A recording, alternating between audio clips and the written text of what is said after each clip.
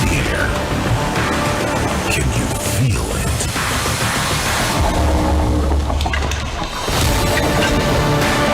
It can't be tamed. It knows and drowns. It can't be contained. It breaks all barriers. It can only be embraced, harnessed, and set free. Unleash the power and let it guide you toward victory. Players, seize the moment and shape your destiny. Welcome to the arena where champions are born.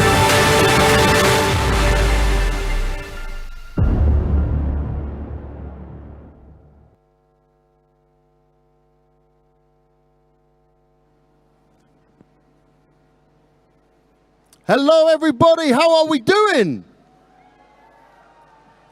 I know you guys have been waiting a little while, but it's time for us to finally get the first game of today underway. Thank you very much for joining us in Iasi, in this beautiful city, in this crazy hot weather. I'm still surprised.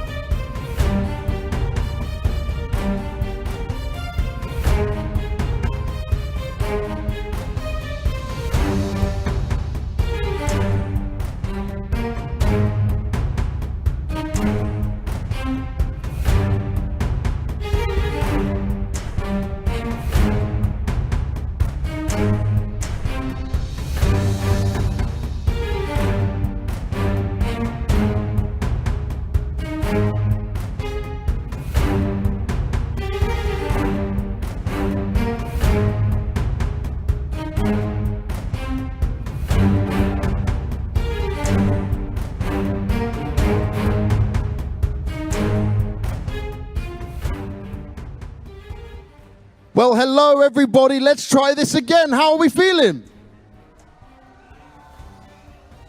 Yash, I appreciate you guys waiting, for everyone at home on the streams watching, waiting for the games to start. We are finally there. We are ready to bring you the game on stage, and we've got Germany going up against Argentina. Germany right now 3-0 in the groups, looking oh so dominant. And for Argentina, they've had 1 win, 2 losses, so this will be a very important game for them. You guys ready for some Counter-Strike? Well, let's see it get started. First, bringing on to the stage, we're going to have Team Argentina, which is Franar, Naz, Atarizia, Reversive, and Relentless.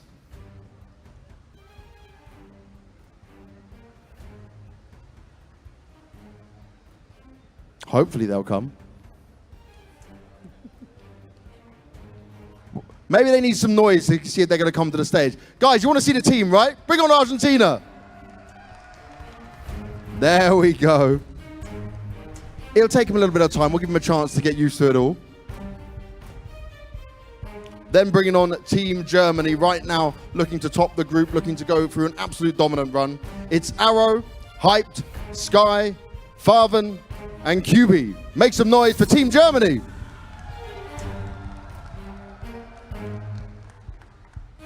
Now, crowd, I know you guys were supporting Romania in a big way, but which team are you going for? We got some Argentina fans? Ooh, a little bit of noise. Oh, look at that. There's an Argentina football shirt in the crowd as well. Respect for that. What about Team Germany?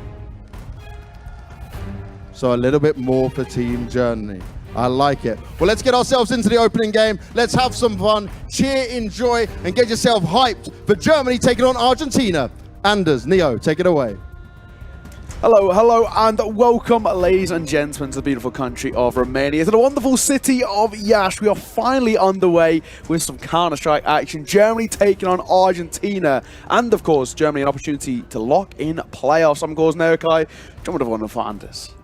Yeah, they've been blazing through so far, Germany. I guess it's not surprising. Some recognizable names there. They're playing pretty well at the moment, so they should be able to lock in that playoff spot. I'm expecting that's going to be the case, but maybe the Argentinians can upset the score today. That'd be exciting. They've got one map to try. Exactly. We're going to be heading to Overpass, and right in saying Argentina starting on that CT side. Ooh. Germany had a really close game yesterday against Romania. Of course, the local representatives, may I say, 16-14 it was. Went down to the wire on Ancient. And they just about pulled it across the line. So Germany now, at the moment, probably looking like the favourites. They could be. I know the Danish squad's looking pretty lethal, but the Swedes have got some well-known names. So definitely a couple, I think, of countries out there that could upset the score a little bit. But I'm definitely excited for it. And Overpass is a great map to be playing, so I'm happy for it. Exactly. Overpass is currently the most CT-sided map in the pool statistically at the moment. So, and if Argentina are to be starting on that CT side, that's a very good advantage for them.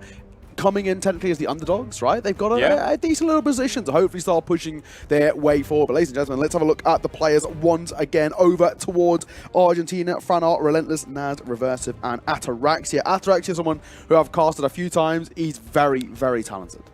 All right, so that's the name I was going to ask you, someone to look for here, because you're much more familiar, I would say, with like the tier 2, tier 3 scene than I am, which is great. So we're going to get some. I'm going to ask you, I'm going to lean on you, Neil, for any kind of insight into these players. Definitely, I think this is one of the great things about this project in general is you get to see some of the players that maybe you wouldn't normally see in the tier 1 circuit, which is really, really cool. Yeah, exactly. And especially you get to kind of see the next generation coming through, especially when you look towards some of the bigger nations. We're looking at Germany, for example, with the big guys, big academy, Denmark being Australia's talent. And we've already started to see slowly players from Australia's talent, from big academy, get called up into the main team when they're needed. It's happening, yeah, exactly. So this is a really good kind of proving ground, especially when you are one of those younger players. There's not as many LAN opportunities, or if they are, they're very, very small domestic LAN. This is a major LAN, $100,000 on the line. When you talk about it, it's a lot of money for some of these young guys. It's really, really good. Yeah, I look forward to it. I really do. Obviously, got plenty of days of Counter-Strike that are coming up, and maybe we still have some surprises down the road. Like it could be fun to see what the playoffs are going to look like. I wouldn't be surprised if Germany are going to make it there. German team, I mean, again, definitely looking very, very hot at the moment, I would say. Yeah, absolutely. I saw a pretty ridiculous clip yesterday from that Germany versus Romania game. Arrow, little 3K with a Deagle coming in on an eco against the full buy, wins the round, and essentially kind of swung all the momentum in their favor. He looked really good yesterday because these guys, 4 of them coming from big academy, right? Saying QB plays for Sangal, and he's had decent experience with EU tier 2 teams. It's a really solid team. I think Hyped is someone who is touted to be a big name for the future. Yeah, I thought he was going to be the guy to take over for Searson for a while. It looked like he had all the skills to it. So I don't know what happened there. And obviously Farvin we know super well. So this team just looks like it could be a contender to finish in the grand final at some point. We'll see. There's a couple of dark horses, man.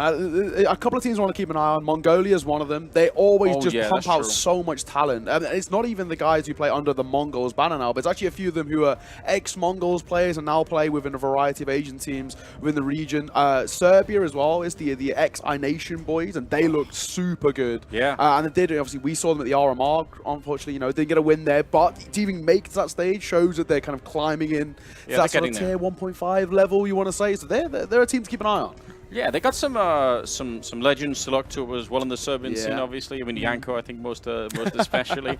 I casted Yanko when he was on iNation back in like 2013. Yeah, him and Kingor and I think, and obviously you know, Nico was back there as well. Yeah, Emmy as well. So it's like a whole list of players back then. I mean, Emmy's still playing now in Tyloo, if I'm right in saying. He went over to Tyloo with Roger, so like crazy that it's still going, right? But I mean, this now gets pretty exciting. Of course, we're still in the best of 1 stage right now. I think even right in saying best of 3s from tomorrow onwards. So then it all starts to really get into the depths of the map pools. Yeah, that's also a completely different test. I think, especially with the lineup like these, it's going to be very tricky to be good on 3 maps. But I mean, hopefully, in the best of 1 scenario, you end up on a map that you're going to be feeling comfortable with. I think Overpass went pretty quickly from being a map that everyone hated to now everyone's like cool with it again. Like I don't know what happened within the span of a year. Now everyone hates Inferno instead. It's interesting. I'm one of them. I'm not a big fan of it. I'm right there with you. Like it's just been played out. I don't know what it is. Like I don't feel everyone's saving every single round. It's like it's too much. Yeah, exactly. I think James has really defined a meta now on Inferno, and it's kind of stuck. Everybody is kind of latching on. But you know, I can understand from an economical stand-up of view. But another map that people aren't really liking too much. Vertigo's getting a lot of flack these days. I like Vertigo. I'm not hating on it either. I used to be like at the vanguard for really just not liking the map, but I feel like it's okay. Like I'm not having, because the main problem that you were having in the beginning was just all the smokes at the A bomb side and people just shooting through. You call it like the A retake or the A take simulator. You know, I feel that's not true anymore. Like it's got way more diversity in it. I appreciate it. So the other way then, what's the go-to map for you? What's the favorite? It's probably still Nuke, to be honest. Nuke as well, so I'll take it. Yeah. I mean, it's a bit of a Danish favorite Nuke, to be fair. It is, and it's just there's just so much fun stuff. It's like you can see the disasters happening before they unfold on Nuke. It's very fun to see, you know, oh, they've left this part unguarded and it's going to be taken in the next 10 seconds. Like, it's a little bit more dramatic on Nuke in that sense. So I appreciate it. But I do like Overpass. I think it has the same feature in Nuke as well in many ways, is that you can sort of see where the T's are setting up a good long while before they actually get there, which I think is nice. It just makes it a little bit more dramatic, you know. Yeah, absolutely. I think as well, of all the maps, or maybe most of the maps in CS2 is one of the best. Like, in terms of the revamps, the graphics, stuff, like Long looks incredible with the wood now as well. Like, so I'm very excited to see how that all pans out, man. And of course, they got is there a pizzeria they got above the train station in the bathrooms? I mean, a lot to like coming through. I think we are just getting ready to get in towards the game. All the players are setting up, and all of the rest. It smiles across the faces. It's a lovely day here in Yash as well. 36 degrees right now, according to my watch. It is hot, ladies and gentlemen. It's been really good weather here. We've enjoyed the sun. We're avoiding the sunburn for the most part. Anders, me and you got a bit of a tan, mate. I mean, well, listen, we just so Banks and I just came back from Saudi Arabia. Yeah, pretty hot there too. I was like, we're gonna get, it's like it was, to be fair, it was 47 there.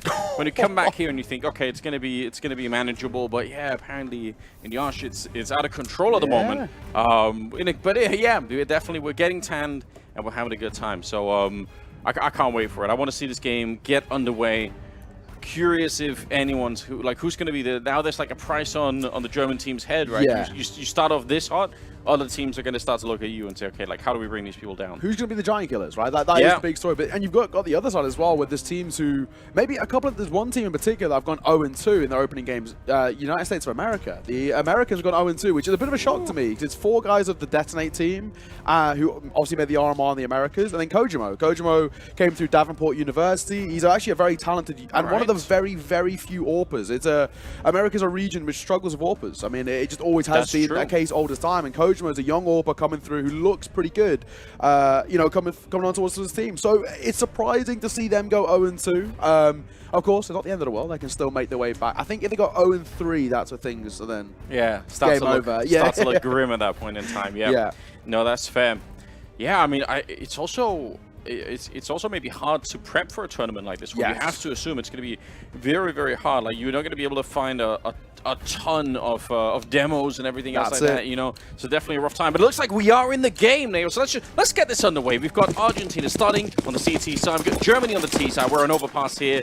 Let's just get this game underway. I'm looking forward to it, man. Of course, as we mentioned, this being one of the most, or the most CT-sided map as of right now, especially post-Cologne as well. So interested to see where this one goes. And another trend that we've seen followed from Cologne as well is that Ancient is becoming the most played map as well. And even yesterday, it was played a lot yesterday in the best ones. It seems to be a lot more puggy now.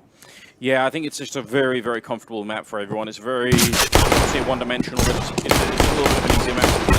So why not? Arrow to start us up. First kill of the game. And Hype will follow up quickly. So they've taken over restrooms. They've only got one problem, really, which I think is Nasu, who's playing out on long at the moment. Might be able to shoot them in the back, although he's committing to the fight. This is so dangerous. And he's going to get run down. I was going to say it might have been worth it for him to play it a little bit more slowly, wait for the teammates, but obviously it's a pistol round, maybe it's hard to do. It's just Julies left here on Ataraxia. It's a wild name. That's cool, man. That's cool. It kind of reminds me of, what is it when you're afraid of spiders? Is it something like... Arachnophobia? Yeah, I guess similar. They left him a bit of a raid boss as well, because he bought armor and they got dropped Julies. Yeah. So a bit of a raid boss there. I mean, he is probably, in my eyes, I'd say from the Argentina team, the guy to look out for. He's going to go straight in towards the scout as well. Expected from him. He's a very, very kind of proactive AWPer. He's very aggressive, likes like early fights. So I think if Germany are going to be preparing for anybody, it's going to be that guy there. But of course, you know, round going in their favor, bomb plot, all the rest. Plenty of cash on that team side. AK coming out for Hype as well alongside Arrow, double Glil, and Favre on the Mac 10. All right. That's a scout, and it was right through the slide. Headshot to bring him down. And he was even ready, Hyped. He sat down there. He was crouching, just looking for it. And it did not make a difference in the end. 4 versus 5 to start this round with. Scout doing a little bit of havoc, and we've got plenty of deals and even a secondary scout in play on Ataraxia, so that could be interesting. I don't mind that Germany necessarily are slowing this one down, but there's always that fine line you have to walk. If you slow down too much, all you're going to accomplish is getting tagged up. You're going to take a little bit of damage. It's going to weaken the whole team, so you got to find that balance somehow. So far, no more connections are happening here, and nice little spray there coming through with the Galil. QB's doing all the work at the moment, opening this up, and I think they can be fine now. Yeah. Once they get that first opening, the rest of the bomb site just crumbles. Favin will try and close down the last remaining. That Mac 10, bit of a... Oh, he was looking for the kill bonus. Frano with another kill for the scout. 2 to his name, but I think it's probably pretty unlikely anything more comes from this. So, smokes to come through over towards Heaven. Frano is still sticking around. I don't know whether that will be the case long term. And he is going to call. He's going to fall away, keep that scout in play. That will basically be all that Argentina have to work with. They went for a force buy. Yes. And I've got to say now, I know the meta has been force buying always in that second round, regardless of result. I don't like it. I'm not a fan, especially on the CT side, because you lose the CT pistol, you just don't really have any money to work with. Even going in towards like SMGs is pretty tough, right? Or if you're picking up scout, you're sometimes doing it without armor, and I'm not a huge fan. You lose that, you essentially give up Germany the opportunity to go 3-4-0 up before you respond. I've noticed there's some teams, I guess they kind of agree with you a little bit, because there are some teams nowadays who have started to really just pick up like a single FAMAS, you know, so it's one player who's taking a big sacrifice. Maybe you even do it so one player buys armor and someone else buys the FAMAS. So then, you take a hit on 2 players, but the other 3 will essentially be ready for the round that's coming up. And it could be interesting, and it could also throw you for a load of a loop, right? If you run into a USP early, you might just call out for the team. You say they saved, they didn't force buy, but then you still run into the FAMAS somewhere else on the map. So I think there are teams that have started to experiment a little bit more, because it has just become like a default. Everyone's like, we'll just do it, you know. This round, feeling like it probably shouldn't amount to all too much. Argentina, of course, got that one safe scout coming through. A couple of pistols, very small amount of utility as well, and, well, no armor. So this is a little bit of a nothing round. should be a bit of a throwaway. QB going to find one onto Ataraxia, the big man dropped, but of course, he didn't invest into anything, which is good, because that means an AWP coming into play next round. He got 3.7k in the bank left over. With lost bonus, True. he can squeeze one out with half armor and all of the rest. So for Germany, this is more or less, well, it should be, a locked-in third here. Yeah, I'm it should excited be. to see that force buy coming in towards the next round. When the M4s come into play and the Orb and Ataraxia's hands come out, that's when we really start to get a kind of a judgment of where they stand. Yeah, it's good to see them at least put the money aside to buy that AWP, especially on a map like Overpass. Why would you skip it? Very often it's going to be the key to your success. So yeah, but I agree with what you're saying. I mean, there's nothing else really to say about this one. It should be an easy enough cleanup. They have all the tools to do it. I think especially the Mark 10 leading the charge into the bomb site. They're not giving away anything at the moment. Just relentless hunting for the last kill, but he'll run in the sky instead and get himself shot by the Galil. So 3-0 in favor of Germany, and again, best of one game. So it doesn't seem like a lot, but you're running down the rounds quicker than you'd probably like here. Yeah, absolutely. And this is one of those things that you can't really play the long game when it comes towards these best of ones. Sometimes, even if you have a poor start to a best of 3 and you go kind of 4 or 5 rounds down here, you're like, okay, sure, maybe this is their map pick, we can turn it around on ours. You don't really have that room to work with, and this is where we need to see Argentina have an immediate response. By coming through as expected, Ataraxia in towards the Orb is the one we're going to keep an eye on. He looks out towards mid. This is one crossing, get caught by the flash, and now they've heard the Orb on the other side too. So Germany are aware. They don't have one to respond at range. Maybe at the other side, High to get to the space. Oh, they had the boosts going on, but maybe that's exactly what they're looking for. They're waiting for him. I'm shocked that he's able to get that one. Little bit of a slip up perhaps there for now. That should have been probably a kill. I do like the fact that Ataraxia was trying to be aggressive out there. I think even firing the AWP, you are giving it away, but also you're probably slowing down the T side quite a bit. They have to use a bunch of grenades to clear out the rest of it. Oh, the pushing in the sky, and he's almost got the double kill. Nas will finally take him down, but this has started to look very grim indeed for the Argentinian side. Yeah, and that's confirmed damage as well towards Nas, so they could probably start to continue to put pressure on. Pipe's going to look over towards A site.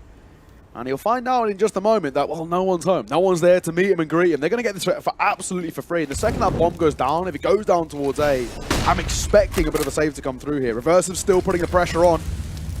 They should, yeah. Close them down. I agree. You can tell on the other side of the map, they're not even moving out of that B-bomb side at the moment. So, sure, if he stuck around here and he was able to get a couple of sick headshots, it makes sense suddenly to try and do it. But at the rate that this is happening, they're walking away. And I actually don't blame them. Obviously, it is more fun to see them fight to the death for every single round, but in the current economy, it just doesn't make a lot of sense. So I don't blame them for it. I think this is the correct choice for the Argentinian side. Why not? It just doesn't really happen anymore, right? The meta shifted so much that when you do lose the opening couple of kills, you always go for a save. The only time you see the changes come through is when you see teams come from the Asia-Pacific region, because they love giving these a go. I mean, I saw, I remember in kind of Kato and whatnot, when we see teams like the Mongols, for example, they don't give a damn. They all fly it. I remember they did a 2 versus 5 retake on Topside Nuke, and that would never be given a go in kind of the current meta, especially from the EU side of things, or of course the South American side too. So really cool to see the changes coming through from different regions, and that's maybe where we're hoping a little bit something special from Argentina, right? South American flair to come through. They're very flashy players. They like to rely on individual prowess, and that is, of course, where we are kind of touting up players like Ataraxia, but also we've got to keep an eye on Relentless. He's someone for me as well who, again, I've casted not too long ago, and he was pretty talented, pretty handy with a rifle when he gets going. But a 4-0 start for Germany, it's pretty damning. Like we said, there's not a lot of time in these best of ones. Yeah, and they seem to be, again, there's nothing too complicated happening. I feel like they're feeling out the map. They're happy to play some defaults here, Germany. They obviously, the first kill when they were with QB at the start of this round on the boost was super important. But the follow-up kills were just kind of waiting out to see when Argentina would show up. When they did, they got shut down, and then eventually it was a pretty tough, I would say, 4-3 that they had to battle their way back into. Unlikely to win those a lot of the time, but I like the fact that they're still being aggressive. I think it's reversive this time. That's the leading the charge out here. But again, they're putting a little bit of pressure on the T side, and they should try and just show up every time at that playground to do a little bit of pressure, just enough to keep Germany guessing. Arrows look really impressive recently. Someone we're going to definitely be keeping an eye on. As he starts to push his way down. Banana will get the first investment, but Reversa will find him. Fabian quick on the trade. Exactly what you want to be seeing. The numbers staying in favor of Germany. And of course, as we always say, the trades benefit the T side. Yeah, they will. Look at the space that's been taken there by Farven. Not only did he get the actual trade, but just taking so much space up behind it. The bomb is going to be planted once again. 4 versus 3 here, and another very tough call, but you do have the flank that's coming in, so maybe Relentless could do something with it. It seems very unlikely. You look at the position. Ooh, Farven's going to go down, but they still have a player up here. Kiwi, who's maybe holding it in. Yeah, he's going to get the headshot on Relentless. He was trying to get the flank, and once that flank is gone, any retake's going to be very, very tricky to do. Hype finally goes down. A little bit close range here. There is a chance maybe, but the flashbang is so good. Sky's going to get the kill on Nas, and this Frenard just on his own here, going to get hunted down. What a flashbang before they even try to go for the defuse. Yeah, QB is someone who naturally is very mechanically gifted, but also his supporting utility is brilliant. That flash, essentially netting Sky a double, is really, really well played. Germany, that was very level-headed, especially when things were starting to look a little bit shaky. QB very low on HP as well in that 2 versus 2, so essentially being played out like a 2 versus 1, but he set Sky up for so much success.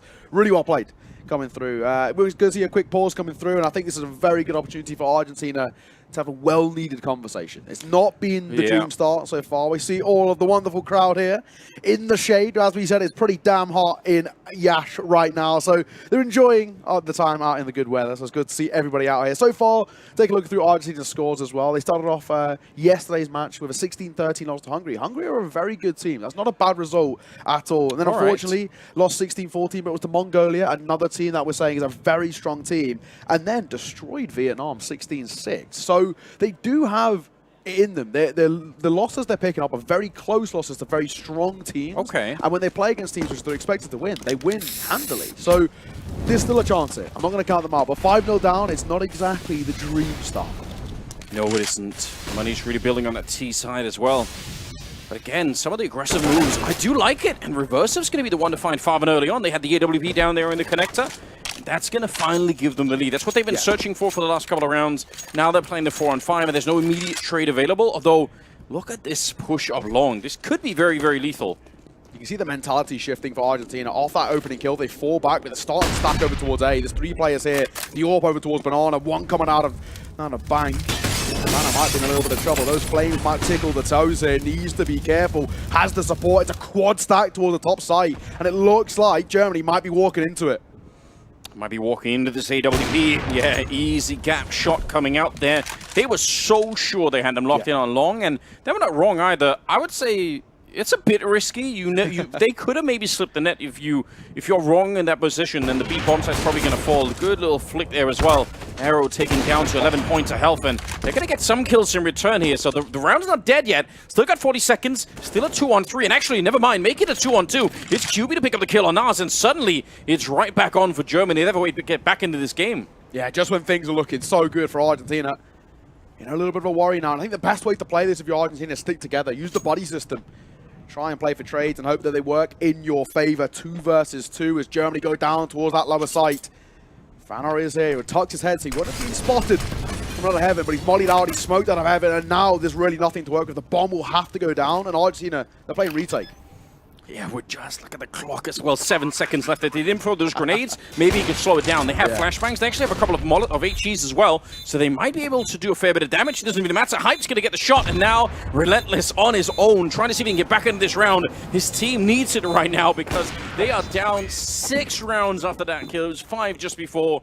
Great shooting from Hype, and I expect that he is exactly the caliber of player to do it. Yeah, I was very fortunate to get to cast Hype's debut for the main team, and he played on Nuke, and he dropped 32 kills. He was pretty damn good, man. I mean, he's really, really talented. Of course, I think when he was originally put into that big team, they kind of chose to free roam, and it looked like Tabson picked up a lot of the slack, where kind of the, an AWP would generally be, I mean, AWP is generally one of the best supporting util players, statistically across the board, right? And unfortunately, it looked like he wasn't doing as much of that, but now he looks comfortable in his roles. He looks really, really solid as a player and so damn reliable, as we've just seen. What a shot. Hype to find out that's Araxia and Argentina down to 4. And also just in the current meta, when you're trying to play against some of the top opers in the space, being someone who you have to try and take up parts of the map. You have to try and take those battles, playing a very safe and defensive AWP and hoping that something's going to happen. There's not a lot of space where it's very, very hard to do. I think there are very few players that are able to do it at the moment to a high degree. I think maybe someone like Shiro is like an example of it, but also he does a lot of other things outside of just the AWPing. But generally speaking, you have to be able to just take all parts of the map. And Hype, I agree, is one of those players able to do this. This is going to be a different matter. Obviously, no real rifles in play in this round, so Germany are going to roll through this one, and it will be a 7-0 lead in their favor. Yeah, now's got a pretty tough little job on his hands here. It's a 1 versus 4. He's, of course, got half armor and a 5-7. That 5-7 is pretty damn good. I'm still in the camp that the 5-7's a little bit too powerful. I think it's just maybe a tad overpowered. It's pretty damn good. But, of course, this really shouldn't amount to all too much. QB's holding for the flank here. He really shouldn't. The big thing is basically make sure he doesn't walk away with a rifle. They want to keep that economy in check, make sure that they can consistently keep breaking it, essentially, which is what they're doing. I mean, right now, Argentina's stuck in this brutal cycle. Full buy-in, no success. Eco, rinse, and repeat. QB holds, waiting, nothing being found here. Poke your head towards Party, you'll get a little present, mate, which you will, and he'll find the kill. 7-0 for Germany. It's a great, great start for them. And honestly, what makes it even more damning is the T side of those pass. Yeah, I know. That's yeah. It's, there's no overselling it at the moment. Like it really isn't. They are just playing a really good game, and the score kind of reflects that as well. Individually, QB's up to 8 kills, 0 deaths to them. Hype's at 8, and Sky's at 7. So they've got quite the spearhead that's leading everything in the moment, and they need to find a way to answer back on that CT side.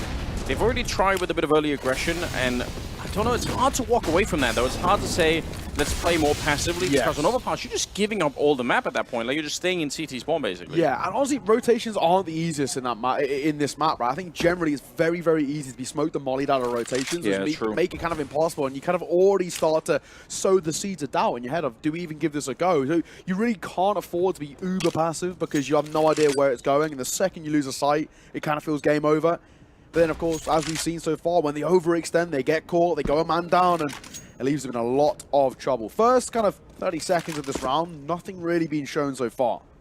And Argentina, kind of what we're talking about, they're all playing a little bit on the slower side, but they're expecting out towards the B. QB for the first, looking for more as well. Lovely delencing for him. Make that 3. QB, this is so easy for him. Looking for the 4th, it's Sky will take it away. There's a couple of kills that come through from Argentina, but it's too little, too late. And that was devastating. They actually had the 4-man setup, and I think they had Frenat, who was further back in the bomb site.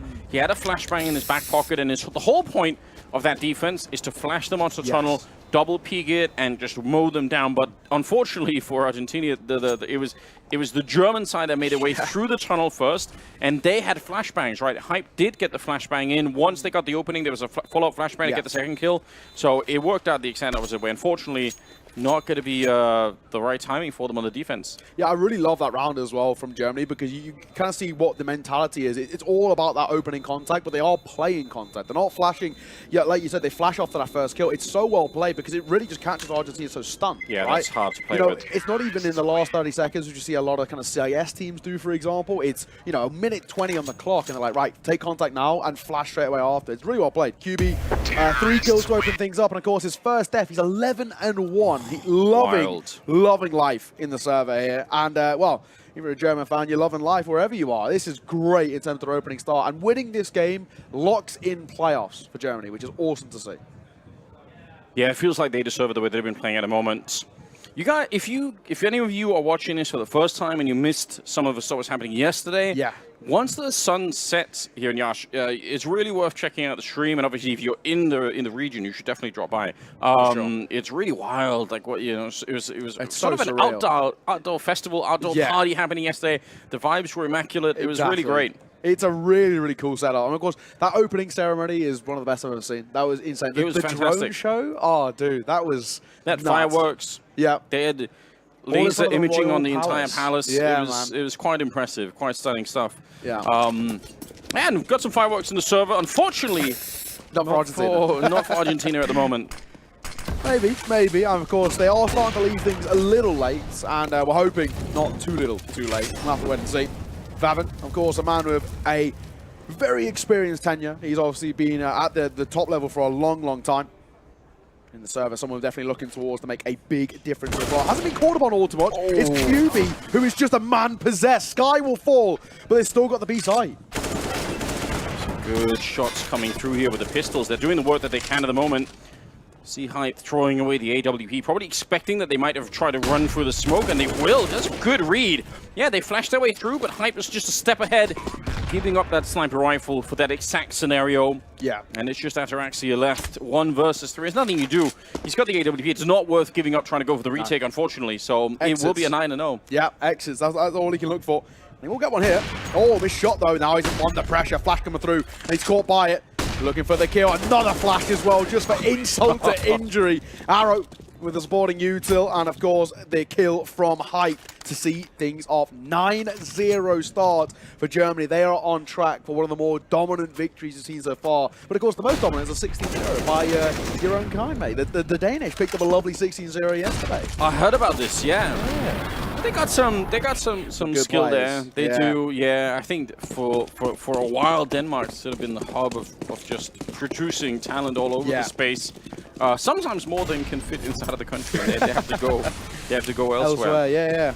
I mean, good. when you look towards the tier 2 scene as well, a lot of these Danish teams have been doing really well. I mean, Ecstatic's one that comes to mind, where a lot of those guys start to qualify to kind of the challengers of ESL, which are kind of the upper echelon of tier 2, where you do start to mix some of the best. I mean, Virtus Pro have played them. We had everyone saying Movistar won one of them as well this year. Pretty decent teams been playing, so it's a good kind of level of experience for them. And some of these guys here have had good experience. They've played kind of within some of the top Danish teams at some point or another.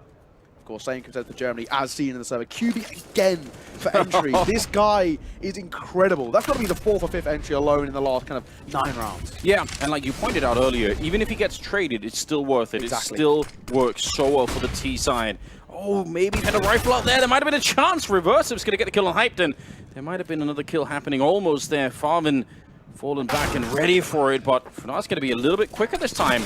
Yeah, the bomb has been planted, but it's a 2 versus 3 now in the retake as Reversive goes down to Arrow. They still have a couple of flashbangs, but nothing more on the T side, so might be hard to hold on. There are defuse kits in play as well for the CTs. Maybe they could do this. Sky with a good headshot. Oh, they're coming for the smoke with no warning, no flashes or anything, and Sky will mow every single one of them down. What a triple kill. Lovely little 3K from him. It's very well played. It's just heads up Counter-Strike. He's expecting, time's ticking. They've got to go for something a little bit audacious. They've got to try and make a play here. They flash with the smoke, but the flash goes deep. He's sitting on Transformer, doesn't catch him, and he's ready and waiting there to mow them down. 11 kills to his name as well. He's starting to catch up to that man QB alongside Hyped. 10-0, ladies and gents. No response just yet from Argentina. Germany are just in complete control. And to reiterate, this is the T side of Overpass on the most CT-sided map in the pool.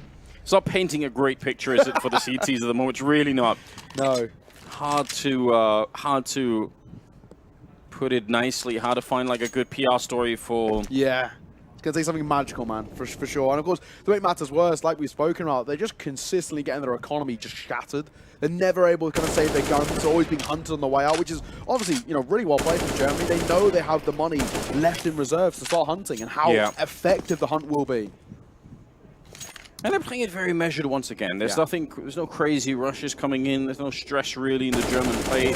Even in that 2 versus 3 with the bomb down, they look very measured. So it's a bit of a luxury. And now Arrow, speaking of a lack of stress, he's just taking a little stroll into the bomb site. He's found it's empty. It's like, all right, this is fantastic. Yeah, a little bit confused. Of course, in the low buy, they've gone for a bit of a gamble stack down towards that lower site. And with Arrow finding that kill, it's the one player, Franar, rotating over. Just have a little check. Just see if anything happening here. And of course, he's going to be met with lead in the head. So it's not exactly the dream for them. Of course, this round more or less should be chalked up in Germany's favor. Okay. And they're actually ran through the smoke and nobody noticed, which is a little bit surprising. Doesn't matter when Arrow's going to continue the spray just fine. Some damage to the smoke, but this is all just, it's just all for show at the moment. It's not going to actually change the outcome of the round, so Reversive and Relentless. Okay, they finally take one down. Hype is looking for it, and he's so quick. He's remarkably fast. I still have to assume that he's going to, at some point, get another crack at it at the top of the German scene. It feels like that's got to be the case. He's too good not to. And even when you look towards some of the kind of, not even German teams, I would say, but German orgs, you got Maus, for example. Granted, Torzi seems to be playing well at the moment, but he did have his moments under Dexter where things are looking a little bit shaky. Or another German org that they've rebuilt, but they're still not maybe 100 there. Sprout, right? Sprout definitely would be looking, hopefully, to have a little bit of homegrown talent, right? And an org who are very committed towards Counter-Strike, and an org that, we've all known for quite a while. Yeah, what are Alternate doing at the moment? Alternate actually do have a team that's Speedy playing for them at the moment. And they're actually, I've got to say, they're looking pretty good. They're actually being climbing towards the top end of tier 2 out of nowhere. They're looking really good. Yeah. Oh, so is that shot from Ataraxia. Hype found the first, but he's dropped immediately in the trade. As Ataraxia continues looking for fights. One player over towards Barrel, spotted, tagged, but not dropped. Relentless will drop Sky, but QB's there for one of his own. The quick trade comes through, and it's benefiting the CT side. Yes, it is. You got to give some credit to Ataraxia for continuing that fight. He's tried to get that opening so many times, and it's not really worked out in his favor, but this time he committed to it, and it did kind of arrow. 1 versus 2. This should be their round. Yeah. Argentina, this has to be something that they can celebrate a little bit finally. They've been searching for it, and this was not an easy fight. Relentless was a bullet away from dying down to the B-bomb side. If he had, then at a minimum, it would have been a 1 versus 1, Arrow versus Ataraxia, but still, that's not necessarily a bad 1 versus 1 if you're on the T side, right? You can get the bomb down, and you can go and hide somewhere very tricky for the CT to try and retake it, and he's been spotted. You're exactly right. Out on long. There's no chance. You can see Ataraxia's right, he's opting for the pistol, so it's confirmed damage onto him too. They know exactly that he's low. 30 seconds, time ticking. He's got to find 2 kills or get the bomb down in that time. It's not exactly a dream scenario. It's an HE as well on Relentless, so they might even just wait for the sound of the plant here. They don't have that much pressure on them. He's walking right into the shot. There we go. First round on the board for the CTs. Yeah, finally finding some success for Argentina. And there's the other side of the conversation as well, where we look towards Argentina. If they can make a strong push in the late stages of this half, maybe a bit of confidence then goes in towards the T side. This entire region, South America, as we were saying earlier, they're very flashy. They like their flair in terms of their Counter-Strike. And that's where maybe the T side could take off a little bit for them. But then there's the other side of just Germany just being kind of perfectionist so far. And for them to let one slip, I guess they're a little bit miffed. But they've got plenty of cash left in those back pockets to make another go at it. But at least we see some success for Argentina. So much money in the back pockets of the Germans, though, that they can keep up the fight. It's Farman to open up this time. Again, that boost backfiring on the CTs. They tried to do it earlier. It was QB that knocked it down. They are so ready for it. They see it coming. Yeah. And they're just pre-aiming that angle every time. And what they're doing as well, even if it's QB entering, he's always flashing over short pipe for himself. Yeah. So if you are boost, you're completely blind. There's just no chance. And it's a lovely little pot flash that you can set up. Oh, check this out. Uh-oh. They want to get flash through, or are they just waiting for the smoke to fade? This is a bit risky. No flashbangs are coming, and Sky is ready to mow them down. They needed that grenade. Reverse, if he was inside of the site, he did have the flashes. If they wanted to, they could have flashed just as the smoke was fading. It's very risky not to do that. There's still maybe a chance here. It's a 2 versus 3, and that actually is leads around. But look at what they're doing on the T side. They realize, oh, the orb is there. Let's just move. We know that there's going to be 2 players down here now. They've seen both of them. One over towards Monster Pipe, one in towards CT. And they know they can kind of win this foot race over towards A, but they're not fully committed just yet. It looks like the bomb is back in T-spawn. Yeah, they're doubling back. So bomb collected by Hype on his back, and they were back towards the B site. Argentina must be so confused. They just cleared out the B site, only for the bomb to go down there. Hype plants it. They do have a lot of Util in their back pockets. Retaking this can be so difficult. Argentina's going to get Util out. Yeah, and I think they might already kind of realize that. Thinking about stepping into it, but you might just get shot in the leg with that AWP down there. It sucks because you obviously want to go for the retake, especially when you're down 11-1, but to be fair, once you get that far faked out, and I think it's also like, this is the stress of what happens when you start to lose this much, is you are so quick to buy that kind of a fake. You're so like, there's a flashbang thrown towards the back, you feel like you have to rotate, we have to do something, and maybe it's partly true, they did have to really commit to something. Unfortunately, the German side, they left the bomb back in T-spawn, so for them to actually go for the A-bomb side would have taken a long, long time. Yeah, in a way, it's a mistake that pays off for Germany, right? Because no one actually carries it anywhere near a site itself. And I guess as well, it's one of those other things, and we see this quite a lot now, where a lot of teams basically don't overcommit all too much to the bomb itself, have a little poke and prod, but I think what Argentina did, 2 guys walking through that monster pipe, they're setting the smoke, which itself is not a bad play. The flash was so needed, though, because it just gives Sky the easiest double of his life. Yeah. Even though it's a left eye peek for him, there's still going to be a disadvantage coming through that smoke, and hey, well, there we go. At 12-1, we do see a little pause coming through here. Another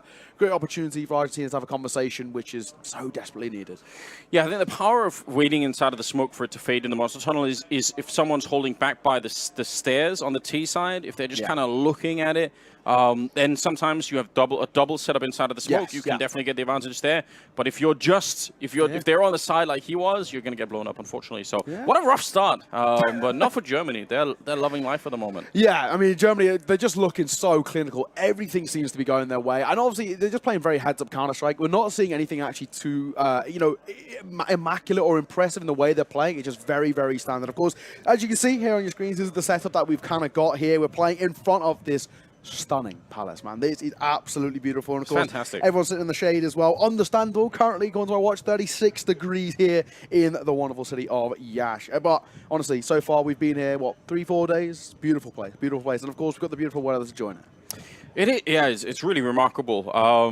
Yeah, just the architecture alone is worth coming by to check it out. It is. But I'm glad the sun has at least dipped down below the tree line, so people aren't getting completely roasted out there. Otherwise, they probably would be. But yeah, it's been wild so far. I don't know if there's. It doesn't seem like there's much that they can do on the Argentinian side. It feels like they are getting blown up, and again, we're not seeing no signs of stress on the German side. They feel very relaxed at the moment. They're just going through the motions and playing some fairly default Counter-Strike. Maybe a little bit of a fake in the end here, where you're in the 2-on-3. But that's not even necessarily part of the plan. I think for the German side at the start of the round, they're just playing on instinct. Like they know, all right, we can hear them rotating. Let's go. Exactly. It's been pretty standard Counter-Strike so far. I mean, when we're looking at this all for Argentina, they would need a miracle is probably the best way to put it. 12-3 is the best half that they can put up. And even then, it slightly feels doubtful. I would not be surprised at all to see Germany go in 14-1. They've just been playing such calm, cool, collected Counter-Strike coming in. And then they move on towards the CT side. And Germany are a side who generally you'd expect to be very good at controlling the tempo and the pace of a game. And that's where on the CT side they can do some of their best work. So I honestly, at the moment, Argentina, they need something miraculous. But the main thing is not over till it's over, Anders. So you never know. You never know. Hope that they can get up to 2 or 3 or 4 rounds here. I don't think it's 4, but maybe 3 rounds at the start of it. And again, like you said, just try and recover a little bit of dignity. Try to see if you can get some momentum going into the second half. To be fair, sometimes with less practice teams, playing T-side can just be a little bit easier than CT-side. Even if it's a CT-sided map, but still, because you're making all the decisions, right? Exactly. So I wouldn't be surprised if a lot of these teams that we're going to be seeing here in Iasi are going to be in a position where it'll be a little bit easier for them to put something together on the T side and maybe to struggle a little bit more with the rotations on the CT side. Yeah, exactly. And that's where I'd look to probably someone like Relentless on the rifle or Ataraction on the AWP, but also Ataraction is also a very good rifler himself as well. That's what I look toward kind of him. They're the kind of people who can control the game a little bit themselves. On the T side, I feel like they're basically pretty self-sufficient, right? That's the big thing. They're one of those sides that are very, very good at just controlling, or one of those players, may I say, that are very good at kind of just controlling their own little zone. They don't really rely on other individuals to find a lot of success. But someone who we've seen so far this game is exactly like that, QB, man. QB has been so good. Entry fragging, brilliant. Supporting player, brilliant. And then also lurking as well. He's done it all. He's doing everything right now, and that's what makes him so invaluable to this team. Yeah, it could be a cool stage for individual players who, obviously Farben and Hype we know a little bit, but some of the ones that we don't know nearly as much, maybe they can make a little bit of a name for themselves. I've got to say, this is a sort of theory of mine. I was really shocked on the internet, because obviously we know the sort of the overall passion of the Brazilian scene is legendary in Counter-Strike, but I was surprised by how many Argentinian fans there are on Twitter, on social media, and they're really, they're really hyped about it. I think it'd be really cool to have an event in Argentina at some point, because you could get some rivalry going between Brazil and Argentina. You could get that kind of local rivalry. It'd be really interesting, I think. So I think it'd be worth it. And also, I get the sense that the fans are going to be wild. Obviously, they have with football as a background. Like, I'm sure it's going to be crazy. My God. I mean, obviously, we saw the World Cup as well. I mean, when Argentina won, what the streets were like, it was just, I mean, that is, like, for me, a dream to be in that sort of scenario. As a massive football fan myself, like, to have been there would have been probably the most unspeakable thing ever. Just insane. Yeah, it was looking wild. Into what the penultimate round of the half air, they're just walking their way out Monster. Naz throws a flash, catches 3 people with it, but there's no one else here to go off the back of the flash. Yeah, unfortunately, they do have it. walked up again.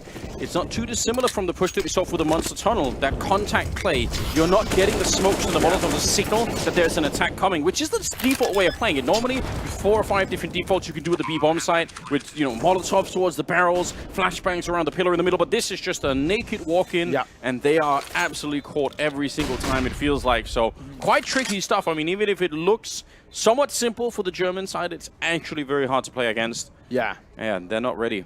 It has to be said as well, it's uber confident from Germany, right? Because they know as well that mechanically they feel like they're the stronger side, and that's the big thing for me. We're looking at this, and they're so reliant on the mechanical prowess, and it's working, man, time and time again. Fabian, of course, finding one, but it's Arrow who looks like he's going to close out with a sumptuous little 4K just to lock in 13. We head into the 15th and final round of the half here. 13-2 is the best that Argentina can do, and even though we like to be, you know, we're a glass half empty? No, full. Full's good? Yeah. Glass half full? Is that yeah. Yeah. Glass half full is good and empty is bad. We're a glass half full kind of guy. Half glass full is what George Bush said at one point. So it's one of my favorite Bushes in this. Good times. Well, we're a glass half full kind of people. Yeah. So we have hope for Argentina, but it is going to take a strong old run of form here. Flash coming in. Reverse it for a double. That's brilliant. Sky and Fabian to fall. 2 very important kills. And Argentina might be locked in the second round in the dying embers of this first half. He almost got caught. You see, they're hunting him down. If they get at her, actually, it's right back into a 3 versus 3, and they will. They combine for it. Arrow and Hyped over there, they hunt him down. So, in spite of the double opening, this is not done yet. This round could still fall for the CT. Spray is good, and there we go. Double with the FAMASA at the end. The second round secured for Argentina, and they needed it so badly. Yeah, that's really, really needed, of course, from them. And good to see as well. We've seen a couple of individuals step up at moment here and there for Argentina. Frano with double on the way out to lock in double digits for him as well. Only one on the side up to that 10-kill mark, which is really good to see. But this is where it starts, man. Reverse it, a double, finding 2 through the smoke there, and that just gives them numbers for Argentina to work with. Granted, Germany do bring it back to a slightly scary point, but at the half, 13-2, there is a little lifeline extended out towards Argentina, but a pistol round here and the force buy after it is absolutely needed. Yeah, there's not a lot of messing around anymore. You've got your back to the wall. You know, every single kill from here on out is going to be, you know, the difference between potentially building some sort of a comeback or just getting absolutely wiped out. Yeah. Again, Germany have really been running over every team that they've been running into so far, so I guess it's not too crazy, but had a bit of a struggle maybe against the Romanians, but Yeah. still. Still got the win. That's the thing, Still right? got the win. They're a side who, it seems so far, can dominate games, as we've seen here, but also really play kind of at an elite level consistently throughout those really long slots of marathons of best of ones. 16-14, and it looked like as well that it was going to go towards overtime, and they were able to claw it back in their favor. Look at Argentina. They are just flying up long. I love it. I think this is a nice way to play a pistol round. Yeah. You got a Molotov as well, so you can put some pressure on one side, either the bank or the stairs, depending on what you want to do. Hype hears it coming, but it's not going to make a difference. He'll still lose to the Glock of Nas, and we'll put it in a 4 versus 5. The bomb is about to be planted as well. Things are looking very good. The duel is here on Arrow, and he'll get hunted down. So yeah, just very decisive, and there should be no way to throw away this round here. If you're on the T side, this is a lock-in. Now surely as well. Sky, no armor, 1 flash. And a USPS will find himself 1, but it is quite literally only a consolation kill, surely. It's a great little post-plant played it by Argentina. 4 in towards front bathroom. There's absolutely no chance. And down he will fall to the hands of Frana. Argentina kickstart the second half. Their T side positively chipping the deficit away to only 10. Yeah, not bad. It's a start. It's got to start somewhere. Exactly. Now, I appreciate the fact that they walk up long like that with everybody, because it's almost borrowing a little bit from what the Germans were doing on the T side. Yeah. If you just get close enough and you never get noticed, by the time they realize, it's probably a little bit too late to do anything about it. Yeah. And it's probably doubly true in a pistol round, because you don't have anything to really set up like a really good retake with. So, tough break, but at least it starts well for the T side. Of course. And actually, look at the save that's coming in here. Hello. USPs. They are flying in towards that playground. They found the opener, dropped there by reverse, and looking for more as well. Lovely little spray down as he makes it a double. 3 remaining, of course, of Germany. Not expecting all too much, but consolation kills are very important in what is a full buy for Argentina. And there's still a Galil, so they can carry that over into the next round. Yeah. And they almost got the AK on reverse up. He was kind of close to going down. Yeah. We're running it for the USPs. So I think they realized on the CT side this round is going to be dead. There's nothing they can do about it. But, yeah, if you carry that rifle over into the next one, you can be even more lethal. We'll see how this plays out here. I don't really think too much. I mean, it does look like the Galil is kind of making its way in that direction. I feel like, well, I mean, there's no real risk. If you do lose it, you can buy anyway, but it'd be kind of nice to have it over. He'll be going in first. Relentless will drop him. Couple more kills, maybe, for him as well. He's not a bad first half, all things considered. He gets himself to make that 3 on the way out. So Argentina lock in their 4th, but of course, as we mentioned, that was a full eco coming through there. We're not expecting ultimate. This is where the full buy comes into play. QB, of course, will pick himself up a rifle as well. No AWP for hyped, but I don't think he needs one, considering, of course, there isn't one on either side. Yeah, curious that I guess they had money to buy the M4A1s here, so they didn't worry about saving the Galil. I probably still would have chosen to do that. Personally, I would have as well. I don't think the Galil is necessarily that bad, and it's going to give you way more nades and maybe a diffuse kit to work with as well. So they do have one on Sky this round, so maybe they had the math all figured out, but yeah, I'm surprised to see them. Might also just be the bravado of being up so much. You're like, let's just try and go for it here. Nice little flash around the corner. It's actually to open up this very, very important 18th round. Yes, really, really needed. That's actually found on that first. Takes a hell of a lot of damage, though. That's going to leave him in a little bit of a sticky position. 17 points of HP, and you kind of see Germany now start to take a little step back. Running towards out of... well, sitting in the smoke as well, actually, over towards shore. And actually might get a bit of contact coming through momentarily. 3 towards that top side of A. 1 down towards B, but sitting in short waters out of Favon. So the B side itself is completely open. If they walk through Monster, they get it for free. Yeah, they might find that out soon. Let's see how much Havoc Favon can root down here. He's just on an island. The problem is as well, even if they walk through the short tunnel here and he shoots them in the kneecaps, these likely to be shot at the back by Frenauz right behind him. So I don't, this is a very, very hard puzzle to solve if you're Favon at the moment. I don't know if there's an easy way out. This a little bit of a failed smoke. I mean, that's meant to be a lot deeper than that.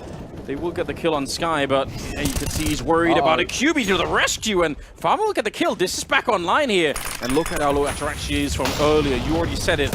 17 health. He's going to get sprayed down. The bomb got planted, sure, but it's a 1 versus 2. Nice headshot from Nas. Now can he clutch the rest of the round? 1 versus 1 against QB. He had a grenade in hand, and there's the save.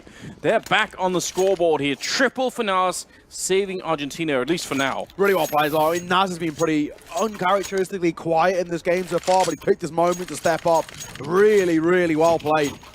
And that, of course, extended that lifeline for Argentina further and further away. First full buy of Germany put to rest relatively handedly. And then when it comes down to it now, Argentina can make a little run here. 6 is more or less locked in due to the low buy of Germany. So we're starting to see this side come alive. And this is kind of what we were talking about. When it goes towards the T side of this side, who are a little bit more flashy in some terms of their playstyle, that's where the individuals can shine. That's what we're starting to see. Certain individuals stepping up in a pretty big way as well. Just a low buy here for Germany. The expectation is, of course, a 6th, but it's never locked in, really. Especially when it's 5-7. Okay, you gotta be careful. Hyped also. Probably would have, a little bit of care would have helped him. But he was out in the open court there. I like this. They actually had a boost inside of the B-bomb side to begin with. Yeah. Then they pushed out and erected this boost outside of the B-bomb side to get the kill. Now, obviously, it's a bit suspicious that there's no other noise being made on the B side. So right now, Germany actually have a chance to rotate. MP9 up close. Let's see if they get a flash around the corner. They're trying to just crouch into it. Wide swing. And that could have been way more lethal. They traded. It's a good shot from Ataraxia because that could have been at least a double. Yeah, QB now. Heading in towards back dice, the U-Tool still coming forward, of course. That's all confirmed information there from Arrow prior. All drop a smoke of their own. Big gap on that right-hand side of QB peaks. He'll lose his life. And his leg nearly spotted, but he decides against it. 2 now rotating back down towards B, and I think QB's joining them. They're giving up the A site. They're thinking that Argentina are rotating them back, but they're sticking around. Yeah, they've called a freeze on the T side, and I think you're right. That's what the Germans at the moment are reading as a fallback towards B. They're not hearing any noise, not feeling any pressure when they come back and realize now, all right, if we want to try and hold this bomb side, we've got to get everyone back here at the moment because this hit is definitely coming. Nice shot onto QB. And I think, I mean, not that they have a lot necessarily to save on the German side, but any chance to retake this is probably done. Yeah.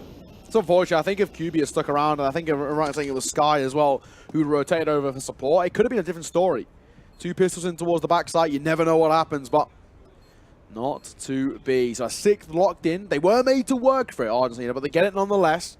And of course, I think probably the most important thing the other way is they're not dropping right into the wrong hands. That's probably the thing for me.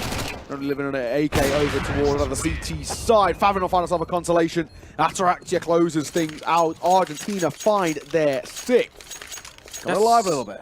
It's that kind of round you walk away from and you kind of wipe the sweat off your brow a little bit because that encounter at the corner against the MP9 could have easily ended the round. Easily, yeah. That's scary, but you know what? They've made it through.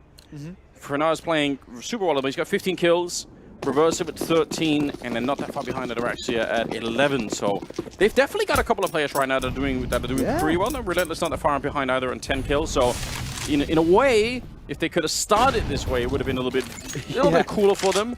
But obviously, having to fight your way back from this kind of a 13-2 deficit is not easy. And then you've got the other side as well. QB, who was incredible in that first half, got a little bit quiet so far. Not have the impact on the CT side, but it can be a little bit more difficult. He's playing out on an island at times, and that can always leave you just ever so slightly vulnerable. And there are many teams, I mean, even sort of regular established organizations that are having a hard time playing very aggressively on the CT side of Overpass. Say Heroic is like the classic example of someone who's doing it very, very well, but hard for most teams to do it. What a flashbang, though, to set it up. It's actually fun to get the kill. Arrow keeps it going, assisting 1 and getting 2 kills of the round. A 3rd one at the end, landing himself at 22 total, and also getting Germany that 14th round. That's so well played. He's dancing between the left and the right-hand side of that pillar, and there's just nothing Argentina can do to force him off the angle. So well played, and the supporting util that comes over. We continue to talk about this for Germany. It's a prime example of what they can do. He was given so many preferential fights there when they really should have been level-headed. Really well played. Germany up to 14, closing down on the all-elusive 60. And of course, the big thing is 4 chips to the middle of the felt here for Argentina. The full buy coming through, the force in. A scout for Ataraxia, Relentless on a Deagle. 2 Galils and just 1 AK for Franal, and a nade that absolutely destroys them. That's a lot of damage before you even get started. Also, the CT side has actually stolen 3 AKs. So they might have even needed the grenade damage, but for someone like Sky who's got the M4A1, the fact that the nades have tagged them up so much is just devastating. What a little flick there from Hype. He was ready for it. Good step into the angle. And now they're actually getting blown up in this one. As Germany are just looking to end this and close it out. Oh no. Oh, wait a minute. Whoa, like ships in the night here. They just walk past each other. Frano will find QB, and QB already so shot. But it's a freebie for Hype than the AWP, and there's a second just around the corner. Bomb down on the A site. Time starting to tick, and numbers do not favor Argentina. They really don't. I think Relentless, he was legging it. He was running the whole way, and they caught him in the connector because he wanted to help out his teammate. Yeah, maybe you can get the bomb plant if things go really, really well, but they know where you are. And it's a 1 versus 3. He's got about 40 seconds here to try and find it. He's thinking he's going to find a player around here, make it a 1 versus 2, maybe go for the bomb plant, but they've already spotted him. Oh, wait a minute. He's going to come back for it. Sky thought he was going down to the B-bomb side. He saw him walk into the bank, and now it's a bit more wacky. 1 versus 2. And Nas, he saved them once in the 1-on-2. Let's see if he can do it again here. Swings wide, goes for the spray. He's got the kill against Arrow. And Farvin is very low from early. He's walking up this other way, but he's going to be fairly quick with it here. He's got a kit, sure, but no real grenades. Maybe a smoke to try another him out. Looking for the spray. Out of bullets. Pistols out, but not. He will do it again. A quad kill, saving his country one more time. Quad kill from Nad, but it's a 3K clutch, and it's just nothing short of monstrous. What a round from Argentina. But it's that man individually, Nas, that is brilliant. Again, bailing out his team. When it looks like they're down and out for the count, he comes up huge. And as well, like we mentioned, that was a full investment for Argentina. They had 1 guy on a Deagle, 2 guys on Galils, 1 on a Scout. That was it. They had to make that one work, or else they're not going to have anything to work with. And of course, I mean, even after finding success there, they are still slim pickings when it comes towards the cash. There's not a lot of money in the back pockets there. Frano, Relentless, Reversive, sitting all around 3.5K or less. So they are either going to have to go into towards a Galil half armor if they want util, full armor if they want to go a little bit slim pickings on the utility belt. But when you look towards Germany, it's not the end of the world. And all picked up, M4s alongside it, and the whole trimmings as well. So, you know, it's all well and good them finding the clutch, but because it's so expensive, it just leaves them again with just such little amount of cash in that wallet. it's a cool round to go back and revisit at some point, just if you think about it, because it sort of highlights what happens if you get the wrong information. Yes. They saw him go towards bank, they put 2 and 2 together, they say he's probably going to the B bomb site, so the rest of them rotate towards B to catch him when he comes down there. But the fact that he goes back is just the perfect move in that particular round from now, so really well played. A little bit of a spray through, and it's QB that comes out on top. He actually takes no damage in return. What a success. Yeah, it's a mega important kill as well. And you look towards Germany now, they've got short water control, which is really important. Faven sitting in the smoke here, waiting for an opportunity, and he might just get it relentless on the other side. Naz, the man, the myth, the legend of Argentina, is leading the charge up towards shore, but slowly, surely, methodically, not really overextending just yet, because they know they can't afford to lose anymore. Yeah, the fact that he's clutched 2 rounds already. He might be at 10 kills total, which maybe is not so spectacular, but those 2 rounds are absolutely on him. 2 out of 7 that they've got, so that's got to count for something. Nice shot from Relentless. Arrow getting caught down there. And that opens up the B bomb side with only really Faven here. Flash goes around the corner. He should be dead, but the fact that he gets the kill is a bit concerning. Still leaves him in 3-on-3, and there's Sky just charging the connector and taking down Nas. Yeah, good time with the rotation there as well from Sky. Bomb looks like it's not going to be committed. They might even rotate back towards A. That looks like where they're going. Relentless taking a fair, decent amount of damage. Ataraxia with the bomb on his back and an AWP in play. They're going to go back towards the A side, and it's the right call. No one's home. Yeah, the late round decision making here for the T side is coming into big effect at the moment. You're absolutely right. And they're planting on this side. And why wouldn't you? You don't know if anyone's in the restrooms. It's such a risk to try and go for the default plant. So I appreciate it. And in spite of the fact that it's a 2-on-3, this is a long way to try and go at Araxia to pick up the kill on Hyped. 2 versus 2 just like that. I was about to say, maybe you even want to try and save it, because you've got such a big lead that those 3 rifles could be really, really effective. Oh, here's QB walking in, and he finds a shot at the back. Relentless. I don't know why he was covering that way. He needed to look the other way. That was one of the points of failure, potentially, at Araxia now on his own. 1 versus 2. He takes his sweet time and lines up the kill, but the spray is good for QB. You're right. He's got no time. So sure, in theory, a successful retake, but just without the time to actually do it. Little bit of a shame. I like the fact that he took his time to land that shot. That was beautiful. Well played. Really well played there from Ataraxia. Of course, we've already highlighted him individually time and time again. It's a nice little clutch being played. Of course, misses a shot at the end, but he's bought more than enough time. So, Argentina stay alive. They go within semi-reaching distance. Within 6 is very doable. All it's going to take is, what, 3-4 buys from Germany before we're back in this game. And of course, this will be one of those rounds where there isn't a buy. That's where the point you kind of brought up about when there's 3 remaining alive and the bomb's gone down, do we just go for a second? And probably now in hindsight, the answer should be yes. Yeah, hindsight is always 20/20. But I mean, it can be a very hard call to make in the middle of it, especially when you're a man up. You feel like, no, we don't want to be giving that away. These are also the rounds that notoriously you end up screwing up when you're trying to make these comebacks, right? Yeah. All it takes is running into 1 deagle shot, and everyone can feel it on that T side. Everyone will think, oh no, this is a bit rough here. Good return. A little bit of a 1-2 punch set up there from the CTs. Nice little trade, of course. It kind of gives them a rifle to work with, so an AK in the hands of Faven. Does now start to open doors of possibilities. As it looks like Arrow's rotating away. It's probably the wrong call. 2 players in towards Monster. Starting at a lot of mileage here, a lot of space on this T side. They're getting out towards B, up towards Pillar. Arrow's Deagle rains off for 1, looking for a second, and the jump probably cost for another kill.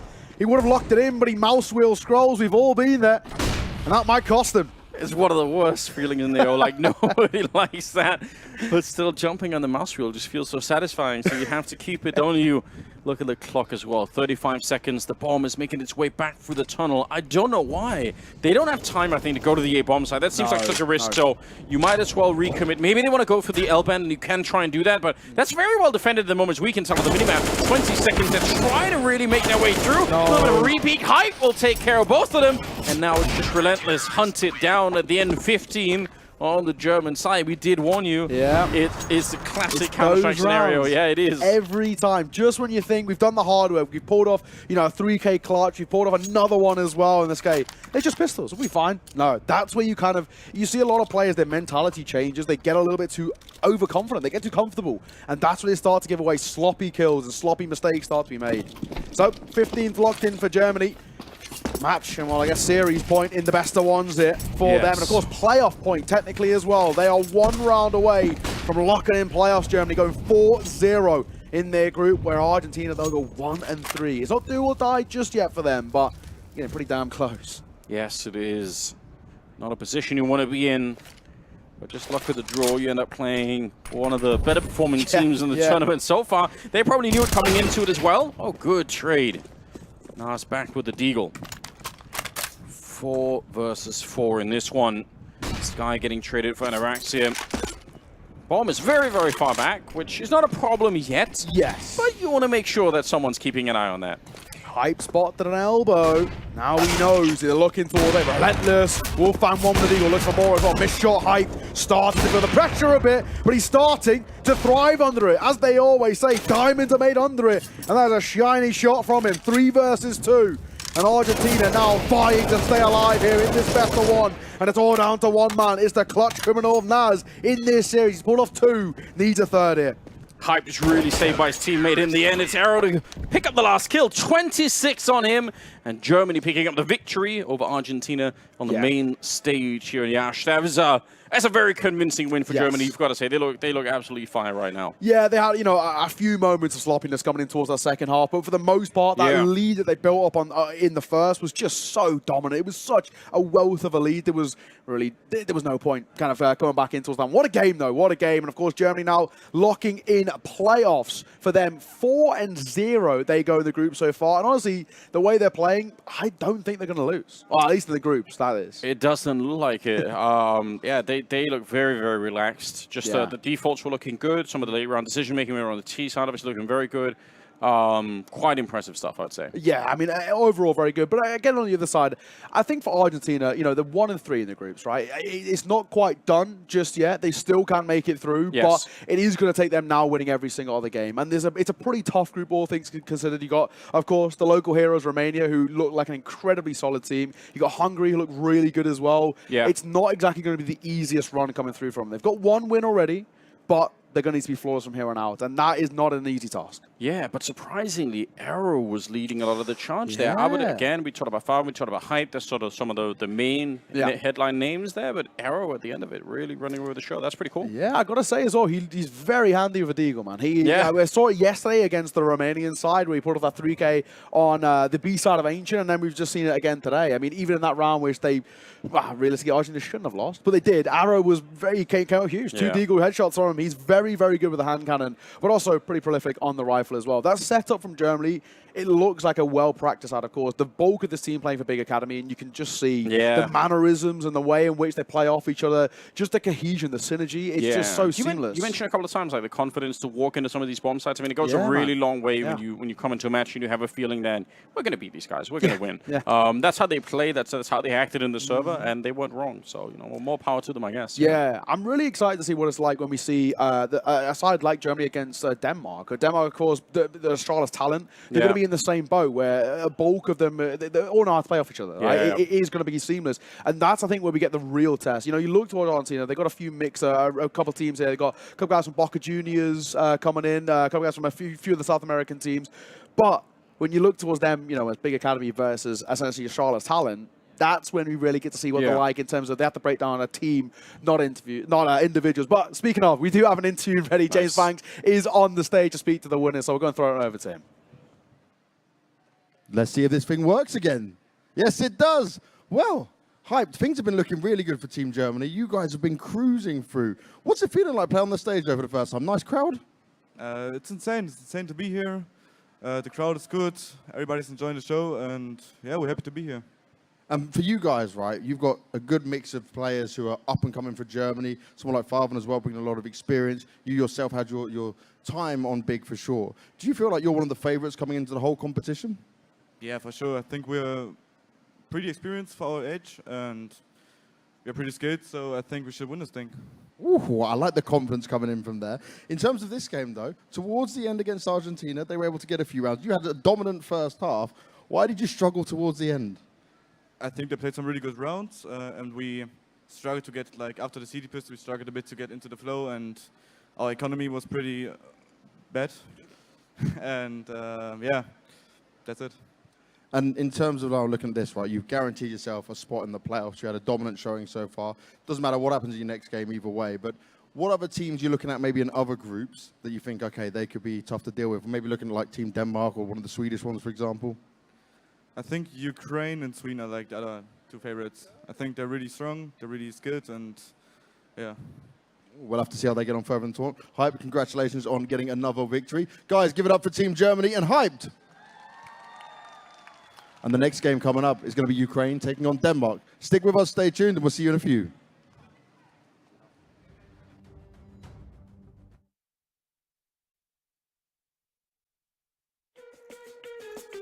Ești cu gândul la vacanță?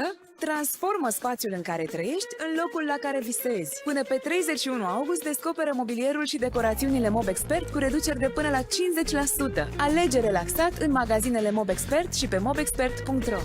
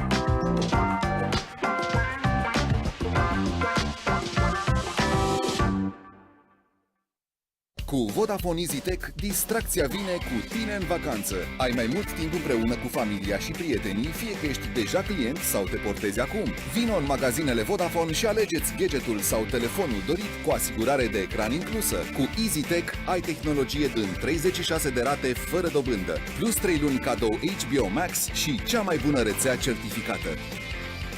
Vodafone.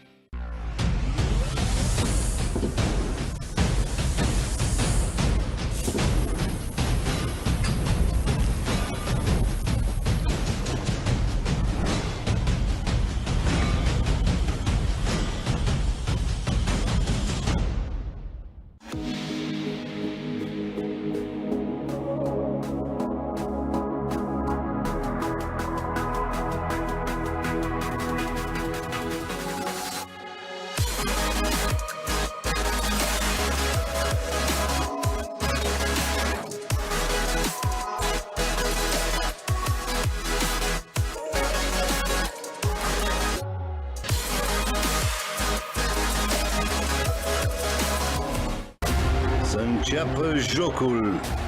Pornim pe drumul către victorie în dubla cu Israelul. Urmăriți echipa națională la Prima TV. Naționala României e tot mai aproape de campionatul european. Urmărește meciurile echipei naționale la Prima TV. Suntem gata de luptă. Hai România, fii prima! Hai România, victoria e cea mai importantă. Hai România, fii prima! România-Israel, pe 9 septembrie, la 21:45. Naționala joacă la Prima TV.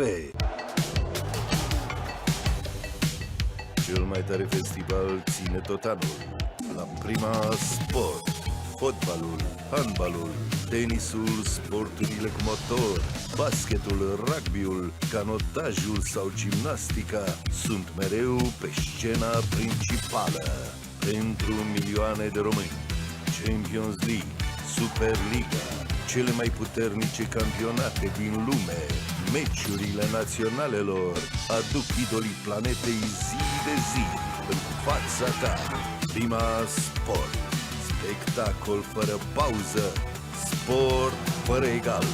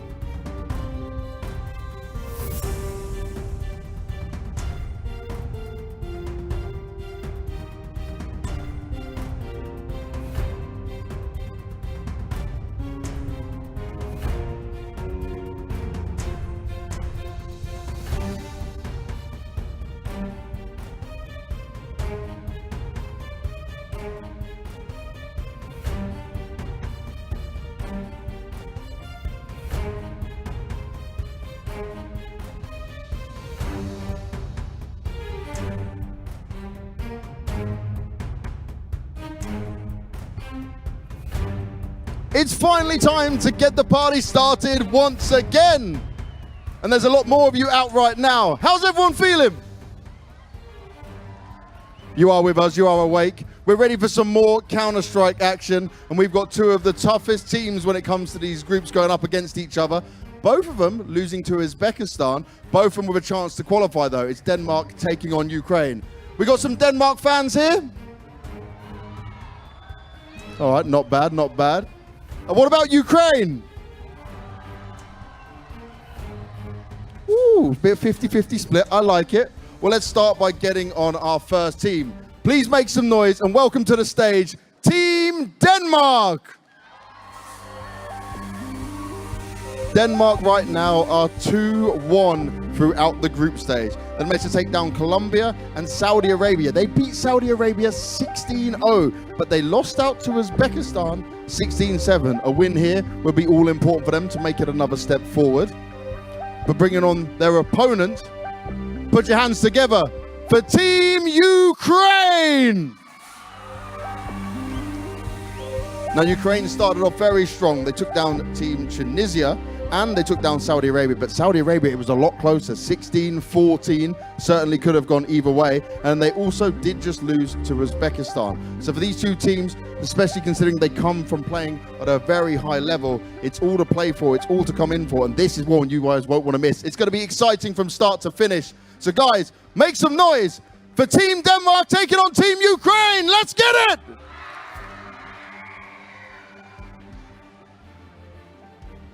Well, here we are, ladies and gentlemen. We're ready with another game coming up. It's another best of one. I'm here with Neo, and we are ready to take you through this match. Denmark versus Ukraine. What can we expect from this game? What are you setting up for us here? Well, I mean, you've got two different sides of it where you've got, I mean, both these two teams play, you know, we're talking about Team Denmark, they play for Astralis Talent. They're all together. They're used to playing alongside each other. Where for Team Ukraine, they all play under the ICLA organization, but not for the same teams. Two of them, top of KVM, play for ICLA, the main team, while the rest of the three play for ICLA Ukrainians. But of course, they still do know each other very, very well. These are two of the best teams we have here at the IESF. This is going to be what it's all about. These are two of the best teams competing.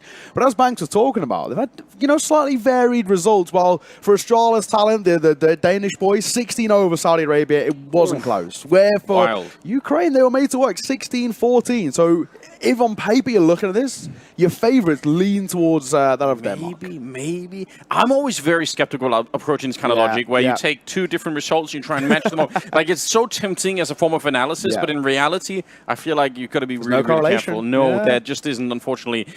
So, yeah, I mean, Denmark, maybe they look like they could be a little bit favourites, but I want to see before I really believe it. I think it's going to be a really exciting game, though. Again, and a best of one. So it's brutal. You don't have a lot of chance to recover. We saw that just in the other game between, obviously, Germany and Argentina, where it just it wasn't enough. They did try to make it back, Argentina, in the second half, but they just weren't strong enough, unfortunately. So, yeah, hopefully these two teams could be a little bit more tightly matched. That'd be a cool experience. Yeah, exactly. I think this is much harder to call. We kind of came into that previous game. I think this is kind of the story with Germany right now. We're kind of just expecting them to be nearly everybody. I think that's how good this team are looking. They're 4-0 in the groups, where we look towards actually this current group with Denmark and Ukraine, they're second and third. So they both still make it to playoffs as things currently stand. But will that be the case at the end of the groups? Let's take a look through the teams once again over towards Ukraine. You got Berya, Kenzazor, Topper, KVM, and Soltovsky, of course, for Topper and KVM. They play for ICLA, the main team, or the rest of the team, the rest of the players, may I say, play for ICLA Ukraine. One player that I'm going to keep an eye on coming in towards this one is Soltovsky. I think he's an extremely talented individual. Play for EC Kiev, and they were a very good team, and he individually always kind of showed up for me. Another one that has been very good consistently for a while now is KVM. He's been putting out some seriously good numbers. And I think he can play at that pretty elite level. So for me, those are the two I'll keep an eye on. Topper as well is a good amount of experience. But yeah, KVM and Soltovsky are going to be the two I'll keep an eye on. Definitely, you know, a country that has a lot of crazy talent in the past, Ukraine. So you have to assume that there's, you know, they have a lot to look forward to. They probably want to get that call up to the top level. So I'm quite curious how this is going to be playing out. But all right, some good names being called out here to watch for. If you've never seen them play before, then maybe that's where you want to keep your eyes peeled. On the Danish side, Yeah, I mean, who's the man to look for here? Yeah, this one a little bit harder to call. I'd probably say the man still to look for is Mister. Of course, he got his shot of in Tier 1, and he actually didn't do badly in Tier 1. He didn't play the greatest roles for Astralis, the main team, so it's always tough to get good statistics. I think one guy that I've known personally for a while now, and I think he's a very talented individual, is Kier. He's the IGL of this team, or he's the IGL in every team he normally plays for. I'm assuming he's calling here for that of Denmark, and I think he's very, very level-headed. He's 23 years old, which in terms of the talent space is slightly older head. He's very experienced. He's played within Masonic, within Tricked as well, and now, of course, Astralis talent. For me, I think he's definitely one to keep an eye on. In terms of the fragging department, maybe not as much, but he's very level-headed. He's very good at making calls on the fly. So someone I'm going to keep an eye on. In frags, though, I will keep an eye on Mister, right? I think because he's played in Tier 1, maybe not too long, but he's played a little bit, right? We're going to keep an eye on him. I think you soak in a lot more than people realize when you get to play alongside some really, really veteran players that he did. Alongside Device, man. You've got to take in something, you know what I mean? I think it's bound to be that way. And it's tricky, like, he did come into a point in Astralis where everything was just so disorganized and chaotic. So I don't necessarily blame Mister for any of that. Like, I think it's a hard role to fulfill, but I think he will have learned a lot. And, I mean, having that early on in your career as well is crazy. There was a point in Counter-Strike it was very, very hard to get that kind of experience for anyone. So yeah, lucky for him that he got it. Yeah. Maybe it can translate over to the rest of the team, and they can feel good about this game. We'll have to wait and see. I mean, this group is really interesting because coming into it, all the conversations are around, how well are Denmark going to do? How well are Ukraine going to do? And then we've got Uzbekistan coming out of nowhere. Yeah. 2-0 so far, taking on both of these two teams. That's sick. And I mean, they've been looking pretty convincing. This Uzbekistan side are a couple of these players played within Tier 2, but they were always playing at a major disadvantage because of their ping. Funnily enough, that was a lot of their names. I know Iasi, for example, he played on a team called 100 Ping Gods because he was always playing on 100 to 150 ping along with the rest of his team. Yeah, that's so good. I love it. Yeah, unfortunately for the region, that has been a big problem in the past even. That's just how it is. But yeah, you try and make your way through. We've had a couple of people come out of the region still have managed to make their way to the top level. Yeah, Dren, like a lot of the Kazakhs guys as well. They'll come near each other. We've had a few kind of Shannon Mo as well, or Mo. Yeah, I mean, he's been around for a long, long time, and he made it to the top. So it's possible, even if you have the disadvantage. But yeah, that is a surprise. I think, obviously, Team Sweden is also a team to watch. We haven't seen them on the stream yet, but I expect that they're also going to be putting out some decent results. They should be competitive throughout most of this, so definitely excited for it. Again, we're kind of waiting to see the map, what it is, because that's another big curious factor here that, you're playing best of ones. We saw Overpass earlier, but there definitely are some maps that are probably more favorites to play in best of ones than others. So a map like Nuke, again, is one of them that can be very hard to recover if you go down, starting. Again, you don't have a second map or a third map to fall back on. So wouldn't be surprised if we see more Ancient and more sort of mainstream, maybe more Mirage, just maps that a lot of people feel comfortable on. Yeah, exactly. I think when we look at this as well, there's a couple of that where specifically maybe Ukraine wouldn't want to touch when you're looking towards Astralis talent. And obviously, Danish teams have always been very favorable when it comes towards Nuke. And that, for me, is maybe where they maybe don't want to take the risk. But then again, we've seen Nuke become very popular recently. So we'll have to take a look and kind of see when we get in towards the game where things are heading.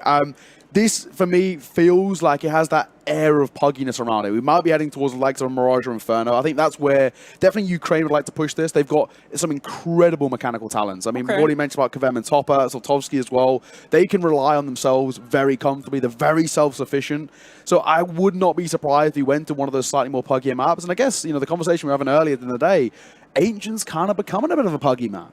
People like it nowadays. It is, and it's probably still a map where you can come up with some new tricks. It's not as new as Anubis, but it is still pretty new in a Counter-Strike context, I would say.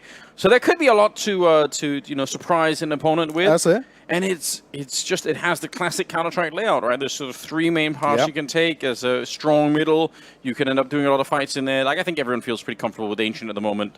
Seems to have been well received into the mix. Anubis still lacking behind, oddly enough. We don't really see it as much as maybe some people would like. Yeah, Anubis is a map as well in which Astralis do play. They've played it once in the last 3 months, and they won 16-4. So maybe there's a world in which we see something magical come through. I like Anubis personally. I think it's got a little bit of flack. I think the only problem for me at the start, it was very T-sided, and I think inherently maps shouldn't be T-sided.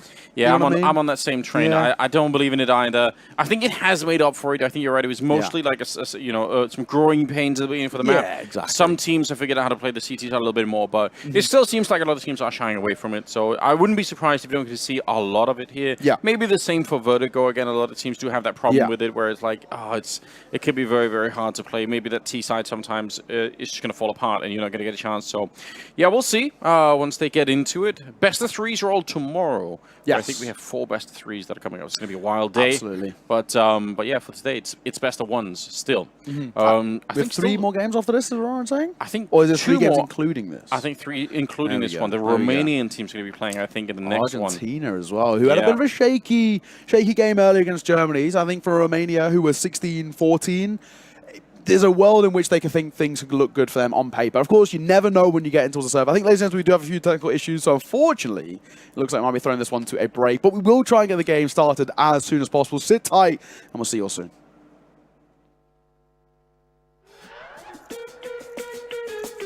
Ești cu gândul la vacanță? Transformă spațiul în care trăiești în locul la care visezi. Până pe 31 august descoperă mobilierul și decorațiunile Mob Expert cu reduceri de până la 50%. Alege relaxat în magazinele Mob Expert și pe mobexpert.ro.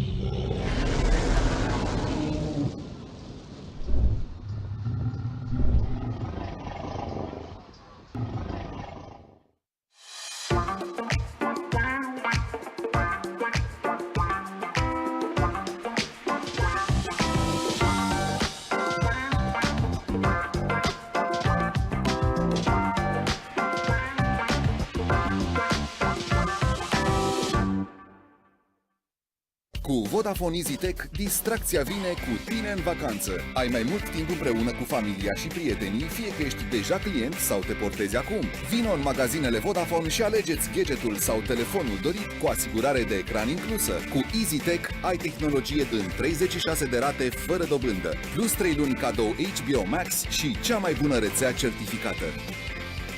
Vodafone.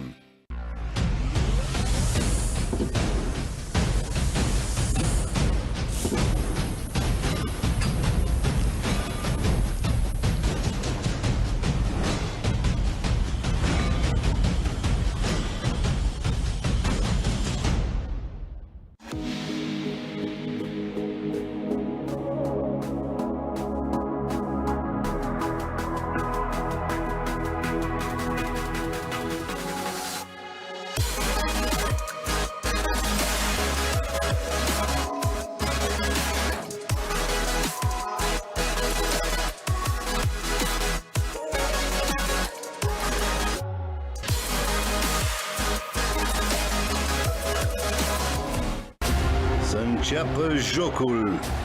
Pornim pe drumul către victorie în dubla cu Israelul. Urmăriți echipa națională la Prima TV.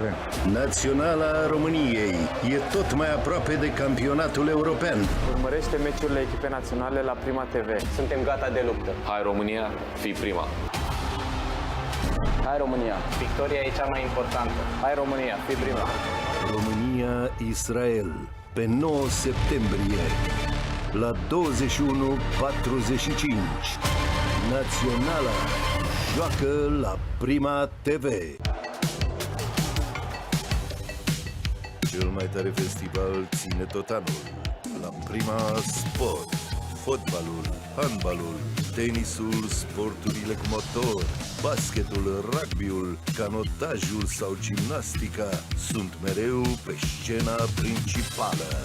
Pentru milioane de români, Champions League, Superliga, cele mai puternice campionate din lume, meciurile naționalelor aduc idolii planetei zi de zi în fața ta.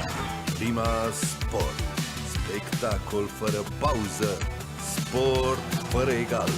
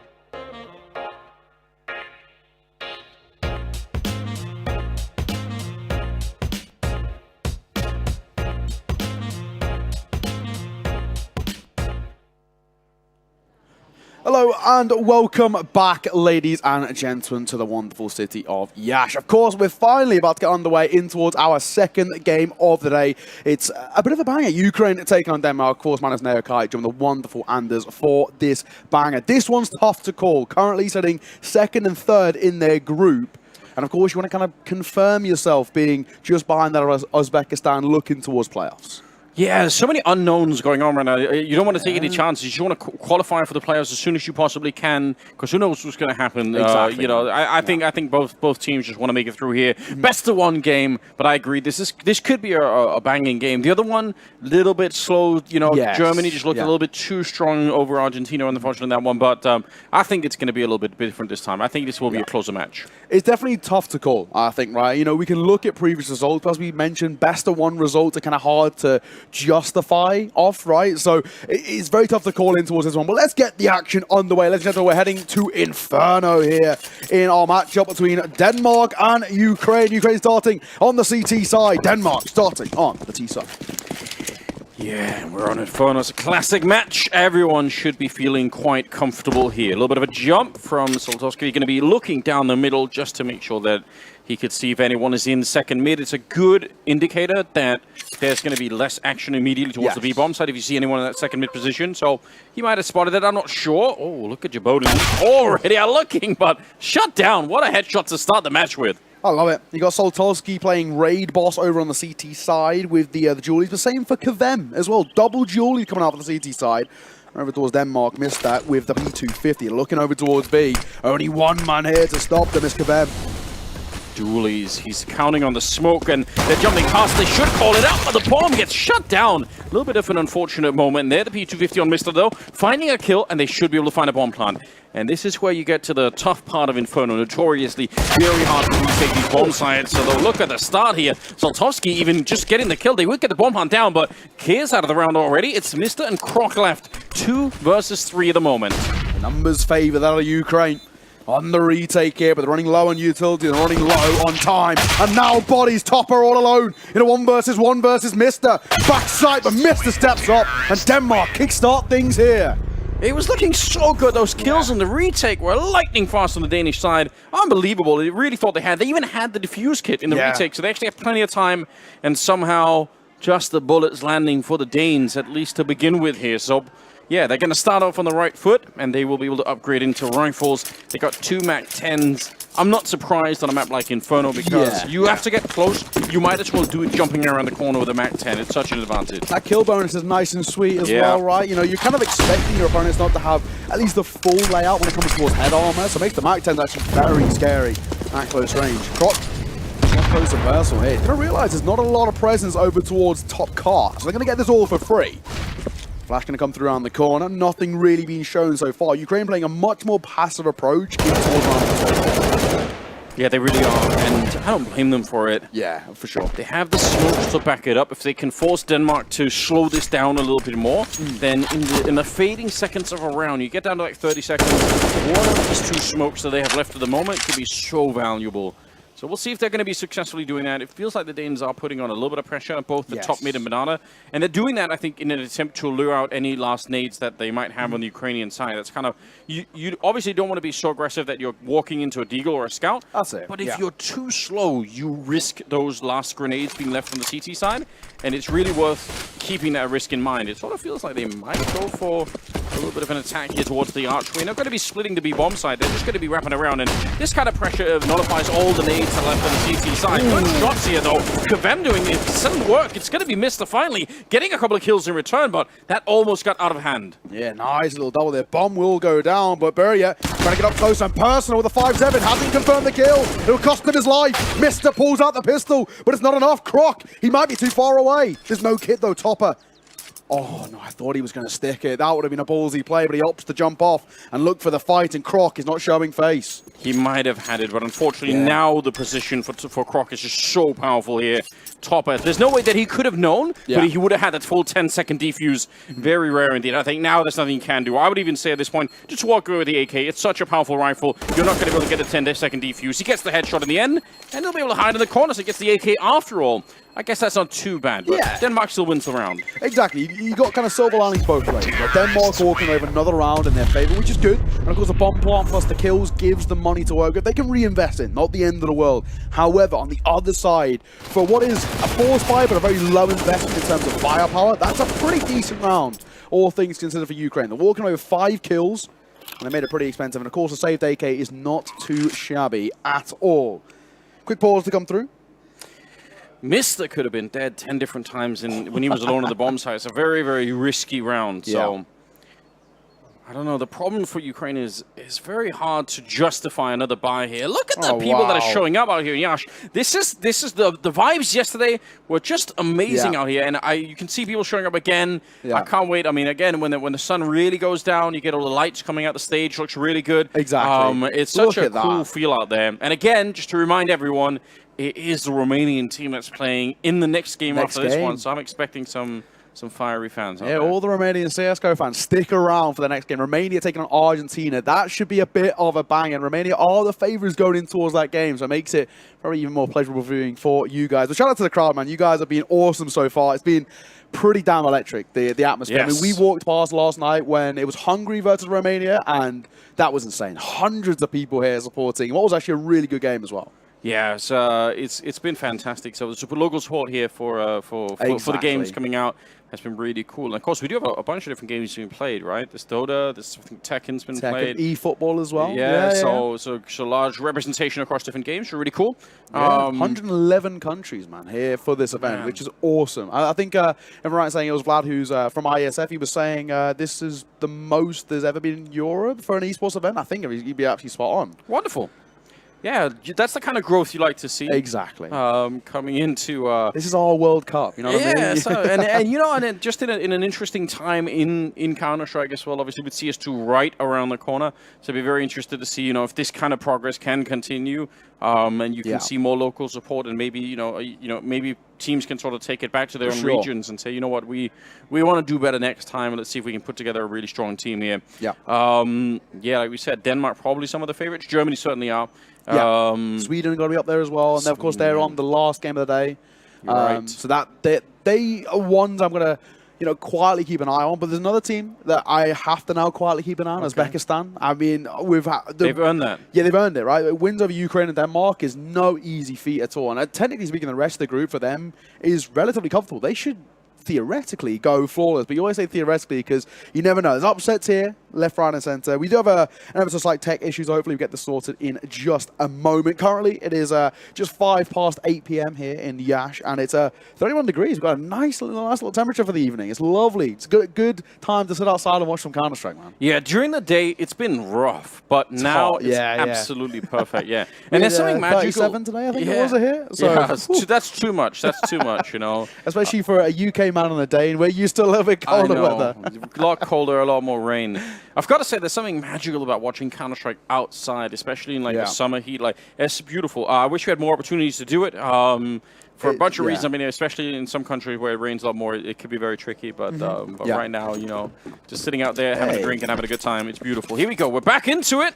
It's the third round that's coming up. And look at what they've done, Ukraine. They've actually invested into this round. Now, that's wild. Behind the saved AK and the fact that they got every single kill but still lost the round. So they know that Denmark are not going to have any money in the bank. But still, this is very risky for the Ukrainian side. Yeah, I mean, very early in towards the game, this is kind of all chips to the middle of the field. They're going all in on this hand, right? And this is really, really what it comes down to. Need to hit some shots. The Eagle looking above is always tough. Kavem's going to find himself one, still staying alive, but not for much longer. Kier, the IGL, steps up huge. AK going to find one. Scout lining up the shot, but too little, too late. All the kills going the way of Denmark, and Ukraine left down to 2.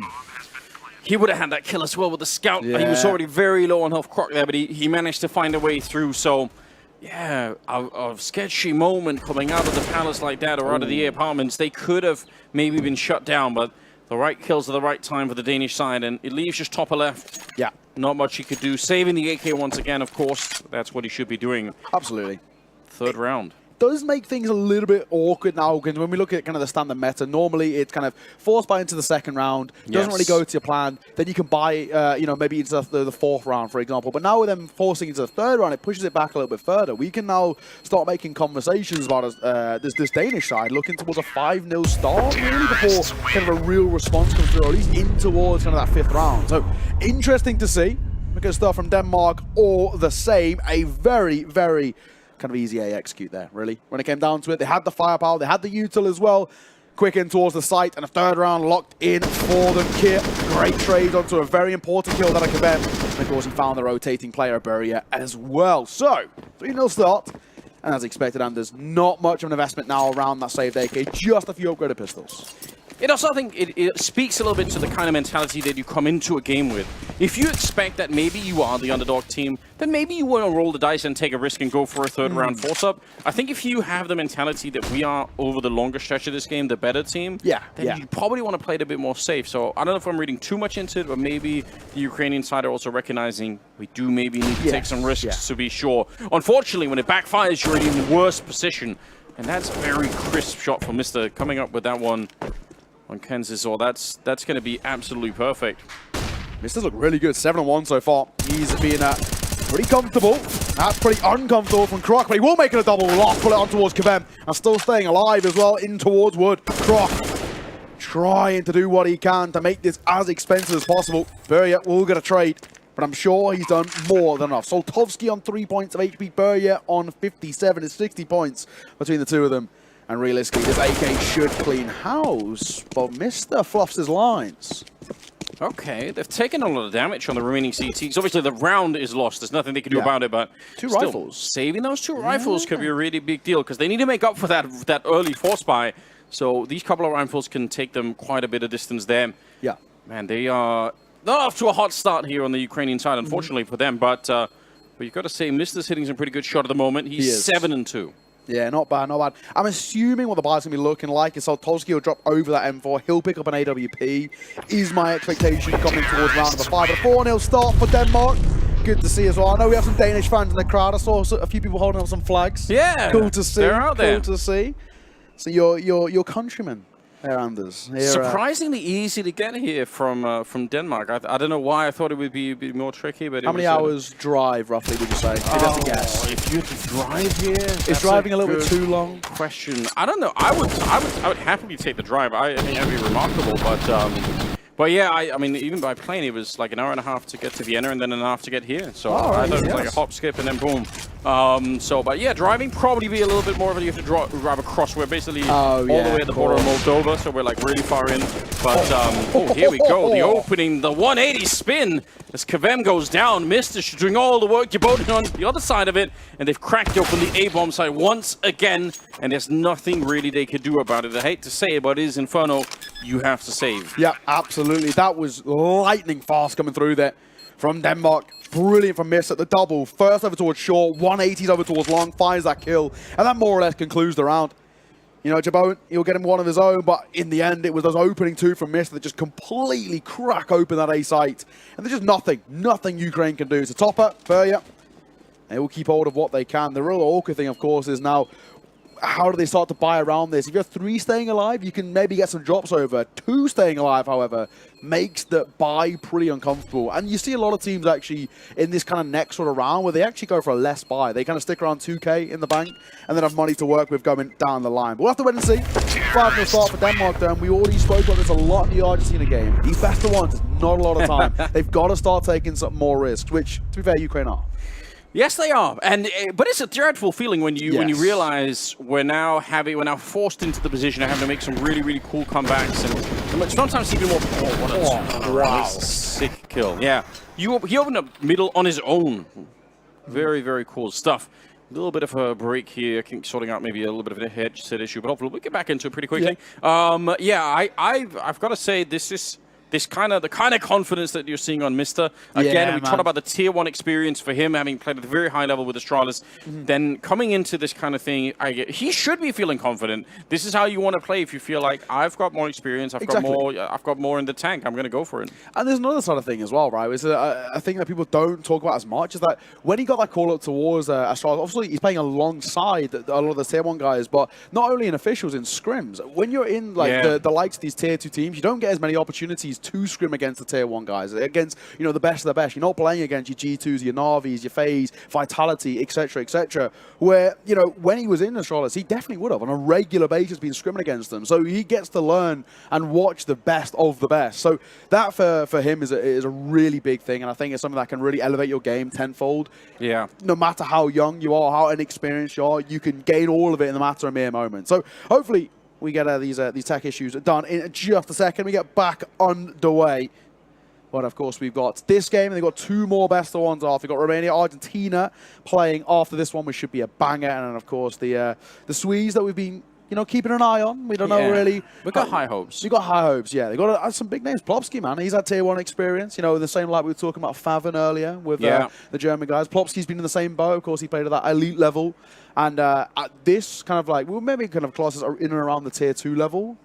In terms of the individuals here, he would probably be one of the shining lights. He really should be, yeah, for sure. And I mean, I think he's always been in a role back on NIP where it was much more, you know, like do all the dirty work in the team. Like he never really necessarily to try and shine all that much. So yeah, I think this could be a fun adventure for Plopsky to try and show himself a little bit, which I'm sure in the back of some of these guys' minds as well. As much as they want to win, you also want probably an individual showing where you're sort of like you're on a big stage. Yes, a chance to show I can withstand the pressure. And I'm a good individual player, so there's always that in the back of their mind probably too. trying to play for that and a little bit of. I mean, we saw it already with Arrow. I think sort of he looks outshining great, a couple of people in the German game. I mean, QB started that half off well, but in terms of consistently across the game, Arrow was so good, man. I think he ended on 23 kills at the end, and he was just lightning fast. With that Deagle especially, my God, he looked good. Good to see it getting packed out now as well. A lot of people coming here to chill out, of course. Now the sun's not shining directly on the grass area. It's pretty nice, of course. It's perfect weather right now. It really is. 30 degrees, you know, late in the evening where you get to just chill out, watch some Counter-Strike. There's lots of kind of amenities around here as well, drinks, food, and all of the rest. So you can chill out. You can really, you know, it's a bring the family kind of vibe.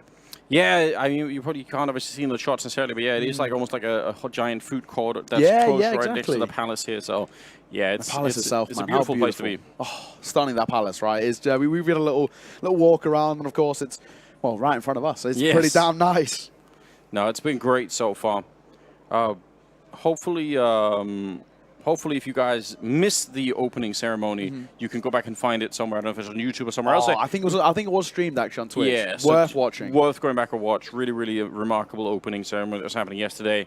Fireworks, if you missed it, and everything else. Yeah, but drone show as well. Hopefully, we get the show. I think one of the coaches maybe having a little bit of an issue. So yes, I think hopefully get them back online. So I mean, speaking of coaches, over towards Denmark, Alexon Fan. I think he's somebody who's had a lot of experience over the years. He's been coaching and playing for a long time, and I think if I'm right in saying now, him coming into Australia is one of his earlier coaching roles. He's been playing for a long time, and I think he's now making the step up to doing some coaching, but he has been around for a long time, especially in and around that kind of tier 2 level, and he's someone that I think for these youngsters they'll have a lot of respect for. He's played, he's kind of been in the grind, right? We always talk about kind of, especially the online stuff, like the tier 2, so to say. Yeah. I mean, a lot of these teams, you see them averaging like 6, 7 best of 3s a week, right? I mean, they're having 2 a day is like not even the most uncommon thing. So Alexon Fan's been there, and I think for these youngsters of Australia, they would know all too well about it. And this is an Australia's talent side, and of course a Danish side who are pretty new. They've had a couple of changes coming through with movement here, there, and everywhere, and of course Kier coming in as the IGL, but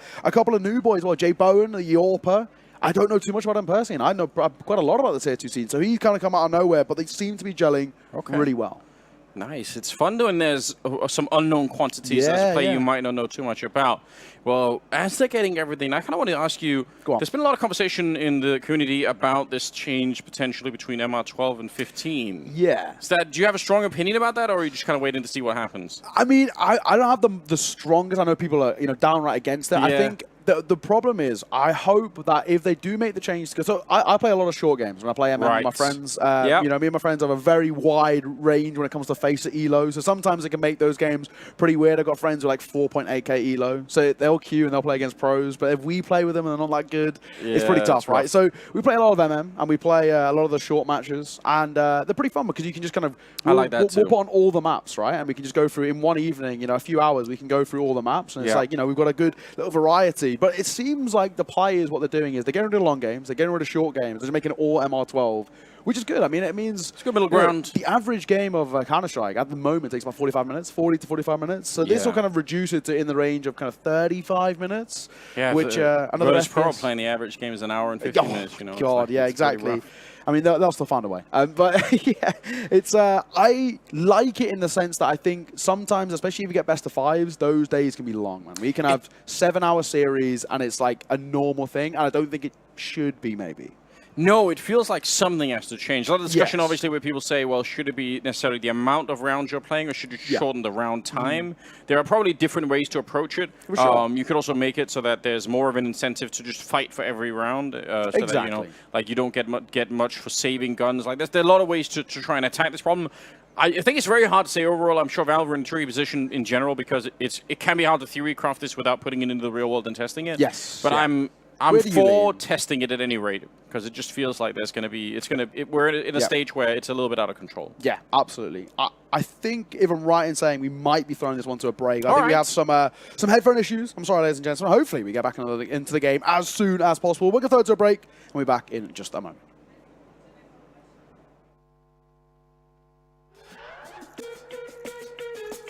Ești cu gândul la vacanță? Transformă spațiul în care trăiești în locul la care visezi. Până pe 31 august descoperă mobilierul și decorațiunile Mob Expert cu reduceri de până la 50%. Alege relaxat în magazinele Mob Expert și pe mobexpert.ro.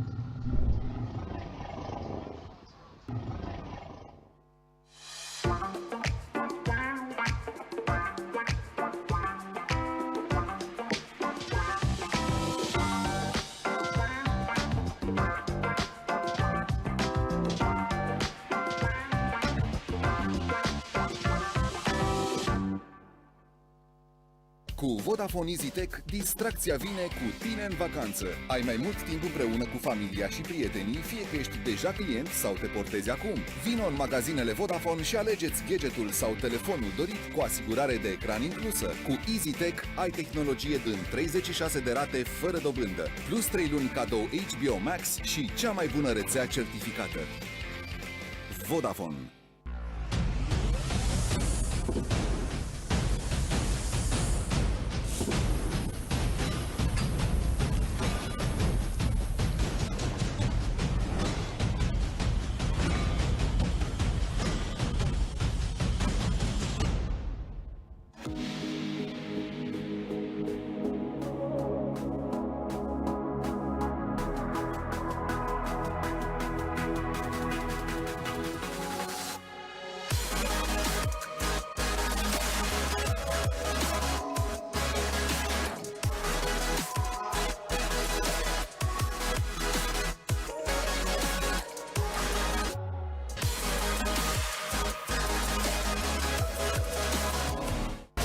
Să înceapă jocul. Pornim pe drumul către victorie în dubla cu Israelul. Urmăriți echipa națională la Prima TV. Naționala României e tot mai aproape de campionatul european. Urmărește meciurile echipei naționale la Prima TV. Suntem gata de luptă. Hai România, fii prima. Hai România, victoria e cea mai importantă. Hai România, fii prima. România-Israel pe 9 septembrie la 21:45. Naționala joacă la Prima TV. Cel mai tare festival ține tot anul la Prima Sport. Fotbalul, handbalul, tenisul, sporturile cu motor, basketul, rugbyul, canotajul sau gimnastica sunt mereu pe scena principală. Pentru milioane de români, Champions League, Superliga, cele mai puternice campionate din lume, meciurile naționalelor aduc idolii planetei zi de zi în fața ta. Prima Sport, spectacol fără pauză, sport fără egal.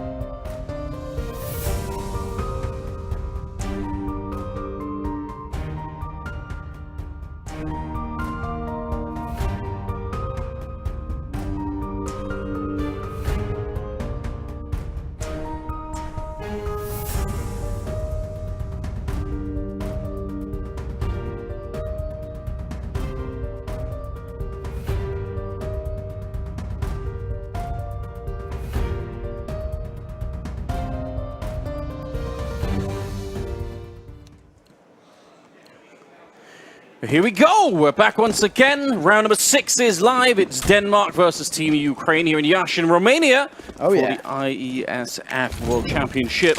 And we're on Inferno. It's been a really, really hot start for the Danes. A little bit hot in this one for Kier, who's run into some trouble. A lot of Molotovs on Banana. It's a classic. Yeah, this is age-old standard Inferno. A lot of util towards that top car position, just trying to get some early bits of control. Right now, nothing really showing all too much, but the Orbis Oltovsky could lay off for one, but he misses his opportunity, and now he's getting spammed down to 26 points of HP. Ansky making sure he's living a little bit uncomfortable over towards balcony there. It looked like if he would have continued the spray, maybe he could have found him, but I guess it's not exactly risk-free when there's an AWP on the other side, so I don't blame him for leaving that part. Now, the Danes, if you missed it, have been very aggressive at attacking the A-bomb side. They really only went B, I think, in the pistol round. Otherwise, they've been leaning that side. So probably the Ukrainian team, you can see they're leaning forward towards the A-bomb side right now. They got a single defender and topper over here. Very uncomfortable position to be in. He's really far back on the side, so he's not going to have a lot of information. Now, they are pushing to the middle. I love this from the Ukrainian side. It's great to be taking a peek in the middle because you don't know what's happening, but some deep grenades are being thrown from the T side, trying to sell the idea that they're still going to be showing up. Good AWP shot coming out from the CTs, but it's still all about this B-bomb side. Yeah, absolutely. Topper trying to buy time for the rotation to come through, and he might have just done enough. Gap on the left-hand side of the smoke goes 1 for 1. Kier will trade him out, spamming the smoke. Mister takes a tag, but the sight is in favor of Denmark. Bomb still needing to go down, and time is ticking. Just shy of 15 seconds, but it will go down. Now the host planter, 3 versus 4. Now not looking too good for Denmark. First round on the board for Ukraine, looming here. Just one man Kier, the IGL, who cannot come on top. Kenzazor will see it off, and Ukraine find their first blow. Yeah, that was really well done. Just as the bomb was being planted, the smokes were fading, and a first round being picked up. And they actually survive with a bunch of members as well. Yeah. They get to upgrade into AK-47s. It's a huge swing round, and they really desperately needed it because it was about to be very, very one-sided. Still, if you're Denmark, you're going to be happy about getting the bomb plant at the very least, but Saltovsky, one of the guys, you pointed him out at the beginning as someone that was maybe worth watching here to anyone that's new who hasn't seen him before. I certainly haven't. So yeah, so far so good. A couple of really important shots in this game. There's 2 guys, you know, for those who missed kind of the pre-show that I've highlighted. Saltovsky being the AWPer of one, and Kvem the other one. A very, very prolific rifler when he gets going. These guys have been together for a while now. Bury it. We'll find Mist. A nice little opener through the middle, and he's actually still going to go unchecked. Flash will come through. Croc will trade him off, but a lot of these Danish guys are getting picked off one by one as Kieran Croc left all alone. And look at Kenzazor, he's so deep in. He's practically in T-spawn right now. He's on a massive mission here. Kvem just has to stay alive, maybe get a kill. There's one. Not realizing Croc's already made his way past, and I can't believe that Topper is still alive. On 2 health, I guess barely alive. It's a 1 versus 3 here, but it could have been just as well a 1 versus 2, and that would have been a very interesting scenario. Some shots coming through. Oh, but Topper, he's going to stay alive throughout the round, surviving, and it's the 2nd round for Ukraine. These are really important rounds as well for Ukraine. Not only finding them, but finding them with very little casualties. It allows the CT side to build up some stability in terms of their long-term economy. That's exactly what we're looking for, towards when we look at this CT side of Ukraine. Now, of course, in terms of statistics, I like my numbers, and of course, Inferno right now is the most even map in the pool. 52% CT-sided, so it's pretty damn even. And with a 5-0 start for that lad of Denmark, Ukraine is starting to get their way back into it. 2 in a row from them and on a bye out for the T side. It doesn't go too well. Vansky picked off by Kvem. Beyond, he's sticking around. He's not going to fall back, is he? Wanted to see if he can get another shot in there. Eventually going to throw his grenades back. Is he going to get flashed in? I think they're thinking about it. Yeah, they're setting it up. Topper just within his hands, but it's the timing. It's off by less than a second. Jaboan instead taking him down. That's pretty rough. Now things look a little bit more doable at the very least for Denmark. 1 minute to work with. No real kind of commitment being made just yet. The bomb is in. Bit of a lean over towards B, and the 2 players here ready and waiting. So Tovsky with that AWP posted up as well. Topper in towards backside. This is a pretty decent setup. They'll leave 1 lurking over towards A. And Mr. not spotting all too much for the mere moment. 45 seconds though. They've got to make a decision, and it looks like Denmark want to commit towards B. timing here. Oh, Mister, he got the headshot straight away, and they're going to crack it open. Jabone with 2 more kills to follow it up, 3 in total in the round, and there's nothing really that Kansas could do about this one. Be great if he could find the AWP somewhere, but at this stage, yeah, the round is already done. Just very, very slow but smooth work coming out. Yeah. It's been actually pretty methodical in terms of the approach here from Denmark. They're kind of fighting a battle on 2 fronts, and it works really well. You know, you leave one lurking over towards that deep A side. That's Mister, right? And Mister, of all probably the players we look towards on this Danish side, he's probably the most self-sufficient. He's a very talented individual. Like we've already kind of sung his praises time and time again. He does really well. Finds a very important kill over towards brackets, and that alone just kind of drags over some of that attention. Mister will 4, but he's already done his job. Kenzazor's trying to save. I mean, Denmark are hunting, but money is way worse for the Danish side as it is for Ukraine. They got plenty of money left in his back pockets. So, another round going the way of the T side up to 6. What Ukraine can reinvest in, no problem. They had 6, 7K in those pockets. So I'm assuming we'll probably see an AWP back in play. I can't believe this bit of timing here. That's so unfortunate. It's a really good idea. It's a nice setup in the B-bomb site, and probably would have yielded him quite a bit of success. That's a hard flashbang to dodge, but all right. Jabone, he's playing with the crowd a bit. I love it. Yeah. He's been actually looking pretty good in terms of the entry frag, and they're leaving him to be the sole man to try and crack open a lot of space, and he's doing actually a pretty good job of it. I mean, also his util's giving him a lot of space to work with, and it's making Ukraine feel uncomfortable. Did pretty well until that round prior. Once again, as expected, a buyout from Ukraine. The AWP in play for Soltovsky. Let's see if their fate can change a little bit here. Get better. Burning it all the way at the bottom of Banana. Risky to fall off like that, but no one's firing through on the other side. But any audio cue you give away, you know, exactly. It could be instant death like that. Flashing their way through middle, just trying to check out as much as they can. Soltovsky staring straight into the wall. That's in the graveyard. So he's ready for an audio key. He wants someone to flash their way around the corner, maybe get a chance to get a peek there. The bomb is still quite far back in second mid at the moment, but it feels like the Danes are still leaning towards this A side. They want to do it. He knows. He knows there's one towards top car. He did lose banana control pretty early here. Kavem going to try and reclaim some space as well. 5 to kill, 4's away, somehow staying alive. And Soltovsky will reclaim said space. Dropping Kier with the AWP. The A site looking locked down here. As Soltovsky's AWP rains off for yet one more. And all down to one man now. Jabone, the AWP in a 1 versus 2. A tall order for a man with 11 points of HP. Yeah, he knows where one of them is. He can probably guess where the second one is going to be coming from, so not much to do right here. Oh, I love this play. Soltovsky not even giving him a chance. At least a bomb plant would have given them that $800 bonus for the bomb plant, but not even allowing for it. That's brutal, and it's going to be working out. I've got to say, this attack towards the bomb site could have worked out for the Danish side. It really could have, but strong shots again coming out from the Ukrainian AWP. Yeah, got to say, Soltovsky looked really clean there. 3 kills to name the final, of course, with the pistol. So far, looking pretty good. It seems like after the back of the tech pause, they started to come alive a little bit. They've started to find the bulk of the rounds. They found 3 out of the last 4. Of course, in doing so, it's broken that economy on the Danish side. They've got no back to work with here. So just pistols. You have armor at the very least. And of course, those Tech 9s, running and gunning, they're pretty damn scary when they get up in your face. Yeah, this is one of those rounds. I mean, there's so many of these in any given game at Counter-Strike that you just... It's not that it's easy to win them, but if you want to win the whole game, you should do your best to not lose these particular rounds, because you're not going to get many that are easier than this one. Exactly. Tech 9s, yeah, especially on Inferno, they're super lethal, but there should be a chance for the CT side to really shine here. Yeah, and I've got to say, they've really stepped it up. It looked like they were going to get wiped out, but now it's 6-3. Perfectly recoverable scenario for them right now.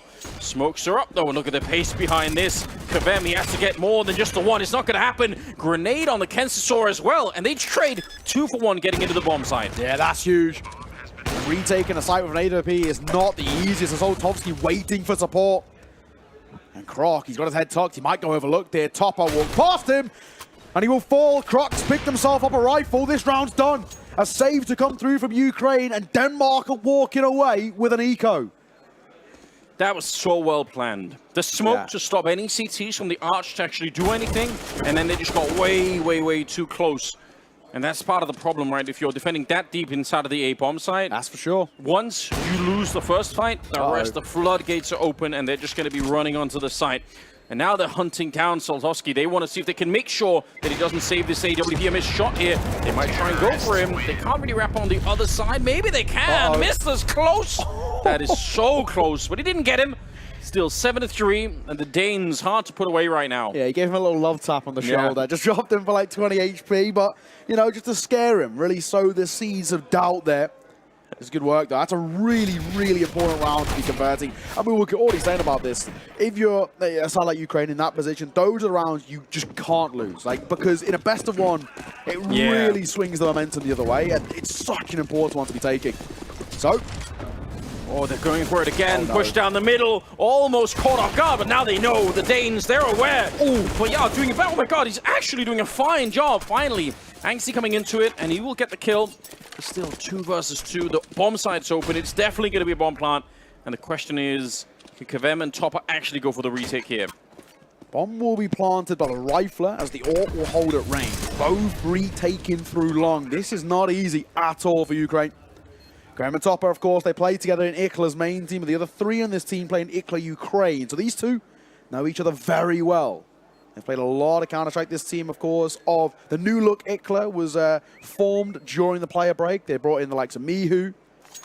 Of course, a man with a lot of experience. Draken as well. Another guy who has been around for a long, long time. Well, let's see how this experience plays out for them. These smokes that they put up are pretty good, but they're also dangerous. Someone could be hiding inside. You might miss it. In fact, both the Danes are playing right here. Tapping the bomb once. I think they're almost out of time. This might not matter. Oh my god! Kavem! But they won't get it.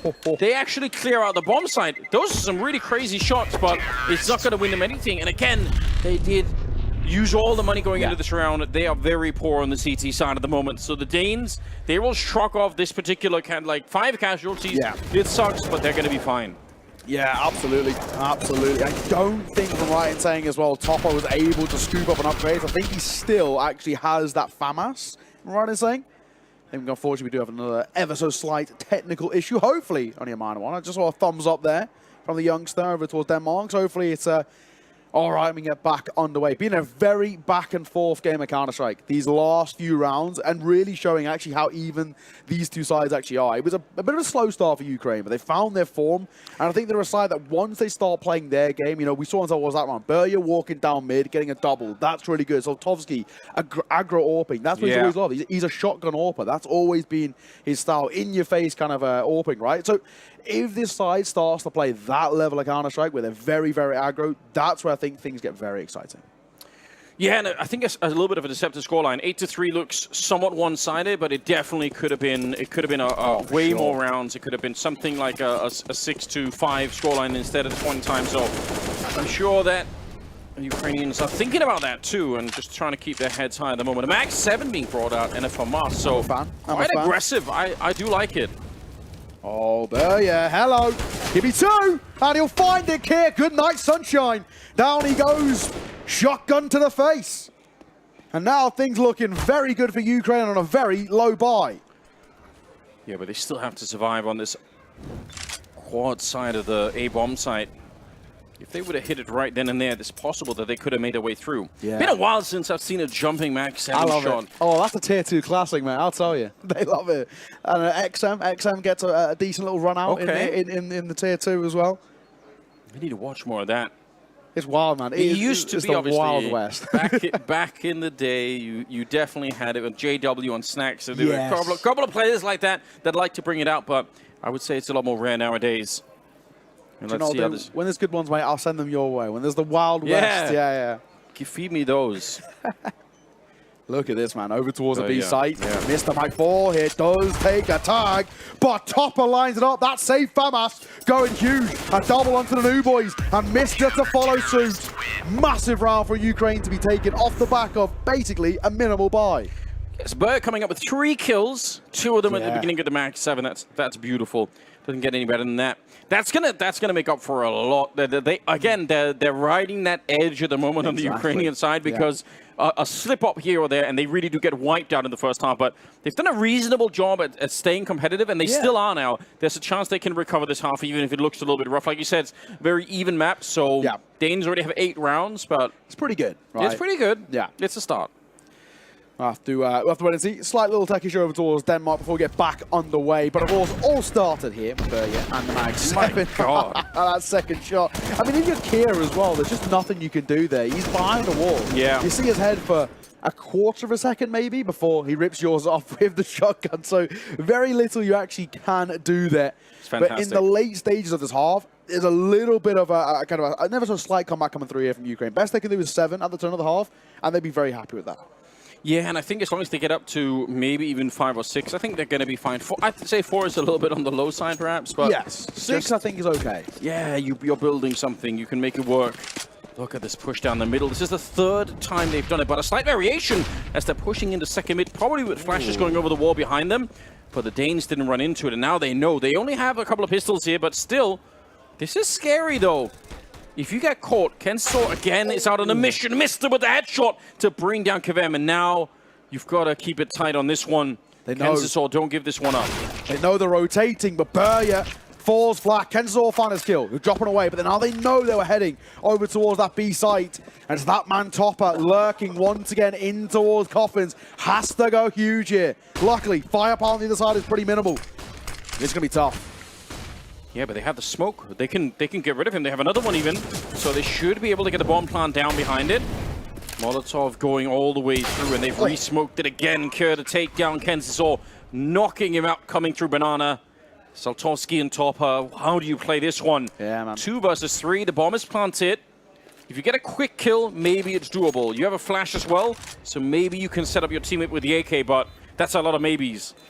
Yeah, and look at this post one as well. It's crossfire upon crossfire. There's just no way. You find the kill, you're going to be insta-traded. Damage being dealt there, kill comes through, insta-trade. As expected, AK scooped up as well. So, Jay Bowen all alone now in a 1 versus 1, but there's just no way it can commit to a retake, especially. Yeah, it's probably the best way to play it. Yeah. It hurts to see because you'd want to see them again commit to it, but very, very hard to make that call. You wouldn't have been able to rebind the AW key, so it's a big giveaway. And the Danes march on. Second eco that the Danish side have won as well, right? These are pretty damning now. You know, you can maybe allow for 1, but a second to follow suit, I mean, that's where things start to fall a little bit flat. Really well played though, Kier here. Obviously used the first with the Tech 9, catches the guy pushing down mid. If that guy got down mid and caught timing, he's mopping up 2-3 kills minimum, right? Yes. Kier turns his head with the Tech 9, he 180s at the perfect time. And he more or less wins the round for them. He allows them so much space over towards B. This wild counter-strike that they're bringing on the Ukrainian side is pushing middle very, very aggressive, certainly playing way outside the realm of what we're used to seeing at a tier 1 level. So, he wanted to flash his way through, but Vernia, it's not going to be this time. He'll get taken down instead. Yeah.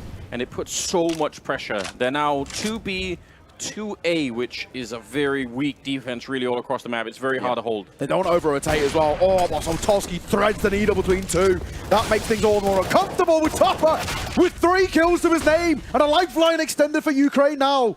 2 versus 3, numbers favor the CT side, and for what looked like doom and gloom, now they might shine. How on earth did he do that? 3 headshot in quick succession. I need to see the replay. Now, they're aware that Kenzo is going to be somewhere behind them. Will they check this close corner? They will, but not before it's too late.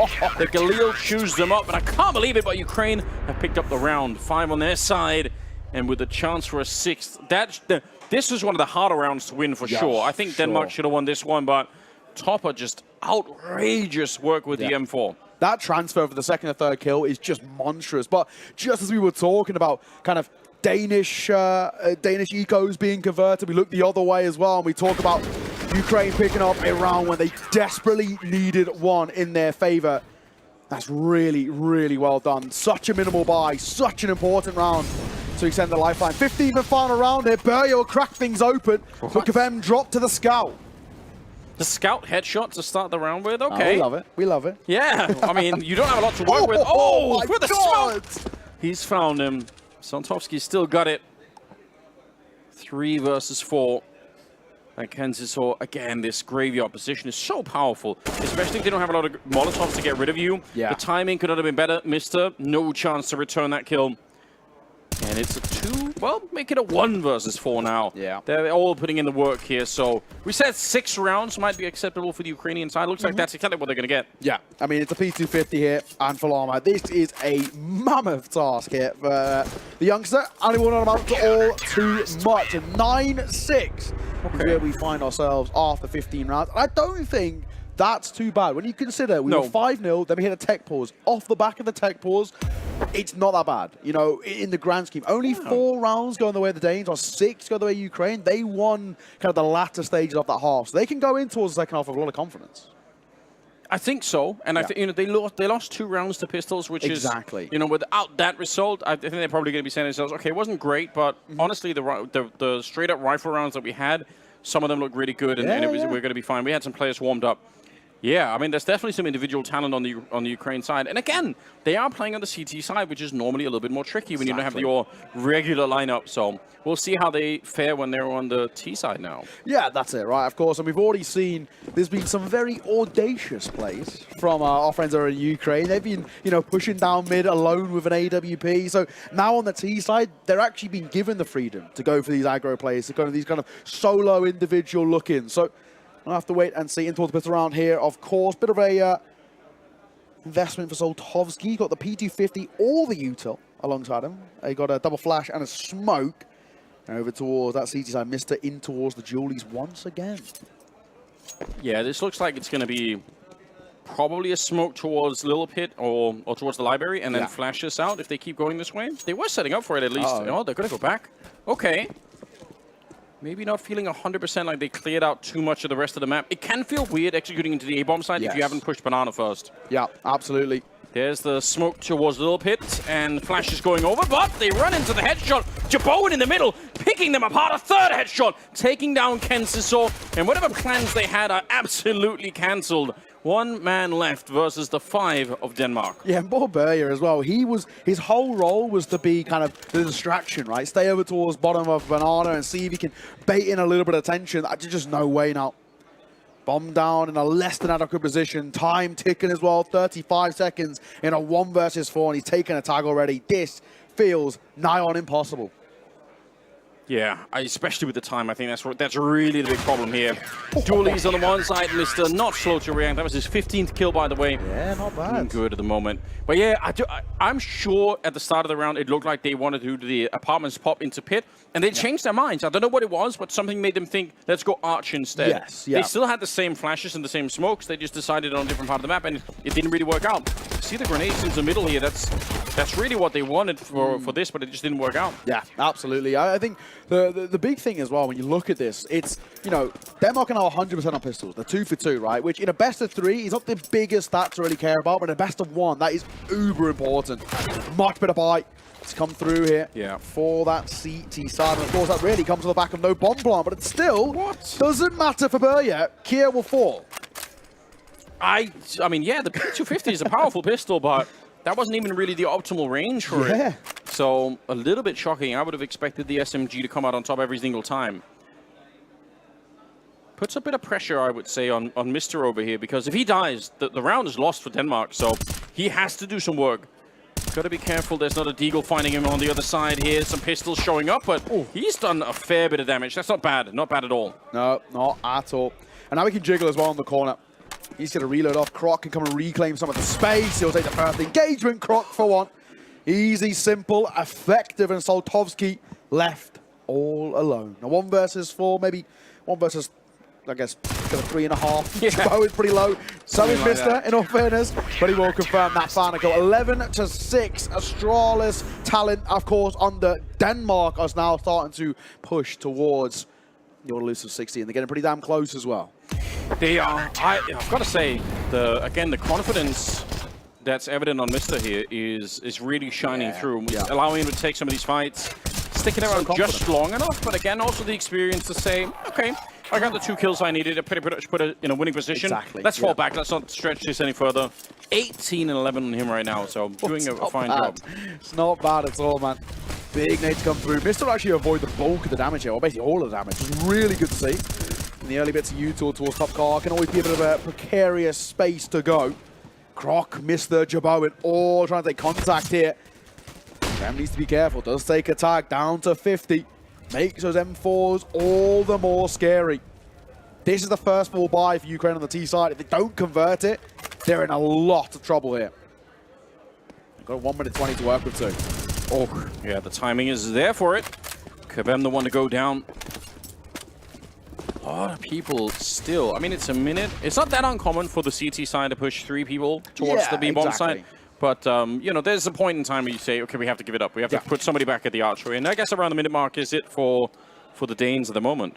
I like that. It feels like it's got some kind of some legs behind it. There's an idea behind it. Right? Take early control, really make Ukraine feel uncomfortable, and actually push them towards and then we'll rotate someone over, so it's actually a little bit more stacked. It's, in essence, a pretty nice idea. Smoke will come down. That'll fade probably around 20 seconds to work with, giving not a lot of time for Ukraine to go for an execute, and it looks like they want to commit towards that B side. They don't have the Molotov to get rid of this position up on the box, so it's going to be really hard to make their way through. They're flashing through the smoke, which I think is a cool idea, but unfortunately Mr. was looking and playing the anti-flash position, and he's doing a fine job. Dualies have come out. They finally take him down. 20 seconds and a 1 versus 3 here for Saltovsky. If he wants to make a name for himself, this is the kind of round where you could do it. He's got the AK, he's got the bomb planted, and he's got 3 people coming for him, and they have at least a flash and a grenade here. Maybe they can find a way to clear him out. See if he's going to be good enough for it. 2 SMGs on the CT side, though. Yeah. It's a bit interesting, but they've got kits. They've got all the utility that they need to make this round work. Flashed in once here. Saltovsky still not showing his position. They don't quite know, but there's not many places left. There's the first headshot. You need a bit more, and he's going to get overwhelmed. The SMGs who are coming for him, and they're going to have plenty of time here to win the round. It's a great flash from Kier as well. It just denies him from isolating fights, right? He just can't afford to do so. Wherever he's looking, he's going to get caught by that flash. He comes over the top there of Nubox. And it's really, really well played. When you're in a 1 versus 3 like that, you just know you have to overwhelm. Don't allow him to take these one-on-one fights, especially someone who is as scary as Saltovsky is. You don't want to give him those opportunities. So, well played. Mark continue to truck forward 1 by 1, 12 to 6. They now double the rounds of their opponents. And they start to inch ever closer to that all-elusive 16. They're getting there 4 rounds away. Not a lot of time left for Ukraine. And essentially, they've got 2 full buys if things continue in this favor. And it doesn't start well for BELGIUM. Down he falls. Through the smoke, straight headshot. No chance to even do anything in return. That's not exactly ideal. Although Mr. and Croc did actually take a fair bit of damage at the start of the round. So yeah, but a util. Yeah. Yeah. That's something, but I guess it's unconfirmed. They don't necessarily know that. So it still just feels like a straight-up 4 and 5 for the Ukrainian side here. Let's see. I was hoping that this second half for them would be a chance to take a bit more control, dictate the pace and the fight where they're going to be happening to the Danish side. They're not doing that yet. It still feels like Denmark are quite comfortable in this map. Kenzazor, he's got an idea. I think you can tell by the lack of peeking towards Boiler. He's understanding there's probably an AWP on the other side. Jaboin, he has posted it. So obviously going to join up as well. Molotov comes through. It looks like the idea of Ukraine, with 45 seconds left on the clock, is to head towards the A site. But they've got to push this man off the corner here. He's waiting for a peek, and in they come. Not even firing the gun, just ice cold. He almost got baited out, but some good trigger discipline there for Jabo. And again, I think he's been impressive so far, showing us some good qualities. Croc just playing at the edge of the smoke, and at the same smoke, but at the other angle, Zhangxi just waiting for it. I don't know if you can win this round. There's only 15 seconds. It's a 2 versus 5, and the bomb is dropped. So I think, the smart play is what they're doing here. Unfortunately for them, walk away, save the rifles, and try and keep the fight up. Oh, my God. Okay. Well, okay. There's a reason why I highlighted him. Kavem is pretty good. He's honestly had a very quiet game so far today. Mechanically, showing what he's all about, though. Does have something in the lock at the very least, but another round going the way of Denmark. The save's important, but money is just not great. Ukraine buying around those 2 saved is just not the easiest. You've got Kavem with 650 in the back pockets, Topper with only 50. It's not really where you want to be. It honestly feels like a 14th is more or less locked in, which gives Ukraine 1 more true opportunity with a full investment to try and alleviate the pressure of this best of 1. They're running out of time to do that. Yeah, they have to come up. I mean, Denmark did it a couple of times in the first half with just pistols. I think Ukraine have to try and mirror that output in the second half right now, because otherwise I think the runway is going to close fairly quickly on them here. For sure. Again, the same kind of setup. 3 early at the B-bomb site, so if you try and rush that banana position with Tech-9s, you're going to run into way too many grenades and probably will not be able to make it through. And even now, they're setting up for a flash or a... Yeah, there we go. A little bit early, perhaps, for the peak. That could have been dangerous, but again, it's a classic setup. Flashed in from the coffins to take that position. And actually looks like Ukraine is saying, you know what? Let's start to head back to top mid instead. Maybe a good kill here could actually give them a round. If they find Croc at Arch, I think they should be able to pincer the bomb site behind. Yeah, absolutely. 3 over here. 2 have remained over towards B. They're going in for contact. I like the call, I like the play.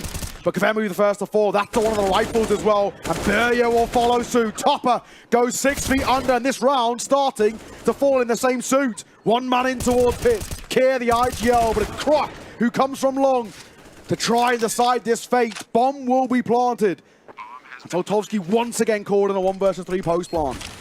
And it's even more tricky this time. This time he can't even hide in some unknown position. They know that he's going to be boxed, and he's completely triangulated at his one. Good headshot on the first. Tries to get more. Oh my god! How did he do it? 3 kills, the last one, like lightning from a clear sky. What is that from Soltovsky? That is a monstrous 1 versus 3. Talk about stepping up when it was needed. I have no idea. God. This one? Okay. This is absurd. What a sick kill that was. That is monstrous. If there was ever a time for someone from Ukraine to step up, they have picked their moment to perfection. Take a bow, Soltovsky.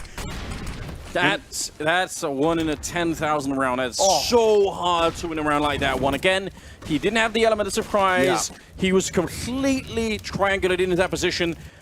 1 mistake, 1 mistiming, and he's instantly dead. And he actually he just pre-fired the 3rd kill. He's controlled a spray from deep right-hand side all the way over to the left, threading the needle in between double stack box on site. That is just incredible. Jabot has taken damage. You come to the here and now. The buy pretty uncomfortable for Denmark. Scout in play. 2 M4s, 2 pistols. Yeah, I was going to say Scout, not the AWP, not at all the same stopping power that he had earlier. We'll try and go a bit deeper. Wants to check if anyone is in there. Going to get flashed, but just looking into the wall, he wants to recommit to it. I like the aggression with the Scout, even if it's quite bold. Quite a good chance you're going to get killed in that position. Here sticks around, but drive by. Bernier just comes through and picks him apart. Jabot, though, he'll actually find the Scout kill that he was looking for all along, and it's a 4-on-3 here. A headshot as well! He's doing so much work. They finally bring down Anxi, but can they actually win the round here? 2 versus 1 inside of the bomb site, and Topper, they'll be able to get him. The Scout finally brought low. It's just missed the left, and I say that not with a little bit of bated breath there. Topper swings for it, but Mister brings him down, and a clutch might bring Denmark this game. We were talking about this young man's confidence, and that is another prime opportunity of it. Really well played in the 1 versus 2. You've got to give those a go. Inferno, it may be notorious for the saves, but you've just got to give that a go. And actually gets out in front of the long smoke, which is so important. Yeah. Gives him the opportunity to isolate those fights. 1 player's planting, another trying to set up post-plant util. And just like that, Denmark bite back with another clutch of their own. Look at this packed crowd here in Iasi. It's really wonderful to see again. Shout out you guys for it. Yeah, hot summer evening and some great Counter-Strike. It doesn't really get any better than this. Exactly. Make sure to come say hello as well if you see us around. We'll be walking around at some point. Come say hello. It's been cool to speak to a lot of you as well. This has been an insane atmosphere so far. It's much more of a sort of a party atmosphere out here than just, you know, watching Counter-Strike. So it's quite enjoyable. But the truth is, this is a 14-7 scoreline. So Denmark really, really far ahead. They got away with so much in clutching that round. Yeah. Ukraine, how much determination, how much strength do they have in this team? Because this is going to be very, very hard to recover. Absolutely. 2 more rounds is all that Denmark need. Going to get ever closer to the final whistle here in this best of 1. Ukraine. It kind of feels like their momentum and their back was broken ever so slightly, losing that 1 versus 2. You can kind of see it. Galil's coming out here for Soltovsky. Kenzazor in towards a Mac 10. I feel like you we hear the might be getting tightening. a little bit of a pause, a little bit of a reset. I think if no damage is taken, it's fine. That's the rules. So yeah, no damage taken, we're all good. Oh, he's What's he writing? signing Denmark, I'm sure. You know. Oh, maybe, yeah. Oh yeah, DK, Denmark. There we go. Love it. Getting there. Maybe they went for the short route, probably better. Might run out of ammo. Just go for Denmark with the full ladders there. But Yeah, I've got to say though, I mean, like it makes sense to, or it's good to have you like those timeouts before any damage happens. It sucks if you have to try and argue about who did what. So yeah, it's like you get attacked like 2 damage of a nade, and you won't even near it. You play it around that you don't really want to. So exactly. Yeah, hopefully sort out the tech issue sooner rather than later, and we'll see what happens here. But we'll see. It's 14-7. Yeah, it's a pretty damning score, right? I think, you know, there's a lot of factors that go into it. The 5-0 start for Denmark, obviously going to be really tough. They're going to come back from that. You got the other side of the thing of Denmark taking both pistols as well. Obviously, always going to be pretty tough. And both force buys, of course. And that just gives the momentum to kickstart both halves really, really easily. So when you look at things, you do get a little bit uncomfortable about it. But right now, they just look like the more comfortable and more confident side. And, you know, we've spoken about one man that I missed there quite a lot, but I think across the board, it's kind of felt like the atmosphere in the Danish camp. You can see them kind of getting up there with the crowd as well, trying to hype them up a little bit. Oh, yeah. A bit of a tic-tac-toe, anybody? No? No? Bells. It's a classic on Inferno. Yeah, I think Jabon's probably the big surprise that we didn't necessarily know what to expect, but man, he's really stepped it up, I've got to say. I've got to say, yeah, he's one of the few people I didn't really know all too much about him, basically at all, and coming towards this, and yeah, man, he looks actually very, very, you know, calm in a lot of these engagements, especially this is probably the biggest LAN he's played, if I had to say. He's probably played some of them domestic Danish lands, they're pretty popular. Yeah. There's quite a few here, there, and they're like the Power League and whatever. Yeah, they're out there. Yeah, but I'm assuming probably hasn't played too many big lands. And yeah, man, he looks really good. It is always the true litmus test of a player and where they're going to go in their career and what they're going to look like is what they're like on LAN in front of a crowd, right? There is a crowd. It's loud. There is a big atmosphere here in Yash, and hey, he's performing. Yeah, and you're now the person that a lot of people are looking for the experience, and maybe for some of that veterancy. So it's certainly an interesting experience, I'm sure, for him. But he seems to be living up to the hype of the moment, carrying things through. So yeah, true scoreline is 14-7 here, and with Ukraine, I can't believe they lost that round. I mean, the 2 versus 1 against Mr. That's really, really heartbreaking. They've had that a couple of times now, Ukraine, where it feels like they're just on the verge of being able to power through and really have a bit of an impact, and then it just gets taken away. 18 years of age, Jaboan. What a youngster. Of course, he played, it seems, in a team with Croc. They played together before being picked up as a Charles talent. What that team is, I don't know. Atlantic. Oh, Atlantic are actually not a bad team in all fairness. They've had a really good kind of run through of a variety of names that have come through that team. They've had moments where they've been pretty damn good, at least in the past, so to say. But yeah, man. I mean, I think there's been some these names. Torsen came through there. He's all right in the Danish scene. Salazar, of course, plays for Ecstatic now, the AWPer for Ecstatic. Yeah. He's played 2 ESL lands this year, and he's looked actually pretty decent at both of them. So yeah, some not bad players have come through that team. And of course, Jaboan seems to be another one. The talent pipeline in Denmark is so damn good, man. Like the amount of the tier 3 and tier 4 teams that feed into the tier 2, then feed into tier 1. There is just such a brilliant ecosystem in Denmark compared to, I think, a lot of other countries. Yeah, it's something that should be studied and replicated. Although I don't know how easy it is. Like, I don't exactly know what it is that's happening, but something's definitely happened. Yeah. So if you're just watching this and having a good time, I mean, that might be a name that you write down on a little post-it note, like Jabon. Maybe you can claim. 6 months, 12 months from now, you could claim. You know what? I saw that guy. I saw him in Yash when he was playing. Maybe there's something there. You can get a little bit of some points for that. Exactly. I think it's fun. Like I wish we had more time and more opportunity in the space in general to try and do highlights of some of these young players. Yes. Like do a profile on them before anyone knows who they are. Right? It's super fun when that happens. Especially now, you start to see a couple of these youngsters come through that are really making a name for themselves, but have been known within the tier 2 scene for a while. I mean, Donk is one that is, everybody's talking about this youngster Donk at the moment. Yeah. But I mean, everyone who's in the tier 2 scene has known him for years. Well, when you and I were doing the European RMR, you were the first guy to really sort of tell me about Boros. Yeah. And you know, and then no time flat, he's become a name where everyone's like, yeah, Boros. Exactly. Of course we know Boros. You know, like, yeah. So it really can happen, which I think is inspiring. It must be inspiring for a lot of people watching. Yes. You know, if you're out there and you're 15, 16, 17, you think, okay, I want to be that guy. Like I think I've got it skills. It is cool to see that it's actually doable. Not necessarily easy, but it can be done. And hey, I mean, look at Romania. They've got a lot of great young talent. I mean, Zello's been someone who you know, played with Sproul. We've got, of course, Lawanex, who is an incredible talent. Of course, now on Falcons, looking really, really good. And Sound and Blitz are really starting to make a name for themselves alongside BTN. This Romanian team seems to be on the track to really doing a good job of inspiring. So anyone at home, anyone here in Iasi as well in the crowd, who knows? This could be you one day. Who knows? Yeah, and they're playing next, so we'll get to see how this unfolds. I'm quite excited for it. But we're back in the game. It is 14-7, round number 22. With Denmark looking to finish what they've started. And look at this. Some aggression, a headshot from top about. Might not be done. Angsty actually getting one there, but he's very lonely. How much more can you realistically do with just an MP9? He's trying to smoke it up, but they're going to find him. I don't know if he could have done anything different. He's had a bit of a rough game. He's at 6 kills at the moment, so he's been run down a couple of times. It'll happen. Just missed her, and no point in going for the retake. So, wow, that was quick. Yeah, very, very quick. I mean, you know, poor Angsty, there wasn't really anything he could do. And that's the kind of the unfortunate thing. I'm also an A-balcony player when I play with my friends, and you either see no one or everyone. There's no in-between. At least kind of on the B side, it feels like you can isolate fights a little bit easier. You can play over towards Dark, or towards New Box, towards Coffins, and you can try and maneuver yourself around. But when you play balcony, you get flashed off the chimney, and this is nothing you can do, really. So he's in a rough time on CT, and on T side as well. He's playing part of the pack, and he's honestly just kind of getting the brunt end of it, really. So, yeah, 8th round for the Ukrainian side. They are still alive. They're still kicking. Bomb goes off as well. Really cool to see. Awesome to see the kind of the graphics and the lights as well. I mean, it must look so cool out there. It looks really cool here. So, I mean, we saw a little bit of it yesterday, and it was pretty damn awesome. Yeah, no, I hope it translates to the stream for you, those you're watching at home. Yeah. Again, I do want to say, if you're in the area, you should absolutely come by. Yeah, it's worth it. It really is.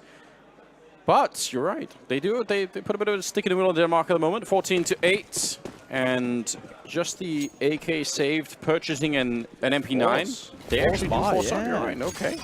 This is quite risky because it does actually allow, if things go south here, this is kind of a be-all end-all, not in terms of the map itself, but it actually allows, if things go south here, Ukraine can start pushing towards double-digit rounds. And that's where they can get a bit of momentum going. They're a very momentum-heavy side, as we've seen so far. So, bit of a gamble, bit of a risk from the Danes. We'll see, though. But, of course, you've kind of got the big man on the best weapon. 24 kills for him, Mr. of an AK. On the one hand, you want to say, well, they've won a couple of rounds like these before, so maybe that you can justify it in that sense. But I would say, is it necessary? Like, do you need to force an round like this, or is it not much more likely that out of the next 8 or so rounds that will be played, you will just win 2 of them with rifles? Like, why would you try and do it with this? But obviously, if you're feeling very, very confident, then maybe it does make sense. And we'll see. They smoke off here. It doesn't look like the Ukrainian side are really buying it at the moment. It feels like they're saying, yeah, that smoke goes down. I don't think you're going to have any more. And they're going to find out in about 10 seconds of whether or not there's another one left. And actually, they might not even wait for it. They flash their way through once, and yeah, they're just going to execute behind it. And there's nothing that you could do here. Surely I think if you're a Croc, you just save, and say, we'll try again next round. Yeah, there's no point as well, right? You've got no long-term economy left off. The bank is completely empty, lads. So there's been a run on the bank, and it's not going well for the Danish side here. So let's going to call it. I don't think it's the worst call either, because if you are going to force, you at least want to get 2 rounds out of the force. Sure, yeah. That it does actually make it a little bit better that they're allowed to save all the guns here and the upgraded pistols. And there's probably not too much of a hunt. Ukraine themselves aren't exactly sitting extremely comfortable. They can get out a buy, no problems, but you wouldn't want to overly extend when it comes towards kind of this hunt too much. He's going to poke his head around. He does have, of course, a little bit of money to work with. But again, probably don't want to send all too many people. I say that 4 people are going through CT. So, yeah, there's something everywhere. Okay. Yeah, I mean, you can do it. You can try and save in this direction. I don't think it's that crazy. But, yeah, maybe don't overextend too much here.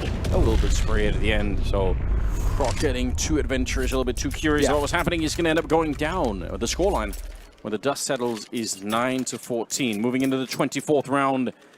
Denmark, they still have a comfortable lead. Yeah. But there are some questions that could be raised here. It's in the realm now, the striking distance, you might say.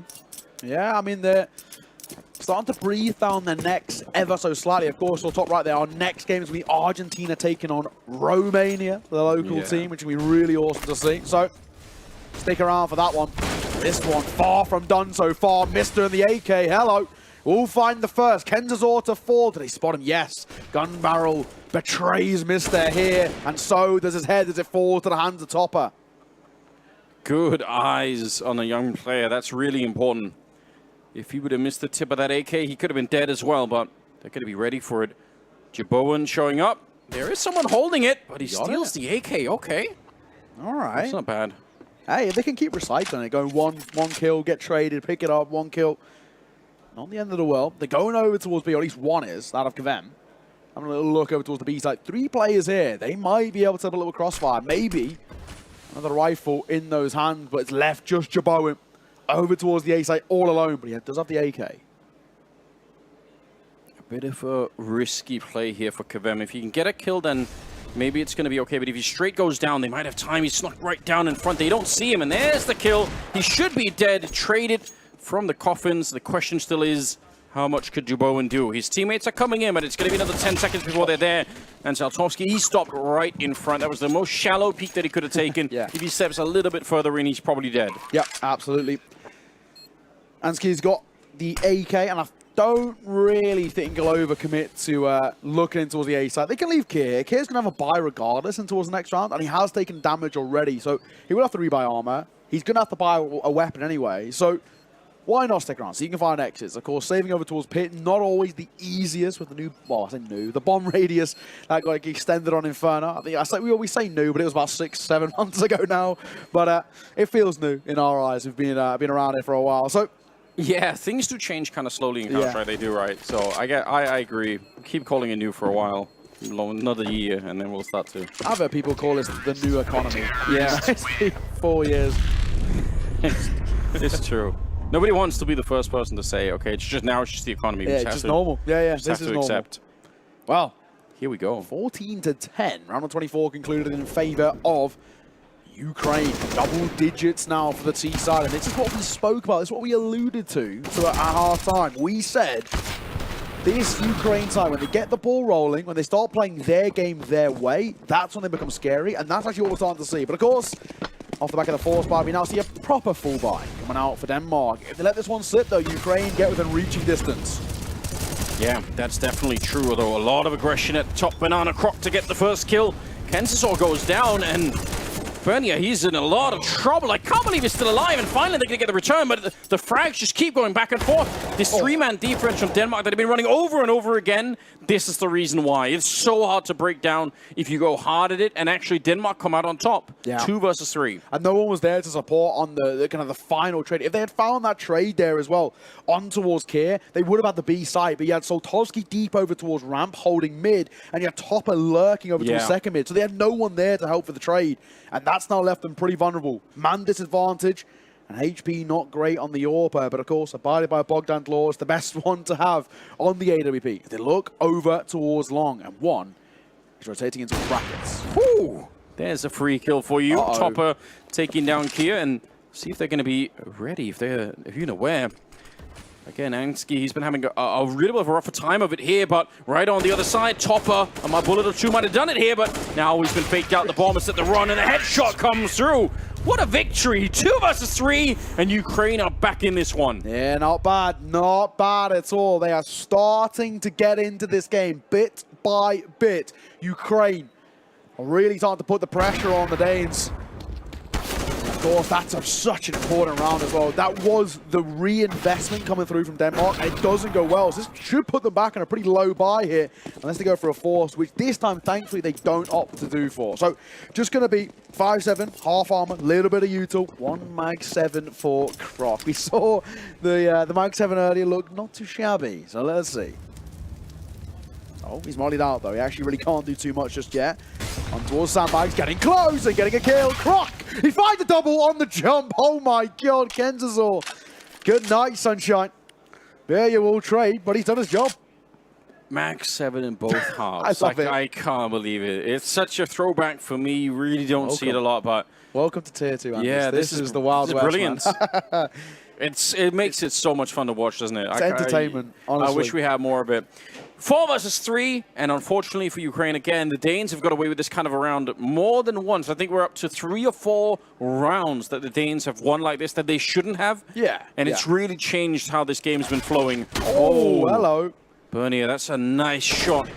And he's going to continue. He wants to go. He's not afraid of the Max 7 at all. Wants to see if he can hunt him down, but he doesn't realize Deagle is hiding for him. Oh, it's a bait and switch. And the Deagle's finally going to be going down, but still 40 seconds, 2 versus 2. How close do you want to get to this Max 7? It's already taken 2 casualties. There might be more waiting for it. Topper, he's been good with the first bullet accuracy, and he's going to do it again. That's clean. Yeah, lovely shot, man. Really is. Ansky, he's been, unfortunately, a little bit quiet in towards this game. Now is your moment. This youngster needs to try as best he can to ice it. 30 seconds to work with. No kit in play as well. There might be one dropped on towards the floor, but Soltovsky and Topper, 2 guys with a lot of experience in this team, and they've got all the space to work with. I don't think this is worth it even a little bit. I would definitely want to save the AK into the next round, but he's going to give it a crack here, but he seems to go against some of the hard-hitting players. Yeah. Soltovsky at 24 kills, Topper at 22. They're leading the charge for Ukraine at the moment, and they're coming back into this game. It's 12-14. Ukraine are not going to let Denmark get off so easily. This game is really heating up now. I mean, got to be said, loving a little Mac 10. Another jumping Mac 10 kill over the wall. Always good to see. Always good to see. But everything does kind of fall into place, thankfully. Topper, very calm, especially under a lot of pressure. The B site is very difficult to try and clear everything on your own. He does a pretty good job of it. Soltovsky and AWP jumping in towards that underpass position. He'll hold. Denmark, pressure absolutely on, but another buy coming out for them. Jabot in towards the AWP to try and challenge Soltovsky at range. They have so much money on the Ukrainian side at the moment, so they could be in a position where they could start to maybe hunt a little bit more to really put the pressure onto the Danish side if they keep winning like this. Flashed out of the position. There is a second player here, so not quite playing it solo with the AWP. But still, great banana control for Ukraine. That's all they really want. And as long as they don't lose anyone, that's more than you could expect. Normally you have to at least take a lot of grenade damage trying to get the control, but so good so far. Yeah, absolutely. Kvem going to sit on the left-hand side of that smoke. As it starts to dissipate, he might go a little bit overlooked. The focus will come over towards the top car players. Mr. going to be boosted up towards Plant. He'll play anti. One below him. Trying to bait in all of this engagement. One cross and should be dropped, but no, stays alive somehow. Kvem 11 points of HP in the B site. Now starts to fall in favor of Ukraine. There might be a world in which Denmark just call for the save. I think they should. I think this is already a little bit out of control. Use the fact that you've got the lead still. Even after this round, you're at 14-13. But if you throw away all the rifles, that is not going to be the same at all. That's it. And the fact, I mean, the timing execute there could not have been better for the Ukrainian side. It's just when Denmark are setting up the boost. And the boost is great, but only really if you have somebody either coffins or inside of the bomb site. The boost alone is not going to do it. So just absolutely expertly timed, and they catch them through the smoke and all. Wow. And now they're a little bit more aggressive in hunting, and I love it. Uh-oh. Oh. Nice shot there from Krok. He's had a little bit of pressure on his shoulders there for a moment, but it looks like they should be okay to save it. Topper can continue to look in. Spots one in towards. Oh, that a graveyard downy wall for only 2 staying alive here for Denmark. Shaky, shaky. Ukraine are within reaching distance now. They are right on their tails, and you can absolutely understand why that's called attack pause by Denmark. They are absolutely feeling the pressure. Yeah, they have to be. I'm not... Again, we talked about it quite a bit. It's the difference between being on the CT and the T side. And Ukraine making all of the right moves. We warned this, Anders. Yeah, we did warn. The prophecy has been foretold here. Oh, shout out to the crowd as well. Looking really busy there, which is really awesome to see. Hope you guys are enjoying it. There's so many people out there. Yeah, it's impressive. The stage looking beautiful right now. 29 degrees as well. You're getting the lovely temps late in the evening. It's so good. It's so good. You got the hot weather, but like not the sun, so you're not really kind of cooking. It's perfect. It's what you need. It's what you need right now. Round number 28. And let's see. Can the Danes finally close the book on the Ukrainians here, or are they just going to get hunted down? Because it's starting to look very, very questionable. Yeah. They did get to save for the rifles. They could buy another one here. The round low exposure started to really pick up for the Danes at the very least. Some spray coming through and kind of even, I suppose. Croc down to 30, Kvem down to 23. But then Kvem's got the AK, so he's got the slightly better firepower. So I would say pretty even trade as things go. We'll take it. But it's all unconfirmed. That's the big thing, right? They have no idea how much damage they've dealt each way. Resmoke going to come through into lower B here, if I missed that. And this is all about buying a little bit of early time. And of course, on the other side, trying to bait out as much of that T-side utility as you can. Leave them a little bit lackluster when it comes towards post-plant utility. That's something which actually Ukraine have been very good upon. Very good at leaving smokes and mollies late in towards the round, and then being very good at basically denying Denmark from having any chance getting back in towards that site. So far, bomb not committed anywhere. So Tomsky looking with the AWP. He knows. Wants it. He had that lined up. I really like his style. He's so just aggro. Bold enough. He's just aggro enough that it makes it really, really fun to watch. Oh, there's a trade though. Sure, they get the kill on Kvem, but he was already low. It's Soltovsky to get the kill in return. And now just Croc holding with 30 health, alone in the B bomb site. There is some potential backup that could be called for. Jabo not that far away, but only with a flashbang. And again, they're going to go for the execute. I don't think he's going to get there in time. He's burning alive. Oh, and the headshot. That's it. Round done. Pack it up, boys. It's tied up game. 14-14. That's so unfortunate. Croc gets fully blinded, so he falls off first orange just into a molly. It could not have got worse. But also, credit towards Ukraine. That is pick perfect utility. That is how you make your way in towards the site. Deny every angle down to the small ones. And then you clear them out with your incredible rifles. Topper continues to impress. Soltovsky continues to be so aggro. And look at them now. 23 kills for Topper, 25 for Soltovsky. These two have looked incredible. And what's even worse for the Danish side is it's this B-bomb site that's getting attacked over and over again, and they can't hold it.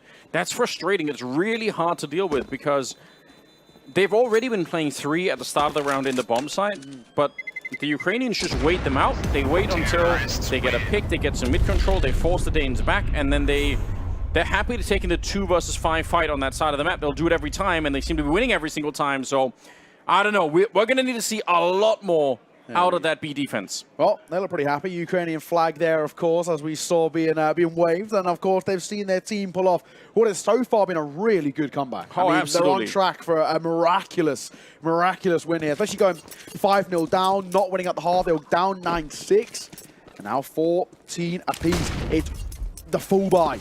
Denmark, it's here and now. They want to settle this within 30 rounds. So they fully invested here into round number 29, the penultimate in regulation. If this one goes south, Ukraine, if they take 15 here, surely 16 follows suit. That's what it feels like. That's a good shoulder peek coming out. Ansky not giving anything away, which, again, he's had a bit of a rough game. It's good to see him just get the information, fall back, play it safe. But it does feel like Ukraine are still controlling most of the map here. Top mid, kind of no man's land at the moment, but Banana, ripe for the taking. If you're Ukraine, you can walk up there and do it again and again. Every time they have Banana control, they've executed into the B-bomb site and they've won that fight. Whether it's been 1 or 2 players there, it doesn't really matter to them. Why not do it again?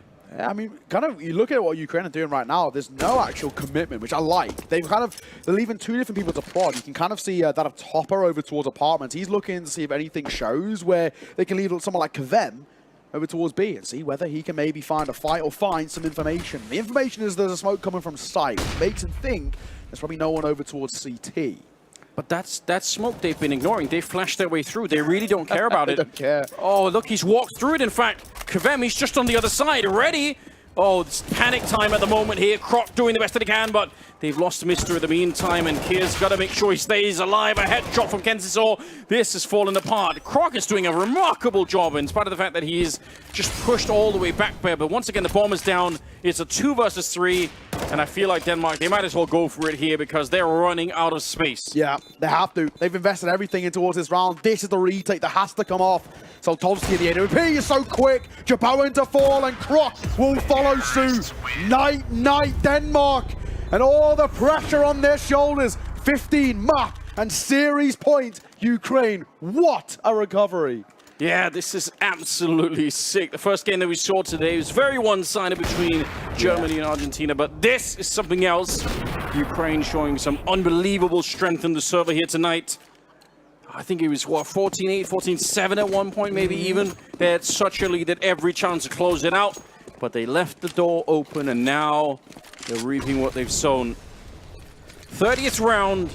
Let's see if they can find just one more. Again, it's been B bomb side over and over and over again. They've punished it.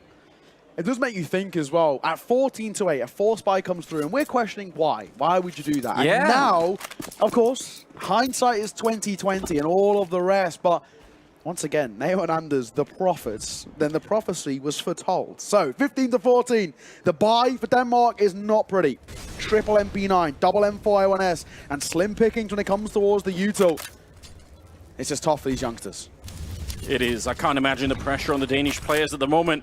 They thought they'd won this game. Yeah. And now they have to dig so deep. It might just be one round that they need to get it into overtime, but you don't want to make a mistake here. They threw up that same smoke that the Ukrainians almost seems to be their cue. They're like, oh, there's smoke banana. There we go. Let's set up outside and then just execute into it. We'll see if they are bold enough to do it again, or if they're finally going to pull the plug and say, okay, let's see if they're ready on the A-bomb side. You can go either way. They've actually smoked in towards mid now as well. So it will give at least Denmark a little bit of confidence in saying that actually no one will be up towards the top of the position. This is the fake. Look at Denmark. They're already rotating 3 players here. The same smokes, the same flashes. They think this is going to be it. They're feeling it, but it's not. It's just down to the 2 players at A. Jaboen and Angski at the moment, they have to stand tall. The wrap is coming. Kvem with the opening. MP9 on the other side. Just 10 seconds left on the clock. They need that bomb plant. Saltovsky, good for the 1 kill. Up close and personal, running out of bullets. And Topper getting the kill. He can still get the bomb plant. He's got time for it barely. A 1 versus 2 in Ukraine. They might have done it. A massive comeback. And now they've got 1 more kill. Croc trying to get there from the A-bomb side. And they know, oh, good shot, but he's already tagged up. And Topper, he's been a champion so far. Ice cold on the other side with the AK. He's got it lined up and ready, and there's the shot! And Ukraine, they're right back. They steal it away from Denmark. What a game of Counter-Strike. Russell Crowe and Gladiator, are you not entertained? What a game that was. That is a recovery of the ages coming through. I mean, you got to look at it. I think Denmark, they made that so difficult for themselves time and time again. But some individuals really stepped up over towards Ukraine. So Saltovsky, 28 kills. That's Topper, wild. 27. Monstrous, monstrous stuff. And that's a real tilter. Ukraine, man, well played. And Denmark stole some mad rounds as well, right? A bunch of pistol rounds and everything else. They had it all lined up for them, but they couldn't close it out. That's it, absolutely. I mean, what a game of Counter-Strike. We had 2 ecos that went away with Denmark. Ukraine picked up one of their own, and a force buy did not go too well. I think, if I'm right in saying, I might throw it over towards Banks in a moment, but just last words, Anders, summarize. Just an amazing comeback from Ukraine. Some of the best that we've seen on the stage yet. That's exciting. A bit of a rivalry potentially. I was really happy to see Ukraine come back in that way. I mean, Denmark had all the chances they needed to close it up, but they couldn't. They couldn't quite find it. And we predicted it. We predicted a close game coming in towards this one. These are 2nd and 3rd in the group. Now, of course, locking in that Ukraine are 2nd. And, of course, for those who are in the crowd, those at home, we have the local heroes. Romania are coming up next against Argentina. So stick around. You don't want to miss that one. Hopefully, will not be too much of a gap in between the starting. I think the players are just shaking hands before we're going to throw it over towards Banks, who will do a little interview. But look at the crowd there, Anders. Yeah, they're so ready. Awesome to see. They are super, super ready. I think this must be quite the confidence builder for the Ukrainian squad. Again, you know, just a tough game ahead of them. Denmark definitely one of the teams that coming into this tournament, you could already tell we're probably going to be quite good. But yeah, really well done. I do believe Banks is ready with the interviews. Let's throw it over to him. Well, yes, that was one entertaining game from 14-7 down. It looked bad for you guys. What do you feel was the changing point for you guys? What point did you start to believe you could get that win? Well, hello, guys.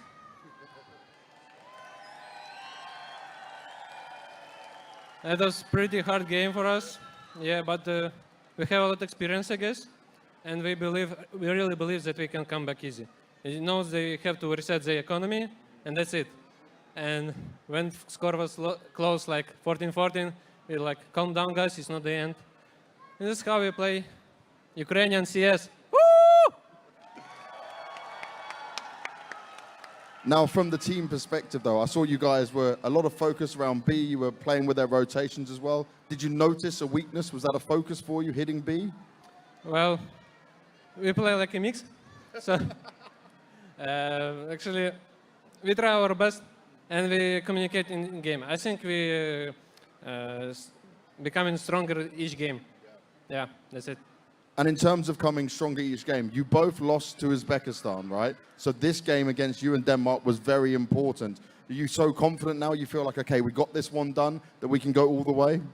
Well, we are only looking for top 1.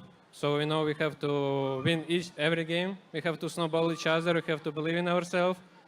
And of course, we need your support, guys. We'll see you on the stage. They do need your support, guys. Give it up.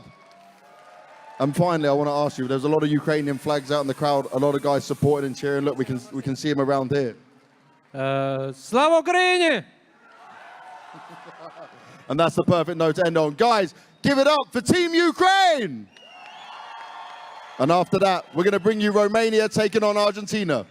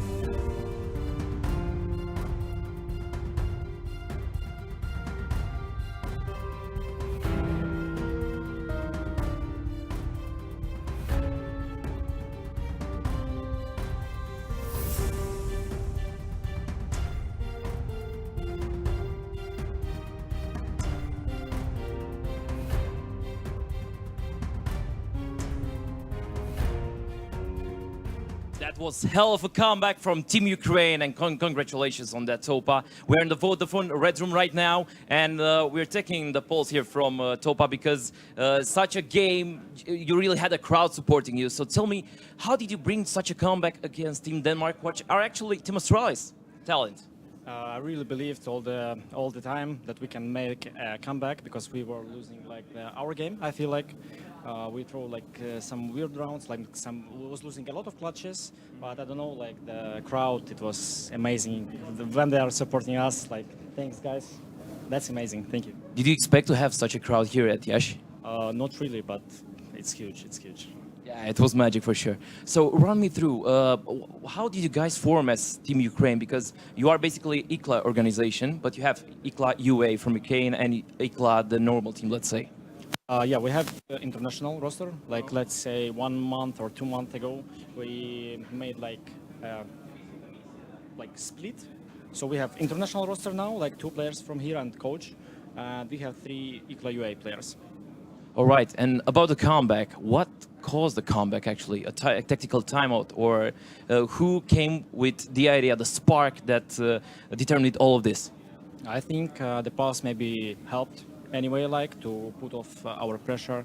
I was feeling it, and after, I don't know, we just refocused. I was telling like, chill, it's our game, and it's like, guys are amazing as well. So right now you have the match against Colombia. Did you pass through all the nervousness that the match against Team Denmark caused? So therefore you're more ready, and will you be still try-harding even though you have pretty much the playoff secured, but Colombia is right behind you. If you lose, it may be the round difference, right? It doesn't matter for us. We are here only for wins, for people who are supporting us. Thank you so much for our whole family, people who was watching us in the internet. Thank you. This was Topa from the Vodafone Red Room. Back to you.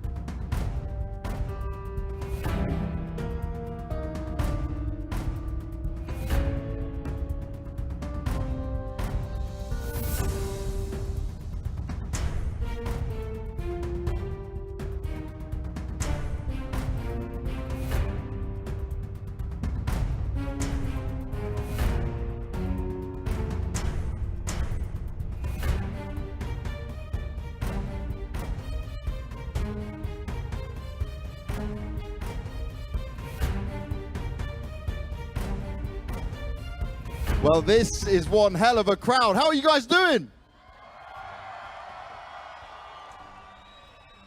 Yash, Romania, I will tell you one thing, you guys have done us very proud. Look at this, completely packed out, everyone ready to watch some great Counter-Strike action. You guys been having fun? And that fun is certainly going to continue. We've now got Argentina taking on Romania. Now, I know a lot of you guys are going to be cheering for Romania. We want to keep it nice. We want to keep it respectful. Have we got some Argentina fans in the house? There's a few. I'll take that. That's not too bad. But obviously, what about the hometown heroes here? What about Romania? That is to be expected. Now our first team taken to the stage. Please give a big round of applause to them. It's Team Argentina! Argentina right now are in a bit of a rough spot. They've only had one win go their way. They managed to take down Vietnam and the rest are losses. It's tough, but they have to fight until the very end. But this could be one of their toughest tests yet. We got Frana, Relentless, Nars, Reversive, and Ataraxia playing out for Team Argentina. But I know it's going to get wild. I know it's going to get crazy for our next team. Please make some noise for Team Romania! Now they are looking so damn good, only dropping one game so far, and that was against Germany in a very close matchup. You guys have been loving them from start to finish. And it's BTN, Zello, Raga, Blitz, and Sound performing for the team. Guys, it's going to be an action-packed game. It's going to be a good, fun one from start to finish. So enjoy yourselves for Argentina taking on Romania!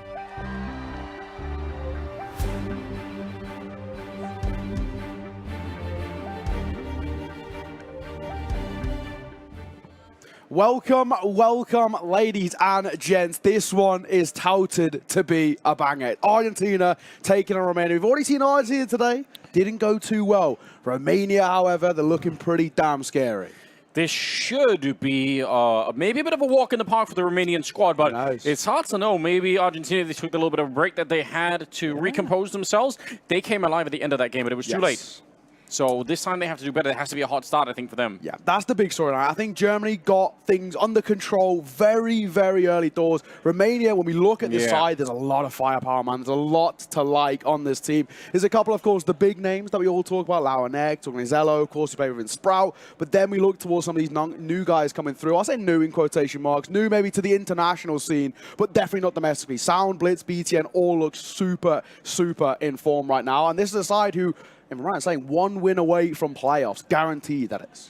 Yeah, some of the players that could be sort of the next generation of Romanian Counter-Strike, which is obviously very exciting to think about. I hope that there's going to be more talent production there that's coming out of the future. But you've got to be on the Romanian side for this one for sure. Yeah, absolutely, absolutely. Take a look at them doing a little huddle as well prior to the game. We'll be taking a look through the lineups in just a second. But this team is one definitely to keep an eye on, of course, but potentially even for the entire of this tournament. Who knows? Who knows? Let's take a look through the Argentina lineup as well. We did see moments of brilliance coming through from some of these players. Athra actually was someone we highlighted, but Franal looked really good. The IGL Naz in the clutch was super, super decent earlier. Even though he had a very slow start, he picked his moments. He picked them well. And Reversive as well, alongside Relentless, had their fragging moments. We had 2 kills, 3 kills coming through. So we all know they can step up. Yeah, they showed some real quality individually. Again, I think it's just a question of them getting off the ground really late in that game, which you can't really do. Again, it's a best of one. You're playing on overpass. It was just a tough break for them, unfortunately. So it'd be nice to see them start kind of where they left off in that German game if they're going to be allowed to. Yeah, it's one of those things as well. You know, not only are they coming in at a disadvantage in terms of where they are in the groups and how they've been playing so far, but they've also got the disadvantage of the crowd is not with them. They're with these boys here on your screen. Ragazella, BTN, Sound, and Blitz. What a team to be coming out. Of course, we've already spoken about how this is a next generation of Romanian talent coming through. Of course, we've got the likes of Volt in Gamer Legion, played with Into the Breach, a UK team, but, you know, he is Romanian at heart. And, of course, Lauernecht, of course, now over on Falcons, as we saw at Gamers 8 not too long ago. I mean, this is a really, really cool team. There's a lot of firepower in this lineup. If I'm going to highlight anyone, Zello is someone that I've known for a while, and I think he's very, very talented. Another guy, Soundman, I think he is super, super talented. He's definitely one for the future. Okay, we've got some players to watch for. I appreciate that. I like that. I mean, it should be an obvious conclusion here, but obviously we don't know yet. Yes. And a lot can change, you know. Even if Romania have kind of been rolling over some of their opponents so far, you really never know. Map might make a difference as well. You never know. It looks like we're going to be on Inferno from the warm-up here, but I'm just excited. I want to see if the hometown heroes can step it up. That's it. Blowing a kiss to the camera as well there. Wonderful. He's playing the crowd. You absolutely love to see. I think I'm right in saying go on the way in the 9th round here, which is really good to see.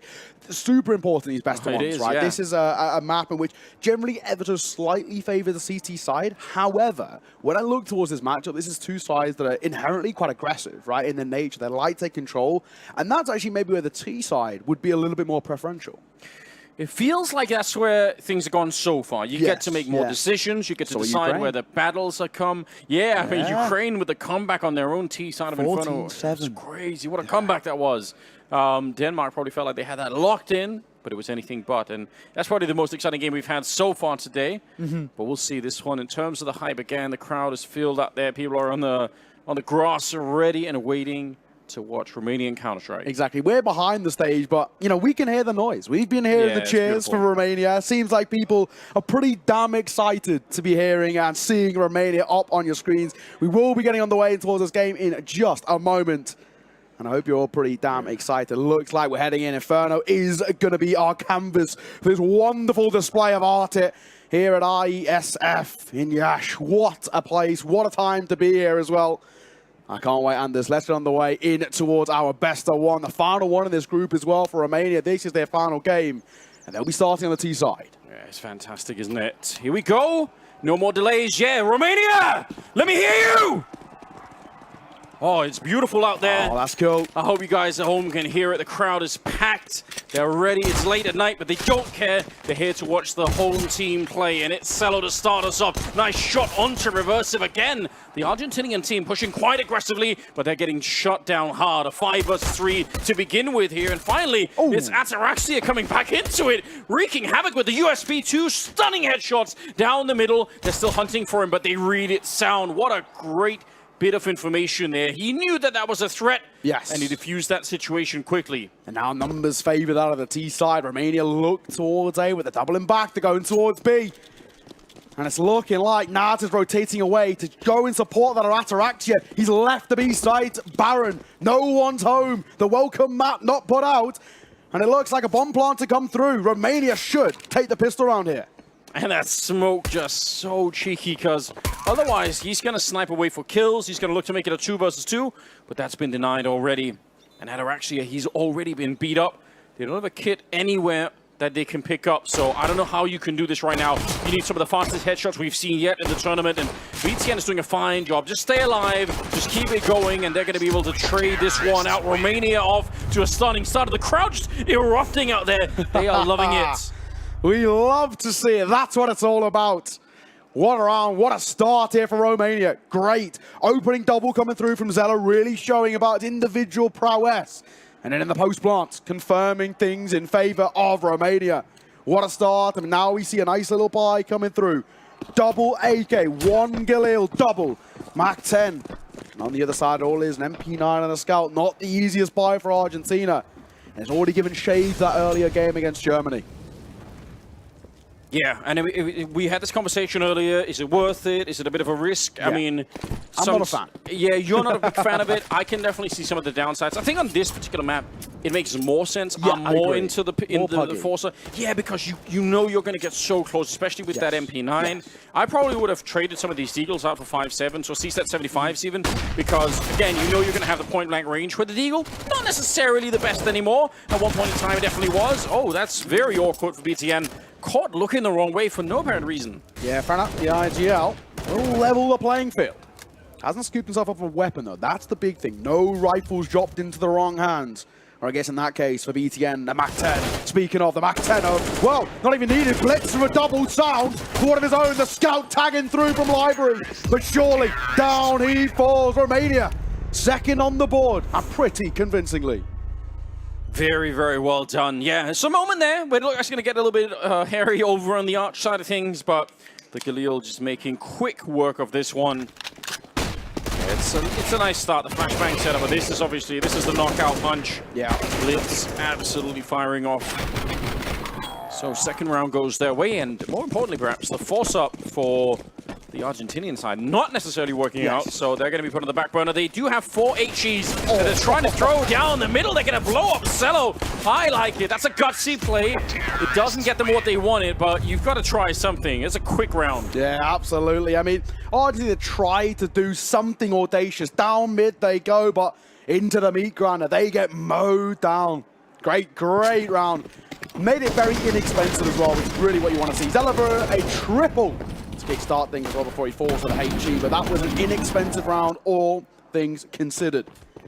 First true full buy for Argentina. AWP in play for the scary man on the other side of the server, Ataraxia, but Zello has picked himself up one of those big greens. Oh, it's a lot of damage onto BTN at the start. Grenade on over. Not going to be able to find any kills with it, but nice little combo to try and get something done with.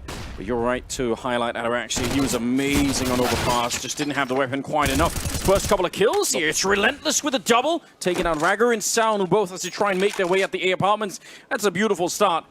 And Cello and BTN, this is the kind of round where, obviously, if you get the right mistakes on the CT side, you'll try and win this round. But there's still a lot to be accomplished even if you can't. You want to try and do real economic damage. You've got to get a couple of kills here, preferably 3 if you can. Not that it's going to be easy, but we'll see. They've got a minute left, so also a long time to be saving if you want to do that instead. Yeah, interesting as well. BTN not picking up the AWP, Bogdan's Law not really being abided by here. True. Despite Zello being actually an incredibly good rifler. Zello used to rifle quite a lot. very, very good. Of course, Zello played in a lot of those domestic teams like Nexus, for example, and he's got some seriously pretty good numbers. Pop shot coming through the smoke to no avail. And it looks like it might just be a call to save it, keep hold of what they've got. I don't mind this. BTN's low. The orb is such a hefty investment. If they save, they can rebuy and take time. No problems.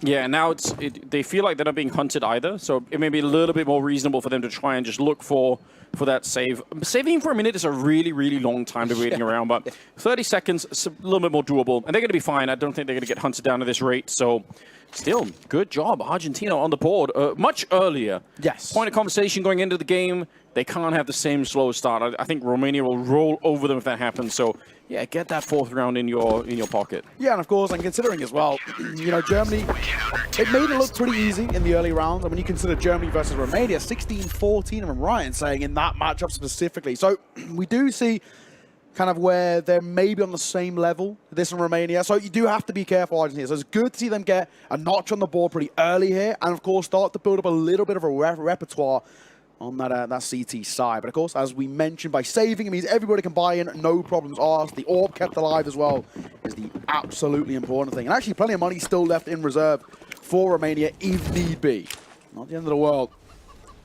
Relentless with a double in towards that round prior. He's upgraded in towards now an AK, which is good to see in his hands. Oh, he's going to find it. This is what we saw on Overpass. He was very active. He wasn't afraid to go and find the kills. And through the smoke, it's BTN to get a bullet to the face.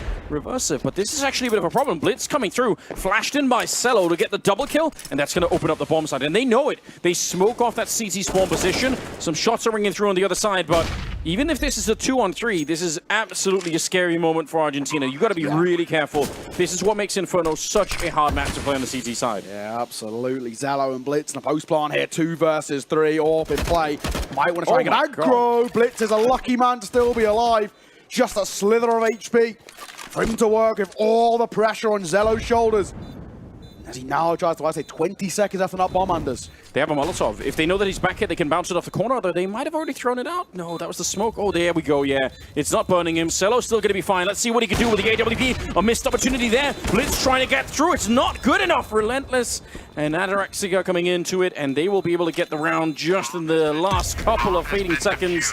Second round for Argentina and a 2-3 scoreline. That got very, very close. One more shot maybe, and it would have been Romania picking up the round. Yeah, it's a really good retake actually as well. It's pretty heads-up Counter-Strike being played there by Argentina, trying to take some of those early engagements to try and alleviate the pressure. They get a little bit fortunate to spam through the smoke, but in the end, they just kept the numbers in their favor. Trades played very well, and a second put out. But once again, the last of the monetary reserves here for Romania. It will mean a double Galil coming in for BTN and Raga. Zello does have the AWP. 2 AKs in support as well. As Ataraxia going aggro. And a lovely shot from him. Sound gets his head ripped off. Imagine the confidence that it builds on a team, that feeling that you have someone who's out there opening up these rounds. Playing a 5 versus 4 is just mentally such a different feeling being on the CT side like this. And for now, he's actually out looking. He's hunting, even in the 5-on-4. That's rare. He's going to find the kill. Raga not expecting it. I don't even blame him. That's not common that you see that. Normally in a 4-on-5, especially on this map, you're just going to be chilling out. But they aren't doing anything but they're absolutely eviscerating the Romanian squad in this round. BTN, the sole survivor after all of this. And with only 28 points of health, he's surely dead. Yeah, there's no way. Tapping through the smoke here, but Naj should catch him on exit. BTN, wherever you head, it's into danger, my friend. He looks in towards second mid, and he's met with lead to the chest. Down they fall. Argentina will tie up this game. And now we've absolutely got one on here. I mean, there's no money left in those back pockets for the Romanian sides. They can't go in towards a buy here. Realistically, Argentina have a bit of a pathway to taking a small lead in this game. Yeah, they do, and I think, again, just so importantly, the idea that this is not the slow start that they encountered against the German squad. This is a little bit more respectful. This is a little bit more impressive. They're starting to build the money on that side as well, and they're getting everyone fired up. But some of these openings, Ataraxia, the fact that he's able to open up the rounds time and time again, what a luxury to have. He's so confident in himself, right? And this is kind of one of those reasons why we highlighted him coming towards this game. He's an individual who can make just such a stark difference. So confident in his own play style, so confident in taking peaks. And obviously, it can work against him, right? He can get a little bit overzealous. He can start to overextend, but hey, right now he's hitting those shots and he's needed upon here. Over towards B. First goes his way down, falls Raga, and a smoke should lock down this B site, at least momentarily. And quite bold in not straight throwing the flashbang or the smoke there. He's not afraid that they're going to hunt him down. And he's missing no shots! The headshot with the pistol at the end? It's outrageous! He's a talent, man. He is so damn good. And of course, the Romanian side, they got a lot of talent on that team, but Atarakja is someone you have to be so scared of. And this is why. So crisp, so crisp. And the pistol as well, just for insult to injury. One bullet, left, right, good night. Come on. It's a lead for Argentina, but of course a buy back in now for Romania. That was the Rico. That's not expected to go the way of Romania. This round needs to be a little bit better in front of the IGL, going deep down in towards mid. They're not expecting it either, not even with the rifle out. A shot to the smoke, and Cello gets lit up. That is so efficient. Finally, Ataraxi is missing a shot, and Blitz will take one right back. So after all of the madness, it's still a 3-on-3. They know that Frenau is somewhere. Yes. He's already got the double kill, so they're not wondering if he is still on this side of the map. They just don't know exactly where. In about 2 seconds' time, he's going to get that bomb.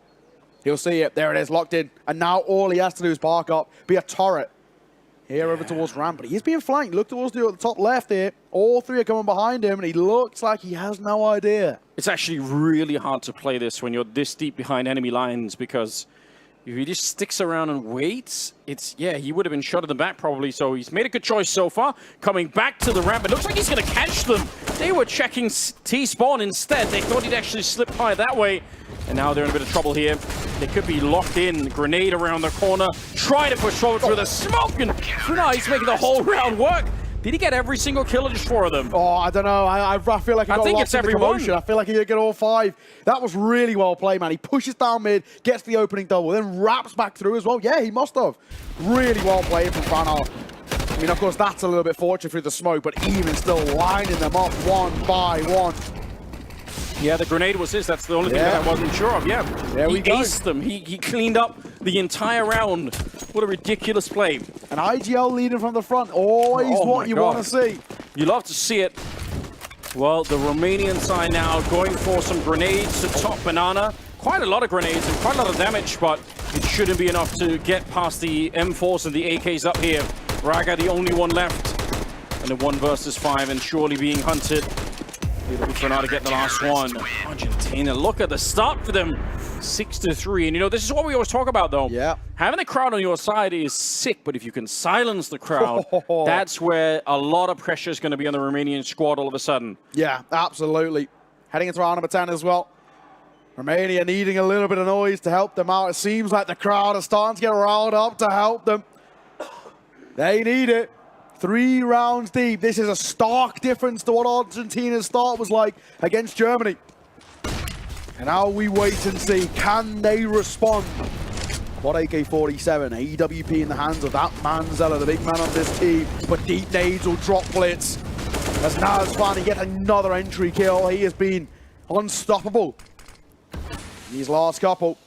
And a smoking towards top car will basically deny anything.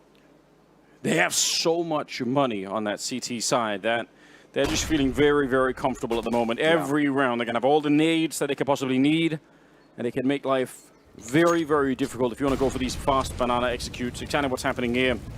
Lutz getting blown up at the start of the round. And BTN hoping for a mistake that he's not going to get right now. This is more of the default style anyway. You're on a 4 and 5. Why would you take the risk? Yeah, exactly. It's on them to try and make it up. I like this one. There's actually a bit of a kind of, it's actually a necessary, or it's an expected gap on towards the right-hand side. It's planned. Bit of a mini one-way. That does work ever so slightly in favor of Argentina. Another smoke going up. They've got to execute with basically 20 seconds left after that smoke fades, unless they push through it. But at least there are no more grenades left on the 2 players that are actually defending the bomb site. So you're right, still very, very risky, and a lot could go wrong. Oh, wait a minute, there's a rotation coming in that are actually starting to get there with the AWP, and they're pushing Relentless down the middle. So Romania, they're running out of time right now. If they want to make this round work, it has to be very, very clean. 18 seconds. Nas with a good flash in, and he's going to get a couple of kills behind it. BTN and Cello going down, and it's a slaughter in the B bomb site. Well defended, and what a great read as well coming up from Argentina. Before anything even happens, they know they're already rotating in. That's so well played from Reversive as well. He rotates over from long, drops one flash in towards Pool, and all 4 of those guys that are trying to make their way in towards the B site, they have no idea where they are. Completely blind.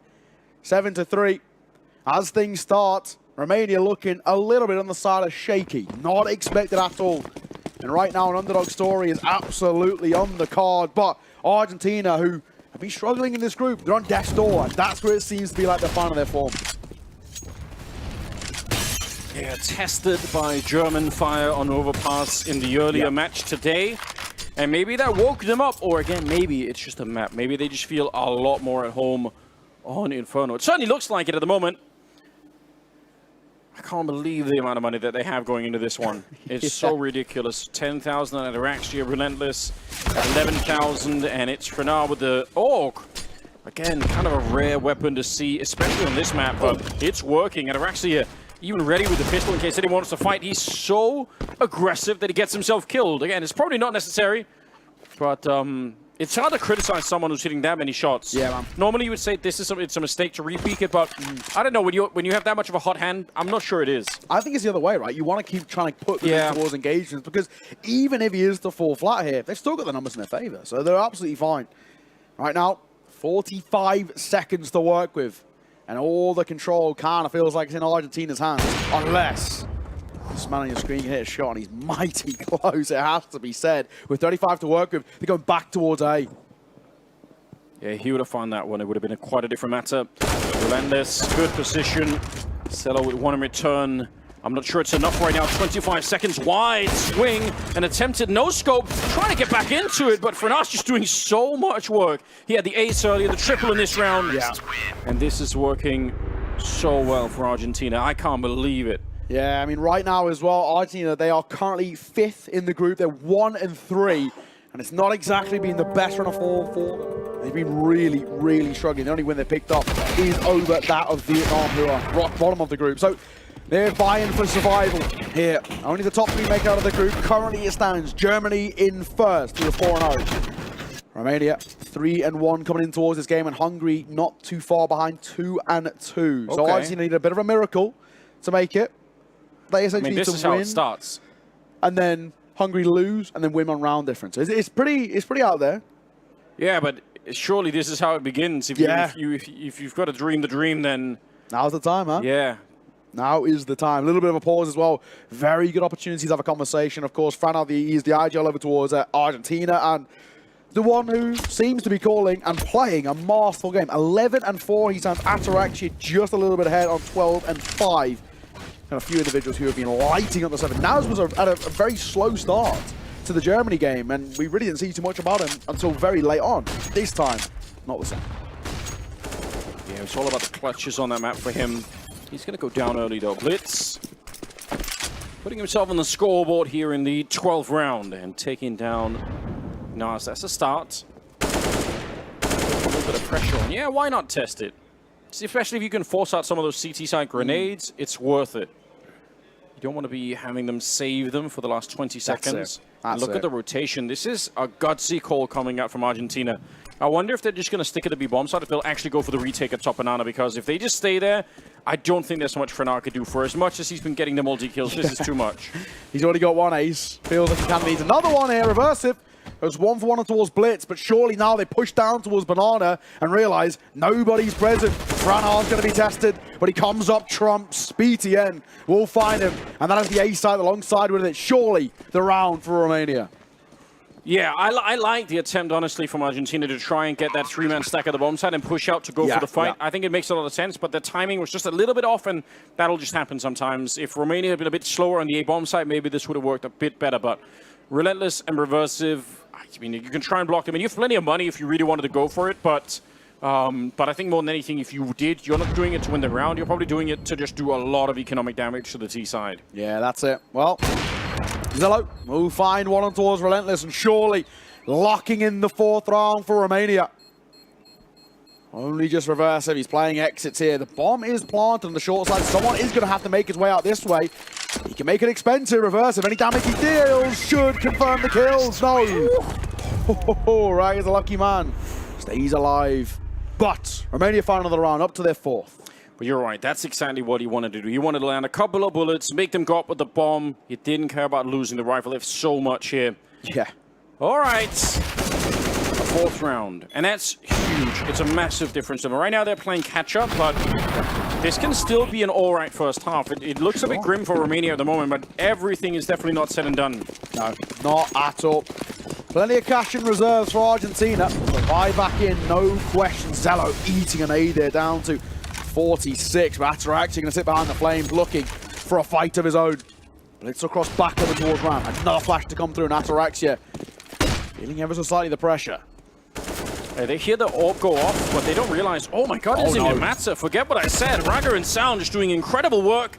If they can get rid of the orb, or I think over at the archway, surely, yeah, they're going to be able to trade now. He pushed through the smoke against 2 players there, so it's just up to the pit player. His backup is starting to get there, and they're actually with the AWBs. Actually here rather quickly. 2-1-2, actually 2-on-3, but Raga goes down, and Blitz is going to be able to get the kill. He's quickly ready for it. Oh my god! Snipes in mid-air, and a single bullet! A statement! Ataraxia not to be messed with. He is a man possessed against the home crowd. What a shot! P250 at range, and I'm telling you for free, mine doesn't do that. What a shot by Ataraxia. The first is sumptuous, the second is delightful. Oh, Ataraxia, what a time again to step up. The big man from Argentina. Putting Romania to rest. Just when they find a round, he steps back and says, I can do you one better. There's a 4-1 setup, so Ataraxia was playing alone at the B-bomb site, but he shows up just at the perfect time, and he's again going to get the opening kill. This time, Sound the casualty on the other side. And Nas looking to get flashed in. Timing is pretty decent for it, but Blitz good enough to get the headshot anyway. This might be the opening just as the smoke went down.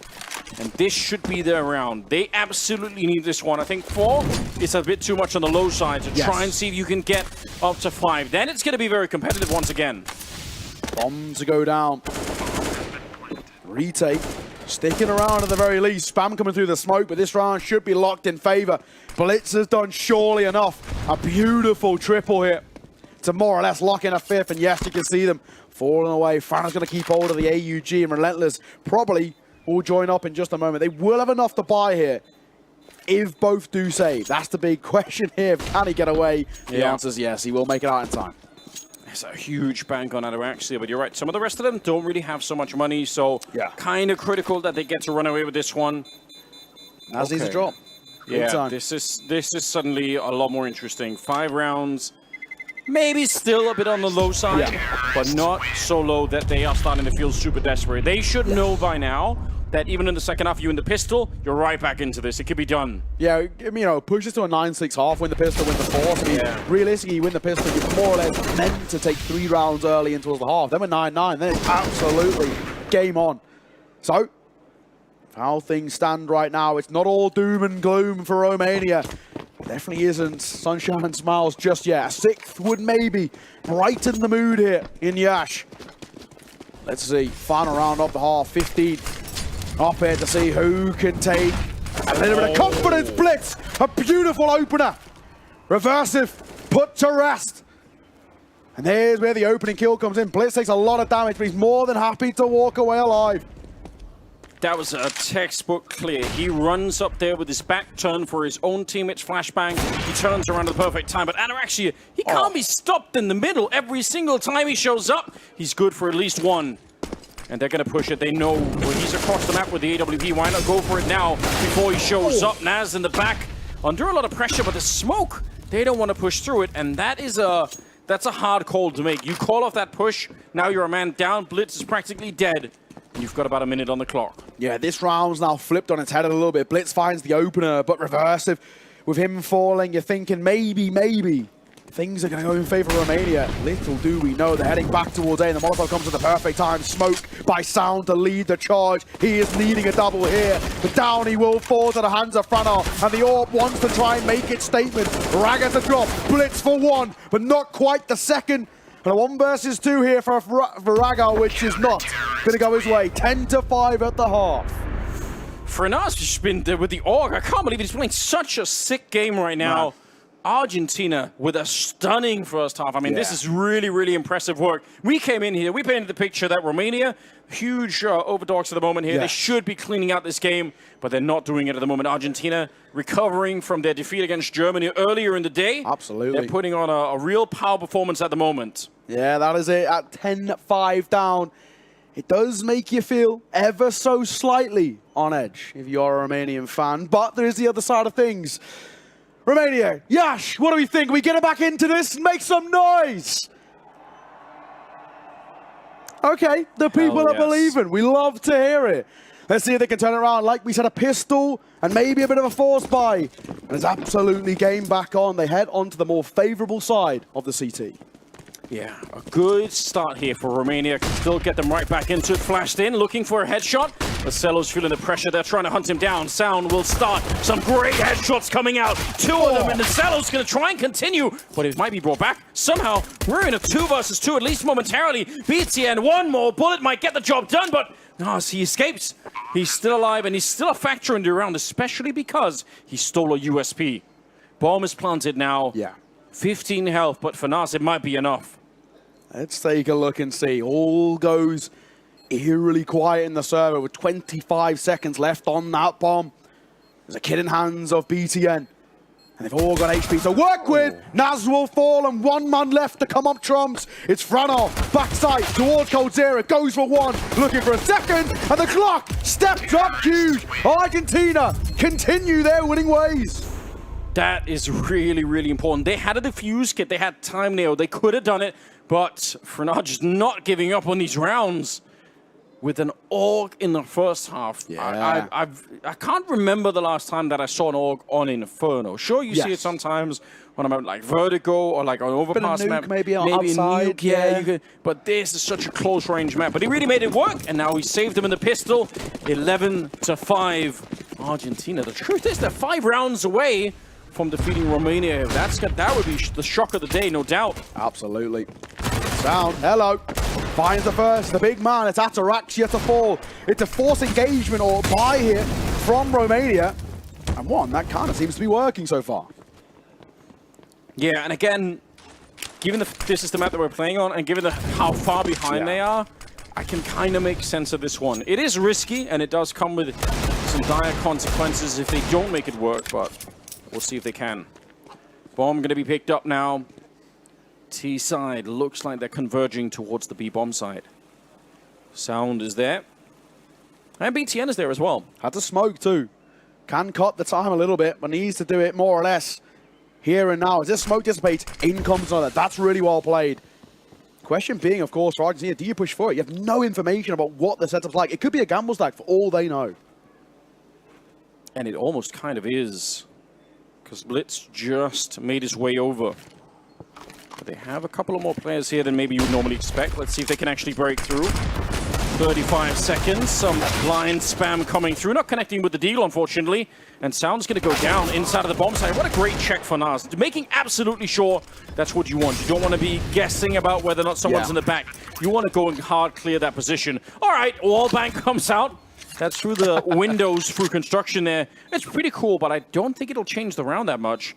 It is still a 3-on-3, and the fact is, they don't have a kit anywhere on the map at the moment, so this is going to be a very, very long defuse. If they want this retake, it's going to have to be lightning quick, and you can tell they're already trying to see if they can get in there. Relentless getting 1 kill in return, and that's time off the clock that Romania just don't have at the moment. Blitz doing great work, but Relentless now in a 1 versus 1, and Blitz, he finds the shot, but he cannot win the round. It's still going to be 12 on the side of Argentina. Yeah, and that was a force buy coming through. While they walk away with all the kills, they do not find the round. So it makes it just a little bit more damning. A bomb plant is good enough for that of Argentina. And they'll be sitting pretty. 12 on the board. and probably enough cash to muster together a pretty comfortable buy. Post-plant essentially banked upon the fact that there was no kit, and well, thankfully for them, they were in fact correct. But good signs, positive signs at the very least, to see that there was all 5 kills coming through. They can mechanically go toe-to-toe with some of the Argentina guys right now, but unfortunately, economically, they can't. They will just be that 1 AK for Blitz and a couple of pistols in towards this round. And it is, once again, 3 over towards B. Let's see what they can do with it. Oh, good shots, actually. And Blitz on the other side. He's found another headshot. He's brought down Relentless. That's massive. That might actually be the opening. Look at how it's funneling the rest of the Argentinian team towards the B bomb site. They don't want to be up against that AK. They're trying to find him through the smoke, and it's close.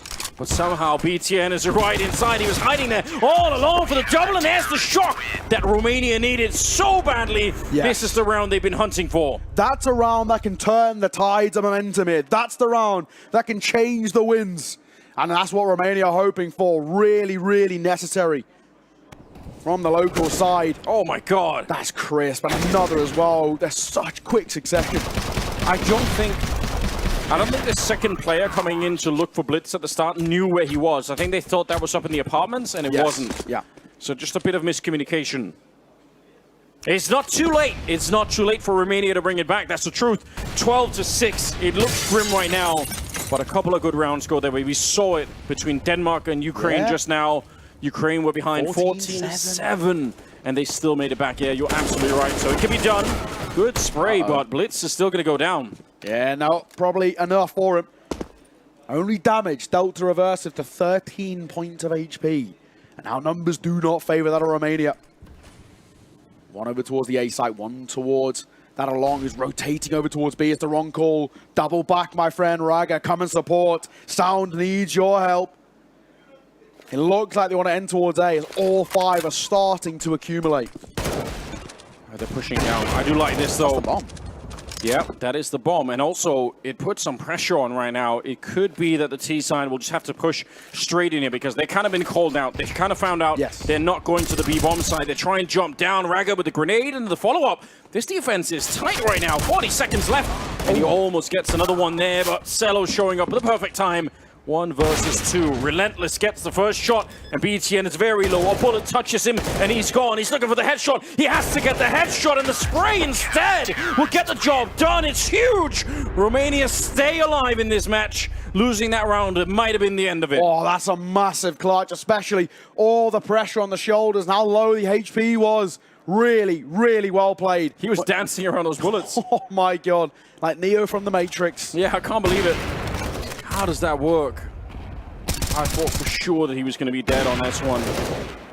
He's a lucky man. He's a very lucky man indeed. My, oh my. I mean, Romania need a little bit of it right now. 5 rounds behind, but the economy, the back, broken. Shot from Zella for 1. BTN for a double. They're falling like dominoes. Romania. Oh, they feel like they're back. 2 with 1 HE. He blew them up out there. It couldn't have been better. No armor will do it to you. Yeah. Oh. Look at how excited they are. I really hope you can sense the atmosphere at home because if you're out there in the crowd, this is one hell of an evening. 12-8. And the Romanian comeback has slowly but surely begun. Frenar is at 20 kills. That's outrageous. And Araxius is 17. So is Nas, by the way. So the 3 of them right now doing great work. The grenade madness continues. Reverser gets 1 and he follows it up. Keeps it going. BTN trying to save his team. But 2 kills might not be enough. It's impressive, but it's still a 2 versus 3. Cello showing up, and my God, the timing is good. He takes down Frenar. He wants to keep pushing. The flashbang is even better. Satarakci is a magician on the other side right now and makes it a 2 versus 1. Blitz, how do you know where to go in this one? He's so lost on this map. What a call here as well. They're doubling back towards the A site because they're expecting Blitz to have come and rotated to support Zello. Zello being the long player, Blitz, of course, being the A site player. This is such a ballsy call, but it's worked wonders. Back over towards A, nobody's home. Bomb goes down, and a 1 versus 2 retake. The youngster does even clear the close left, and if he does, he's probably traded. The answer's no. Relentless will see it off. Woo. A double from Ataraxia, a double from Reversive. And Argentina bite back. They hit 13. BTN is so close to saving that round. Yeah. But the fact that he can't escape, which is not, that's just how it is sometimes. But it's a big difference between getting the double kill and then making your escape into the B bomb side and getting traded, and he just was. Relentless attack coming out there, and it's 13-8. Yeah, it's a tough old position to be in. 5 rounds in the hole right now for Romania. But thankfully, back into a bye. Falls out, but if this one goes south, it'll constantly be broken, and Argentina push towards the finish line. Zello, though, nice opener, and such an important kill. It's Ataraxia. Yeah, of all the players that you could want to take down right now, he's got to be one of them.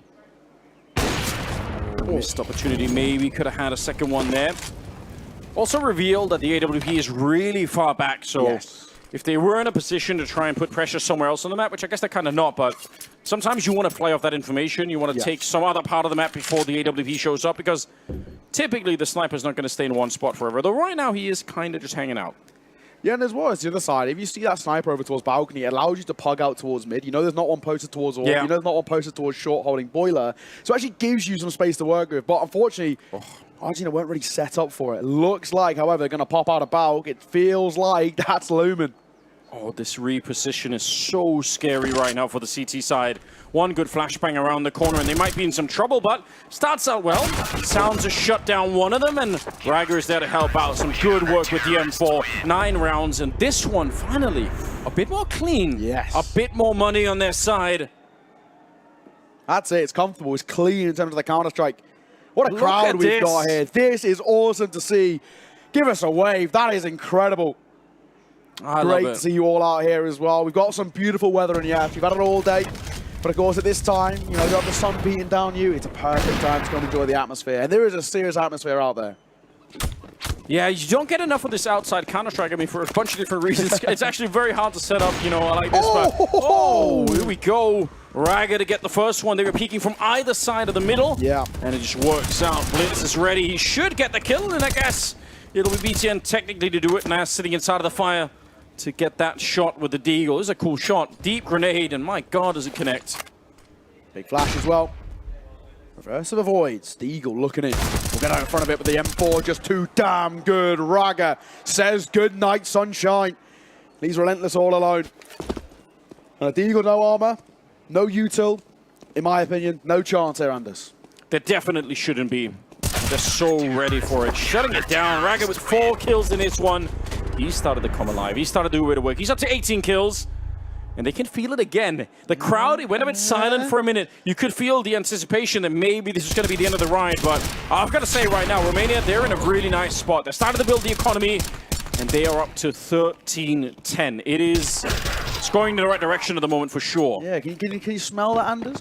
I think it's smelling like a little bit of a comeback. It's on the cards. It's on the cards. It's looming in the air here. We're getting there for sure. And I like the aggression. He's trying to match that of Ataraxia, but he falls away at the worst time. He had the right idea, just the wrong execution, but at least it doesn't cost him his life. Yeah, I think that's probably more important. They're really risky to take those fights down the middle. Ataraxia make it look very easy, but yeah, you definitely want to be very, very careful with it.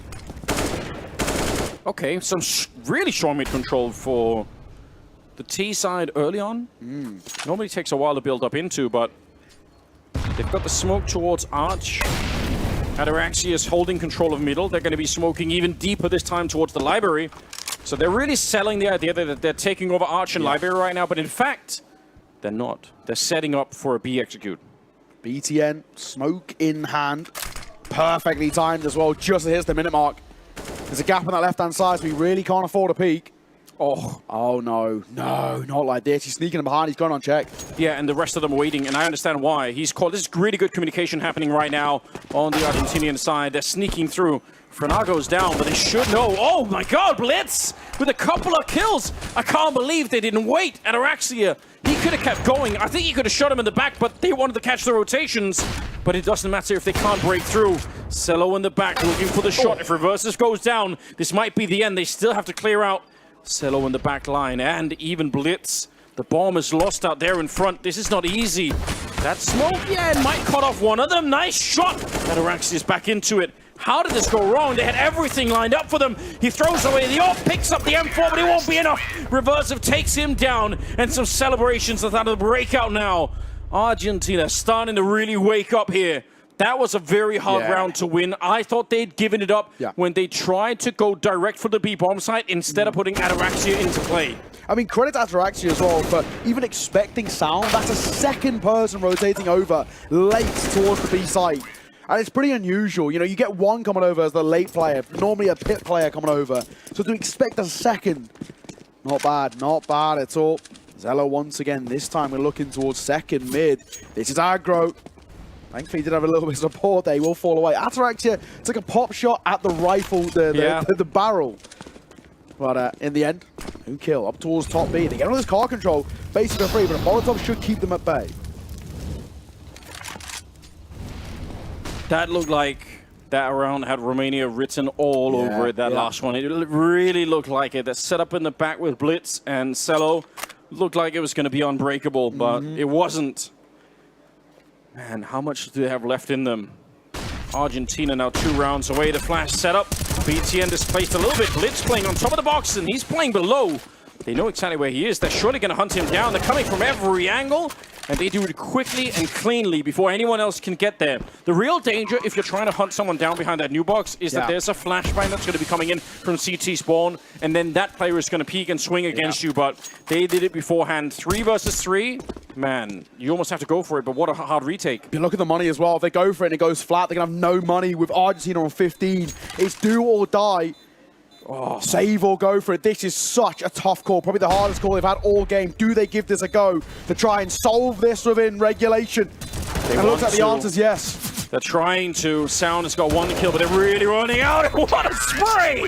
The Galil blows them up, and Argentina find 15, silencing the crowd once again. This is a heartbreaking moment. It's got to be as well for the Romanian squad. I mean, they're still overall in the group. They still have a really good chance here, but my God, this is scary. Pretty sure they're more or less confirmed, I think, if I'm right in saying.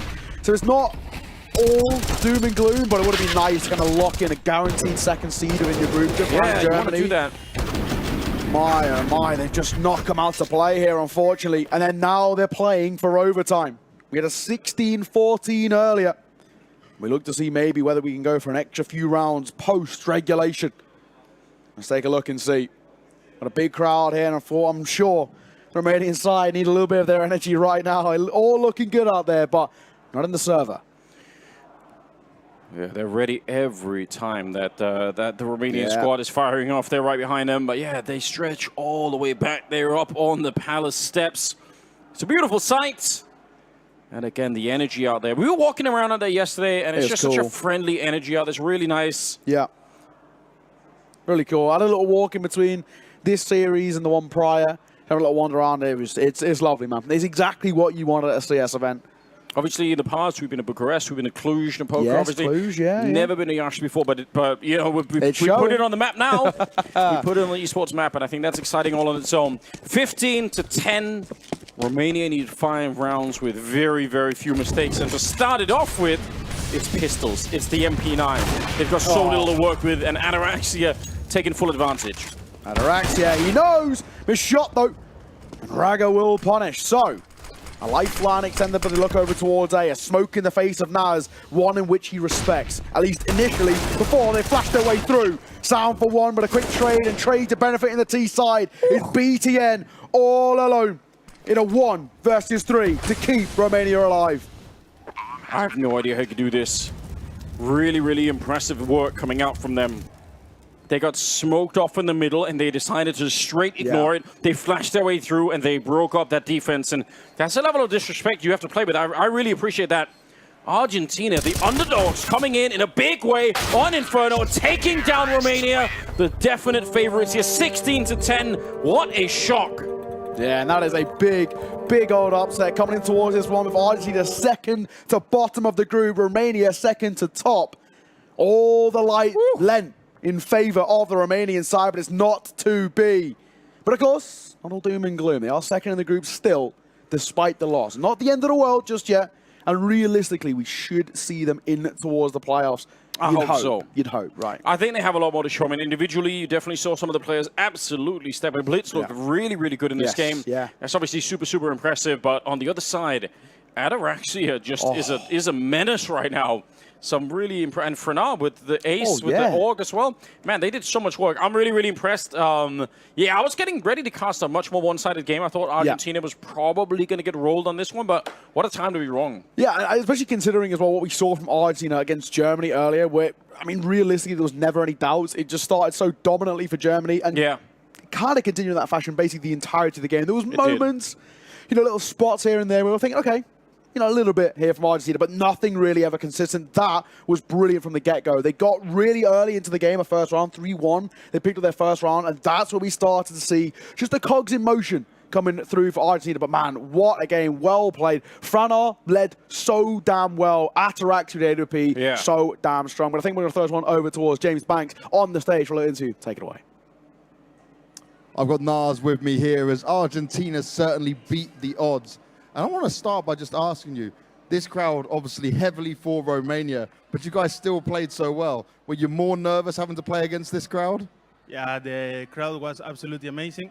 It's my first time playing in a big event and with a crowd like this. And it's so good, so good. And let's talk about this game. Romania were heavy favorites, but you guys, you've not been having great results here, right? It's been a tough tournament. Were you feeling less pressure because you were like, okay, look, we know what we got to deal with. We'll just play the best we can? Yeah, we lose 2 times 16-40. Like, we know, like, Romania has a good team. They're going to be, like, with his crowd. And that is, like, it's better now for us. Like, have to the crowd in front.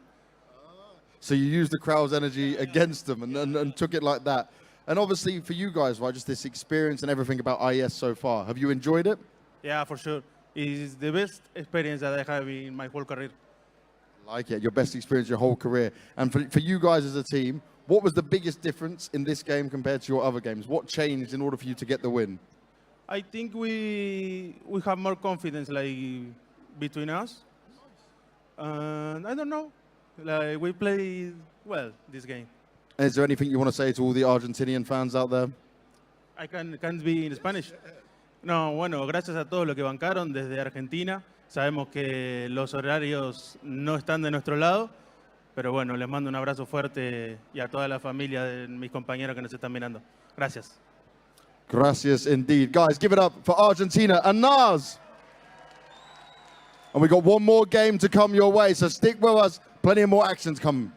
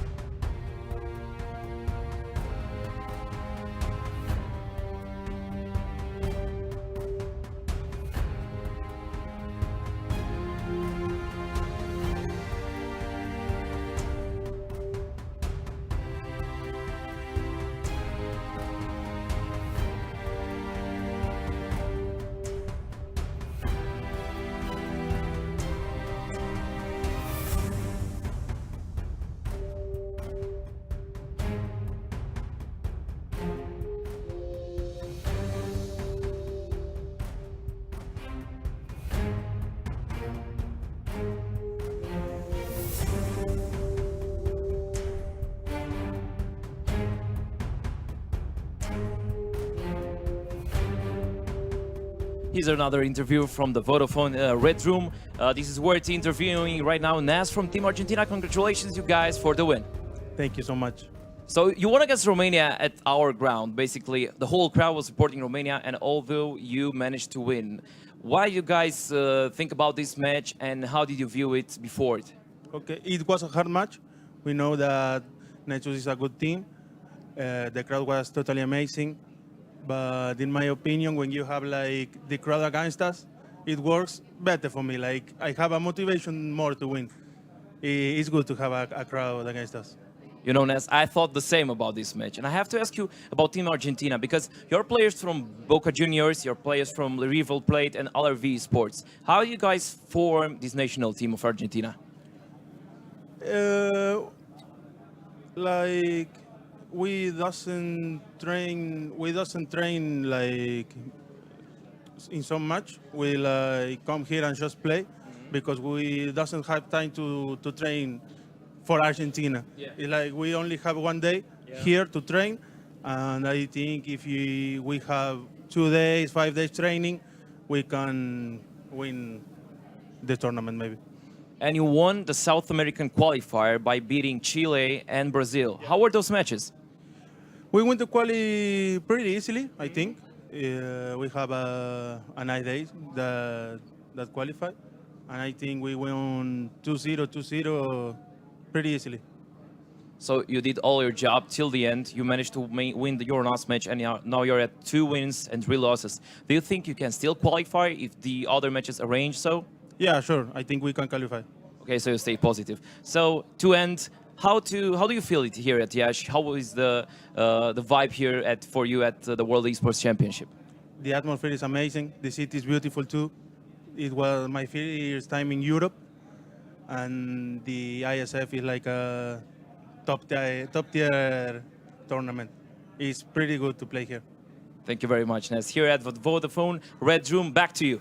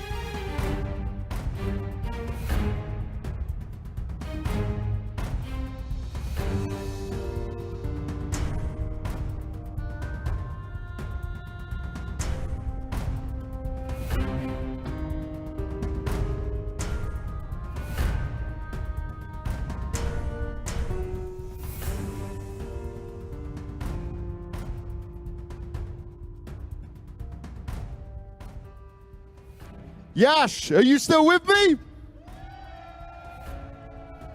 Well, thank you very much for sticking around until the very end. We've got one more final game to come your way, and it's Sweden taking on Belgium. For Sweden right now, they have been so dominant. Plus 51 in terms of rounds. They've been wrecking the competition. But can they go for the clean sweep? Can they get the 5-0? We'll have to wait and see. For Belgium, on the other hand, they're 2-2, and they so desperately need to be able to get another win to make sure they can be solidified in getting that position over in the playoffs. So guys, let's bring on our first team. Put your hands together for Team Sweden! Team Sweden is ZTR, Plopski, Jaquinho, Adam B, and Bob XD. For them, they have dominated every single game. The worst scoreline they've had is a 16-5 win. Can they keep going like this? Will it be very impressive if they did? They look like one of the best in the competition right now. And the next team to take to the stage is Team Belgium! For Belgium, you've got A's, Krepau, Alex J, Noti, and Cypher. For these guys, some wins in there as well as a couple of losses. 2 for 2 right now. This is an important game for them to get a win in, but it's probably the toughest game they could have on their hands. Either way, it's going to be action-packed. It's going to be a lot of fun. You guys have been an amazing crowd from start to finish. You've impressed me so much. So guys, one last time, make some noise for Sweden. Take it on, Belgium! Well, here we go. The last match of the day. Sweden versus Belgium. I'm excited for. My name is Anders. I've got Neil with me. How are you feeling for this one? You think we've got some potential fire here? Or are Sweden just going to farm another team? What are they doing? Honestly, on paper, I'd be super surprised if Sweden don't just walk over this game. They just look so damn good right now. Like I said, you know what, 16-5 is the worst scoreline they've had, and they've just dominated their way through. This is a team stacked full of talent, and talent who have played at quite an elite level as well. You know, we're looking towards individuals like Plopski, but also ZTR in the same, same vein. Very, very talented. So this is, for me, it's a very strong Sweden team. It's not all doom and gloom for Belgium. They do have a bit of talent themselves, but they're definitely the underdogs. There's a history of some cool Belgian players out there in the past, but I think in modern day Counter-Strike it's a little bit less. So I don't know. I mean, I'm excited. I hope that someone's going to be able to put Sweden to the test at some point. So maybe it could be Belgium. We'll find out. Who knows? If I'm pretty sure if Sweden win this, they lock in the fact that they go directly to the quarterfinals as well, which is really good. Let's take a look through the Sweden team as well. ZTR, Jaquinho, Bob XD, Plopski, and Adam B. This is a side full of a lot of talent. ZTR, of course, has played within the Tier 1 level, as we know. Plopski, same for him. Jaquinho played within Fnatic, especially within the academy academy teams. Bob XD started to make a name for himself about last year and really started to break out in the tier 2. And same can be said for Adam B. Apparently Adam B, the rumors that I've heard, extremely smart player, very, very heads up, very, very kind of in the know for his age, sort of thing. Is that actually Bob and then XD as in the stupid smiley? But yeah, but like he says it like obviously he spelled it out, which I really like. I think it's kind of cool. That's actually so wonderfully stupid. I love it. I immediately appreciate that. I'm behind that name 100%. That's the kind of trolling I like. Yeah, wonderful. There's a couple of like kind of goofy ones coming out of Sweden. They've got a couple of funny dudes, mate. Let's take a look over towards Belgium as well. The big man I'm looking towards in the Belgian team is Creepower. I think he's someone who's been pretty damn talented for a while. I think he's one of the better names coming out of Belgium. It's a scene that, not to beat around the bush, has struggled. Of course, that whole region has been a little bit on the quiet side, especially recently. But Creepower has actually looked pretty damn good. I think Alex J as well started slowly to make a name for himself as well. But as a team goes, of course, we know the underdogs, but they do have talent and they do know each other quite well. So that should help in terms of team synergy and all of the rest. Well, we've already sold the idea once of having an underdog team. Obviously, we did it now with Argentina actually taking on and defeating Romania. Exactly. Which is crazy, so maybe it can happen again. You want to see that. But yeah, Sweden do look kind of undefeatable at the moment. Yes. And booking a spot straight there, would we like making it all the way that deep into the playoffs? That'd be really sick. Yeah, exactly. You kind of miss that round of 16, which is always a little bit stressful, because sometimes you end up having to play 2 best 3s within the same day, right? So it can end up being a little bit of a long one. So just skipping through that round of 16, going straight into the quarterfinals, going in with kind of that preferential kind of feeling. Also, just more time to prepare, right, is the big thing. You kind of will have an understanding of who you're likely to come up against and where you're likely to sort of head. That, for me, is what is such an important thing about going directly into the quarterfinals. Of course, this is, am I right in saying it's our final best of 1 on stream? Yes. That is, of course. And Ancient is going to be our ground where we head. So, got to say, I'm glad we see an Ancient. We haven't seen an Ancient today. We've seen 2 Infernos, so I'm happy to see the Ancient come out. If I'm reading it right, they've taken down Mauritius, Guatemala, Australia, and Poland, Sweden. Yes. So they've run through 4 countries already, just boom. It's pretty impressive stuff. Yeah, you look at the scorelines as well. Mauritius, 16-1. Guatemala, 16-3. Australia, who are meant to be a pretty good team as well. I've heard some good things about the Australian boys. 16-4. And then Poland, most recently, 16-5. They have never been tested so far. We look over towards Belgium, slightly more mixed results. They lost to Australia 16-9, they beat Mauritius 16-3, lost to Poland 16-9, and then beat Guatemala 16-7. So a little bit more of a mixed bag. That's where when you look at the kind of the head-to-heads, and we don't like to take too much out of them, but when you look at it from the 16-1 to 16-5 compared to the 2 wins, 2 losses, it's a different kettle of fish, as we like to say in the UK. Yeah, it should play out the one way, but I guess we're going to find out once we actually get into it. It looked like they were warming up on Ancient, so I think that's where we're heading. We theorized that there was going to be a lot more Ancient play. We haven't really seen it too much yet, but hopefully we will. I kind of like watching Ancient, especially for best of 1. I feel like it's a good middle ground all around, I think. So yeah, let's see if we can get it onto there. Yeah, the Swedish scene. I mean, obviously, I think you're right. CTR and Plopsky are like the 2 ones. But Giacchino's been around for a long time. Yes. I think if I'm right in saying Giacchino, he was playing most recently with Lil Mix. Of course, Lil Mix is an org that's owned by Quix, another Swedish player, but he's kind of like, he's the org owner and the IGL as well. It's kind of cool. But they're actually not a bad team by any means. And Giacchino is and kind of has been quite a talented player. Crip Alpha has been around for a while, playing mostly within kind of the domestic scene. He played for Genk. I know recently he was playing with them in the national championships, and he did quite well coming through the Benelux scene. Then before that, Project Aversio, EC Club Rouge, all basically Belgian-only teams, and they're not the worst teams by any means at all, but he's never really broke out into the upper echelon of Tier 2. I still think when I've cast him in the past, he's looked pretty good. So that's where, for me, I'm hoping we start to see maybe something, a little bit special. I know as well, one of them playing on Semper Fidelis, who are not a bad team by any means, Alex J. That was, they were starting to climb the ranks through Tier 3, and then kind of, we lost track of them. We didn't really see them for a while.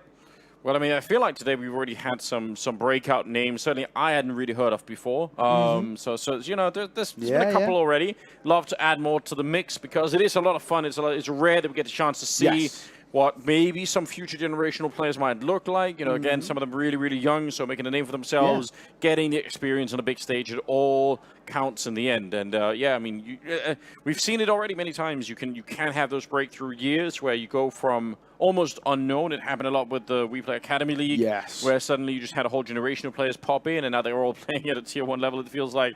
Yeah. So yeah, sometimes you just need the right break at the right time, and then there you go. So I'm really excited. I think there's not enough of that happening. We could do a better job, I think, at bringing out future generations of Counter-Strike. It's a lot of fun. I think that's where these events are really good, especially with kind of, we don't really have WePlay anymore, at least kind of for the time being. So having something like this where you can see the next generation come through, these youngsters start to, you know, show themselves, and not only just show themselves, but on a LAN environment too. It's actually really good to see. I mean, we saw already teams like Miles NXT with your Torzis and your Shuheis and Zershins, etc., how they came through on the LAN stage in the opening seasons of WePlay, even the late seasons online, individuals like Donk and Art Frost, who really started to make a name for themselves. This is a good opportunity, and so far Sweden are really stepping up in quite a big way, especially for some of these guys who've been dotted around a lot of the Swedish rosters, but a lot of them playing on Godsent at the moment, who have just brought back Golden.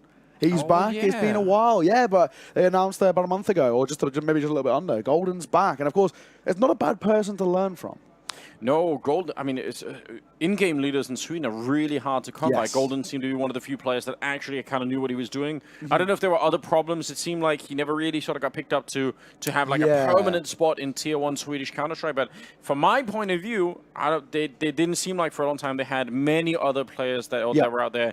Obviously, they could try and lean international. Like they did for a bit with Alexi, you know, trying to get him in there. But still, I would say, from my point of view, I never really saw what it was in Golden's game that made that, you know, wasn't viable. It always felt like there was someone there to work with. So hopefully we can see him more. And especially since we're starting to see some of the old guard of Sweden take their vows and step away. You know, Flusher now gone, of course. JW's getting on in terms of his career. I mean, maybe one day soonish rather than later, might see kind of him to take a step away. So this is a good opportunity for these youngsters to come through. It looks like everyone's slowly starting to get in towards the server. It looks like we have 4 out of 5 over towards the Belgian side, so nearly everybody in the server, and then hopefully we can get underway, ladies and gents. This one should be good, of course. It's 10 past midnight here in Yash, and it still looks like we got a pretty decent amount of noise. A little walkout just before we came on camera. This happened yesterday as well. I was really surprised. You know, you go like late in past midnight, but still the vibes are out here. And again, partly because it's just like such a nice summer heat out there. Obviously, you can't really feel this at home, but it's one of those summer evenings where all you really want to do is be outside past midnight. So it feels really good, and you're accompanied by some fantastic Counter-Strike on top of it. So it doesn't really get any better than that. We should popularize it more. I don't know, there are a lot of countries where it's hard to do something like this again because I mean, certainly in Denmark or England, like it's going to be raining every other day. But if you can find a place to do it like this where you can get some outdoor viewing parties, it's pretty good. It's pretty cool. Yeah, beautiful weather and all of the rest. I just saw as well the admin thumbs up coming across the Belgian player. So it looks like we should be getting underway. By where they're warming up, Ancient looks like it's going to be our map of choice. I think I'm a fan of Ancient right now. It's starting to turn into a very puggy map for me. It feels very kind of, in a way, preferential to the T side. You can really set the tempo quite well. Yeah. Because there's spawns to be moved forward, it allows you to get mid control. At least a lot easier than what it used to be. That was the big thing. They moved CT spawns back, T spawns forward, and they get the advantage when it comes towards a lot of those mid peaks, which is very, very important coming in. So I'm really excited to see an Ancient. It feels very fast, energetic, kind of. That's what we want to see, especially in kind of these late days. Yeah, I feel like I've warmed up to it a little bit. I was very curious at the beginning. It did feel to me like there were some problems that were starting to build, especially on the T side. But I think it's been ironed out for the most part. I still think it does very often force the CTs to make some pretty outrageous risks in terms of making a choice basically between defending A or middle. It feels like doing both could be very, very tricky. But I don't necessarily think that's a bad day. I think it still can work out pretty damn well. I'm still happy that the way that, I mean, it's exciting to see someone gamble and put, 3 CTs in the middle, nobody at the A bomb site, and 2 in B. It's not uncommon at all on this map. So, yeah, it's risky and it's a bit unorthodox, but you might see some stuff like that happening once we get into the game. Do you know what I've really liked and I've really started to see become a little bit more normal? And I think this, for me, seems like it was characterized by Cloud9, is putting your best rifler, your hero, so in their case, of course, Axel, as the solo anchor over towards A. That seems to start to become a little bit meta. So I've seen quite a lot of the tier 2 teams start to pick this up, where they're going to put their best player, the most impactful rifler, just a complete anchor over towards the A side. But, ladies and gents, it looks like we're ready to get underway in towards the game. Ancient is where we head for our final best of 1 here, of course, in Yash. And, of course, tomorrow is best of threes and for the rest of this tournament. But it looks like we'll be heading in towards Ancient in just a moment. Belgium trying to break the winning streak of Sweden. They're 4-0 right now, yet to drop more than 5 rounds. Yeah, they have been really, really hard to take down. In fact, nobody has yet. So we'll see. We'll see if they can step it up and take a swing at the Swedes at the moment here. On Ancient to begin with, definitely a cool battleground. We are going to get into it. So once again, welcome, ladies and gentlemen. It'll be Sweden starting on the CT side with Belgium on the T side. So yeah, it's going to be all fireworks from here. Again, we said it's a best-of-1 scenario, so you have to start off hot. It can't be any slow starts. You need to get off the ground quickly. And it looks like they will try and do that with a B-rush. Oh, I like this. I don't mind this at all. We're going to wrap through over towards Excavation, maybe. Yes, they're going to get all this cave control for free because the CTs hadn't got there in time. Yeah, and they've already thrown a smoke. They're going to go straight for it, I think.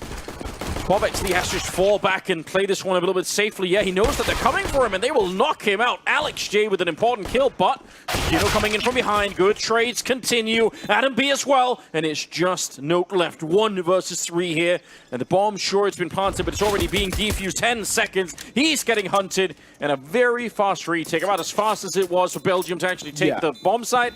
Sweden are right back in it. Now, we've already spoken about how dominant Sweden have looked. Across 4 best-of-1s, they've only dropped 13 rounds. God damn. So this is where we look towards Belgium, and we're looking like, can you guys individually break that sort of streak? I mean, at the moment, they could be going through the groups without dropping more rounds than enough to win a map. That's a level of dominance that you don't really expect to see.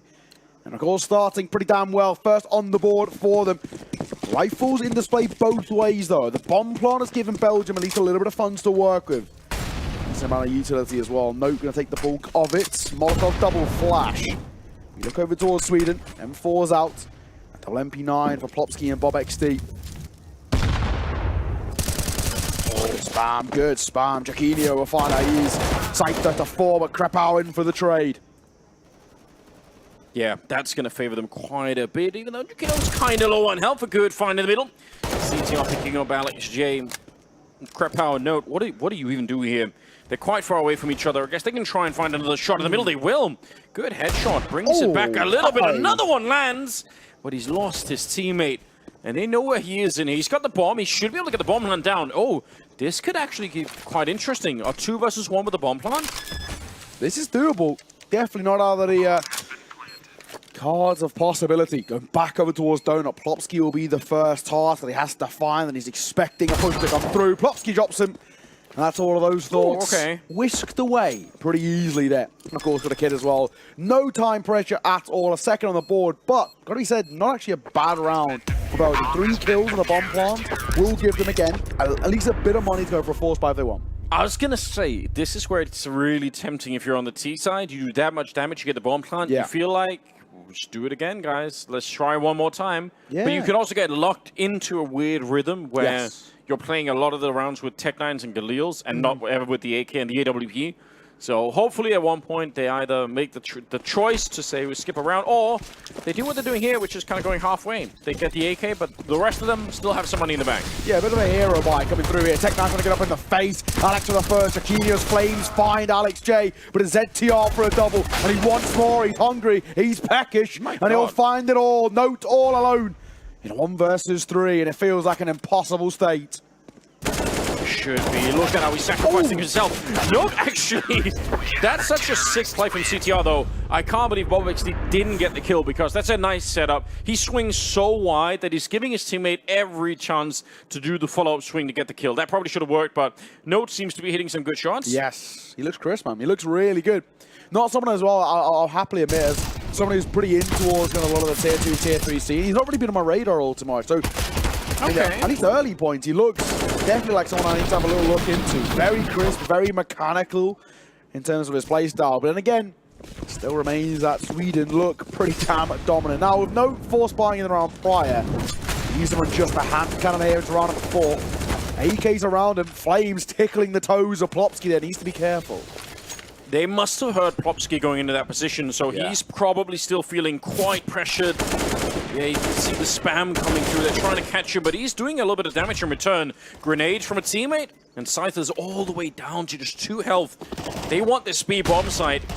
but they have to make it through. CTR in the corner, and what a lineup! A double spray down. This is absolutely done. CTR knocked it out the park. A quad kill at the end of it. That's really well played as well, because ZTR finds two, then he tucks his head. The other player swings to try and support him. They get distracted. They both turn, and ZTR takes another two on top of it. A lovely little quad kill. And another buy, which does not go the way of Belgium. Pretty rough position for them to be, and they're back down to now where it's going to be a complete eco, no bomb plant. Oh, I say complete eco. They forced into 2 AKs, so this does feel a little bit audacious. No picking up one, he's been pretty damn crisp so far. Alex, the other, starting off the round at 34 points of HP. So, Triple Dig is where we stand. He's 9-2 at the moment. He's really been doing a fine job. And now they got the AK, and it's the one AK in play on the CT side, but it's nice when you can recover those the rifles you can't actually buy on the CT side. We'll see if they're going to be able to do anything here. Belgium with no rounds so far. Jakina with the opening. Sweden are on a roll right now. Yeah, the worrying thing is, well, Scyther, who's picked up the AK off Alex's back, doesn't have head armor. So it makes his M4 is actually all the more scary. Something in which maybe someone like Iasi maybe wouldn't have the same sort of level of pressure. ZTR behind the smoke, less than a minute left to work with. Now or never, drops an A, probably the perfect time. But he gets his head ripped off by Alex. Lovely shot with the D. Oh my god, Bob XD coming live though. Time we saw him, Jakina will close it out. Just when there's an opening, it is shut down right away. Yeah. And they already look like they're having a really good time on the Swedish side. You can see them just enjoying themselves, maybe a little bit too much. Yeah. You'd hope maybe they don't get, a little bit too overconfident or comfortable, but honestly, you wouldn't really blame them. They've just never felt the pressure once throughout this tournament. So far, things are following in exactly the same suit. And even now, we're getting to the other side of the thing where bomb plants are starting to become quite elusive for Belgium, which is never going to leave them in a pretty secure financial position. Yeah. I think that's the thing that really worries me looking at this. I mean, it just doesn't feel, at the moment, pretty confident or pretty comfortable for the Belgian side. So a big conversation needed to be had. You lean on the slightly more experienced heads. Like, once again, Krepauer is probably the one I'd look towards, who just had a little bit more knowledge within the domestic scene, played a little bit more of that kind of top level. But it's tough, man. It's tough. It's a young team with not as much experience, anywhere near as much experience as Sweden. And it can be very, very intimidating to play against players that you've seen on the big stages. Yeah. You know Plopski's been playing in front of way bigger crowds. So, yeah, it's just that feeling could be hard to overcome. We'll see if they're going to be able to here. Round number 6 already starting off. And speaking of Plopski, out on the hunt, flashed in by Adam B. And Krepauer goes down. The sole player outside of the B bomb side. And if you only find one T outside of B, it's actually a huge giveaway. Very, very often, it'll be 4 attacking A and 1 outside of B. So let's see if Sweden are going to be ready, and they already have figured it out. Looks like they have a reasonable idea, but Alex, good shot. Not bad. Retake. 4 versus 4. Iasi not going to show his head just yet as well. ZTR might be in a little bit of trouble. Ready and waiting. Nothing being given up as Alex will find a kill, and a important one as well. It gets to a point, maybe Sweden, you might just call this. I mean, it looks like they're not going for it. Yeah, they're setting up in some after plants, just look for some exits, try and make it expensive, but I agree. It doesn't really look like they're going to do too much.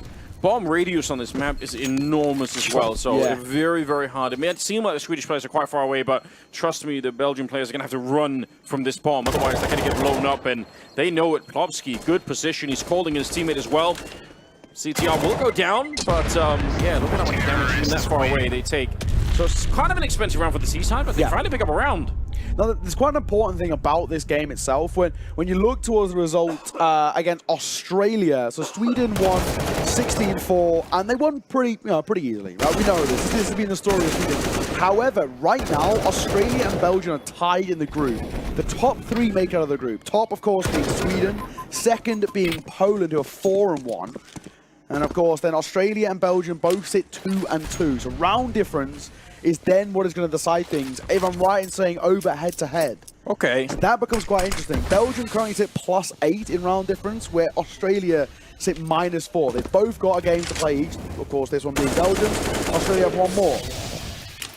So It really how many comes down to rounds the they fine get margin. at the end, even if they lose, could end up making a bit of a difference if I'm hearing you right.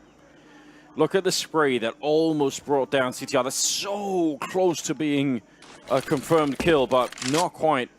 Again, it's Krepal playing alone outside the B-bomb site, and the rest of the squad playing towards the middle, trying to get a bit of control in here.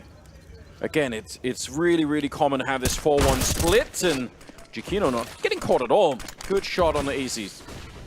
Not bad. Smoke's come through as well. ZTR, he's taking a bit of damage, but more than happy to walk in towards mid, which will cost him his life. Plopsky trades on towards Scyther.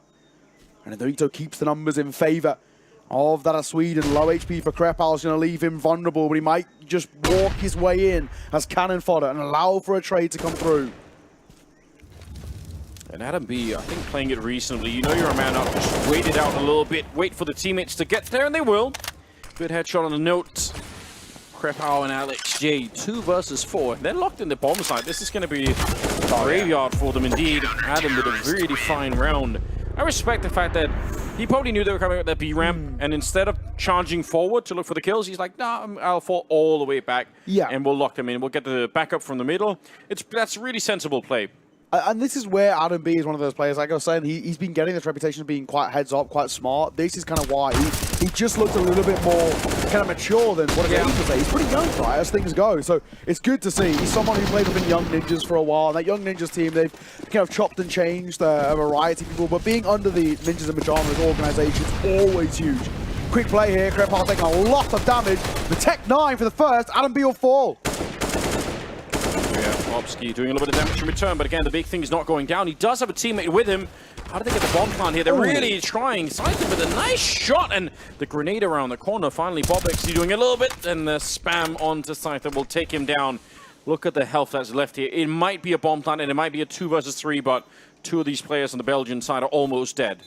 The only thing is, really, how much of this damage feels like it's confirmed. BobXD going to find one, and they're giving us a go. Time is ticking, boys. 16 seconds. In they go. Tap onto the bomb by Giacchino. Krepal 1 point of HP. And a dream. That's all it will be. Defuse to come through with 5 seconds spare. Sweden make it 7-1. That's a frustrating round. That's a round that they're going to go back and think about. But the truth is, you're right. Maybe they didn't know how low they were, but once the fight started, 2 of them just got evaporated right away. It's very, very hard to do anything with. And they also didn't have the best bomb plant positions afterwards. Yeah, they got the bomb down, but they didn't really know where to go. Nowhere felt safe. So, which actually can be a problem on the B-bomb side, to be fair. So, wow, what a tough break. 7-1. It's some pretty quick rounds. Yeah, exactly. I mean, credit to as well to Belgium. They're getting out onto the site, which is a really positive thing. But now with lost bonus built up and bomb plants, they can survive round upon round when it comes towards buys, but they're not winning any rounds. Oh, this might change the tide. We'll find Giacchino. Open play for Alex J as well, which is something which could lean in their favor, something which Sweden no longer possess. Definitely nice start. Good control here as well. Molotov towards early excavation gives them room to work over towards B. They know that there's a bit of a fight here, and Plopsky reclaims the space. BobXD in the middle again. CTR's been very, very hungry. He's going to be able to find that one. Note and Alex J. Again, the tides turn against them. In spite of getting the good opening, they're back into another 2 versus 3 here. Bomb picked up back towards T-Spawn. Note sneaking in. He does get dinked, but somehow able to live through it. He's at 13 health. I can't believe he wins that fight. 48 seconds to try and find a bomb plant here somewhere. But I do like the fact, look at how aggressive he's playing in the middle. He wants to get a little bit closer to help out Plopsky. I love this in Plopsky, though. You know, you may as well gamble. Just try and tuck your head and hope that they don't peek. Might even be able to deny the bomb as it starts to go down. That's where things can work in their favor. Note, picking up the AWP. Alex J in towards the rifle. Bogdan's law abided by. Does he get cleared? Looks like no is the answer. Smoke in front of his face. We might just catch him crossing, and he does. Huge. It's Note all alone. 1 versus 2, and lurking in the smoke. It's ZTR to find the final kill. What a round, and what a reclamation of all that of that site. Yeah, it's really, really well played. Again, just by the time that they hit, even if they got the trade there on Plopsky, there's no time left. There's only 10 seconds. you have to try and plant the bomb, and CTR is going to be there shooting you in the back. So this is looking pretty comprehensive at the moment. Again, attack pause even. Yeah, well, you should at this point in time try and calm everybody down.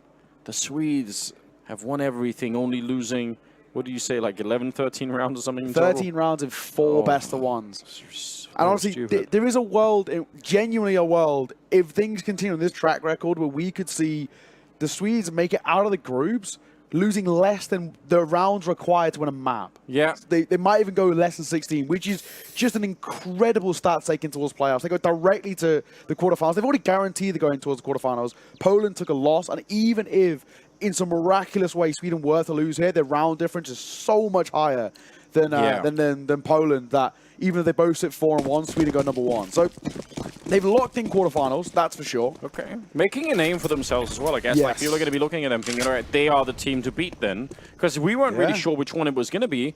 Could have been Denmark, could have been the Ukrainian team also maybe looking really, really good. And certainly the Germans. So right now, Sweden look like they're pulling ahead, maybe in a league of their own, at least for now. Nice shot. That's going to open up. Bob XD gets blown up, and they trade that one. Great opening right now. Double kill on A's. I thought double entry as well. I mean, it's pretty crisp, pretty heads-up Counter-Strike.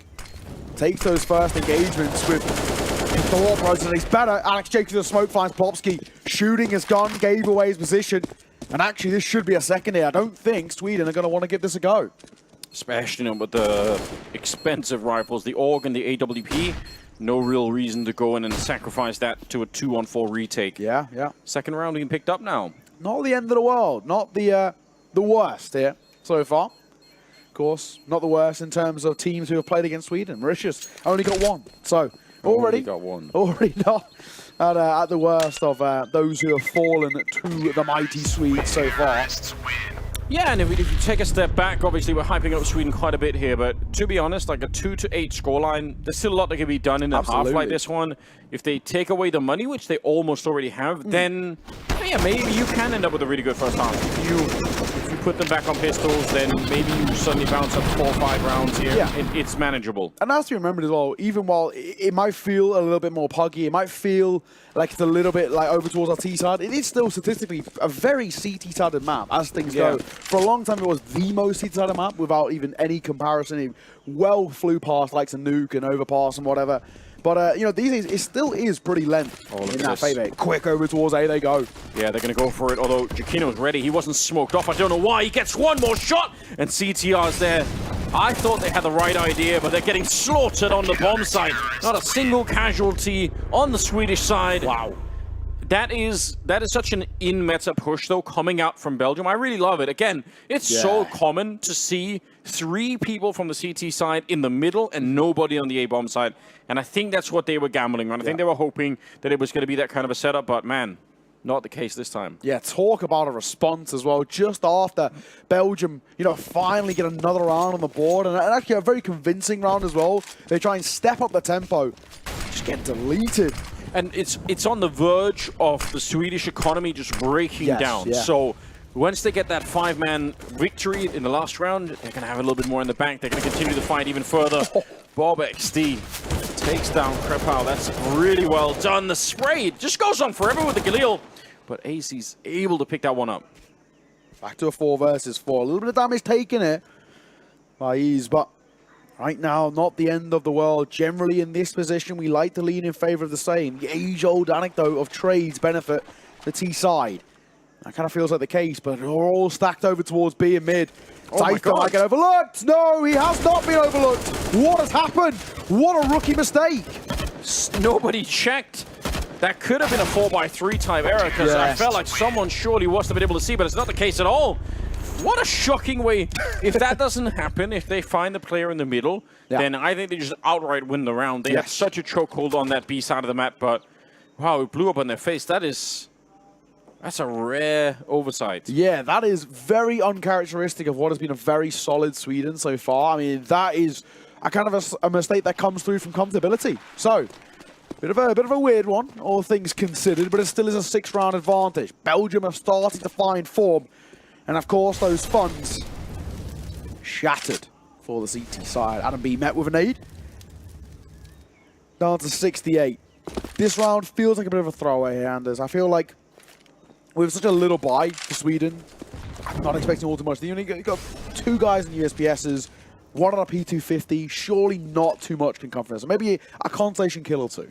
Yeah, and I think if you look at where the double flash is on CTR, he's in CT spawn. I think he's meant to flash into the B bomb side if anything happens. They got the stack going on there, so you're just it's a hope upon a hope upon a hope here to try and do something.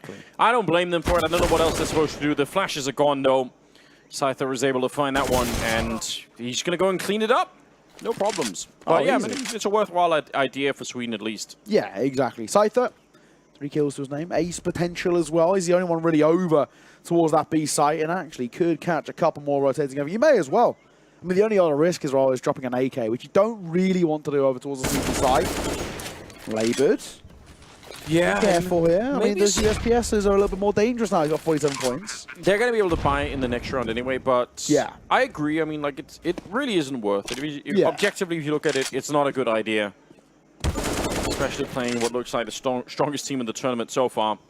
But he's doing a fine job. He's got 4 kills. He wants the ace, and he will be able to find it at the end. 5 kills going his way, landing him 13 health at the end. That's really good. Yeah, not bad as well. I mean, credit to his teammate, also kind of dying for the cause. Yes. I think it was Jacquinho who ran in there, just, you know, Jacquinho holding the angle, may I say, and then his teammate runs in, takes that first Deagle shot, so he can't really kind of cut the Deagle in time.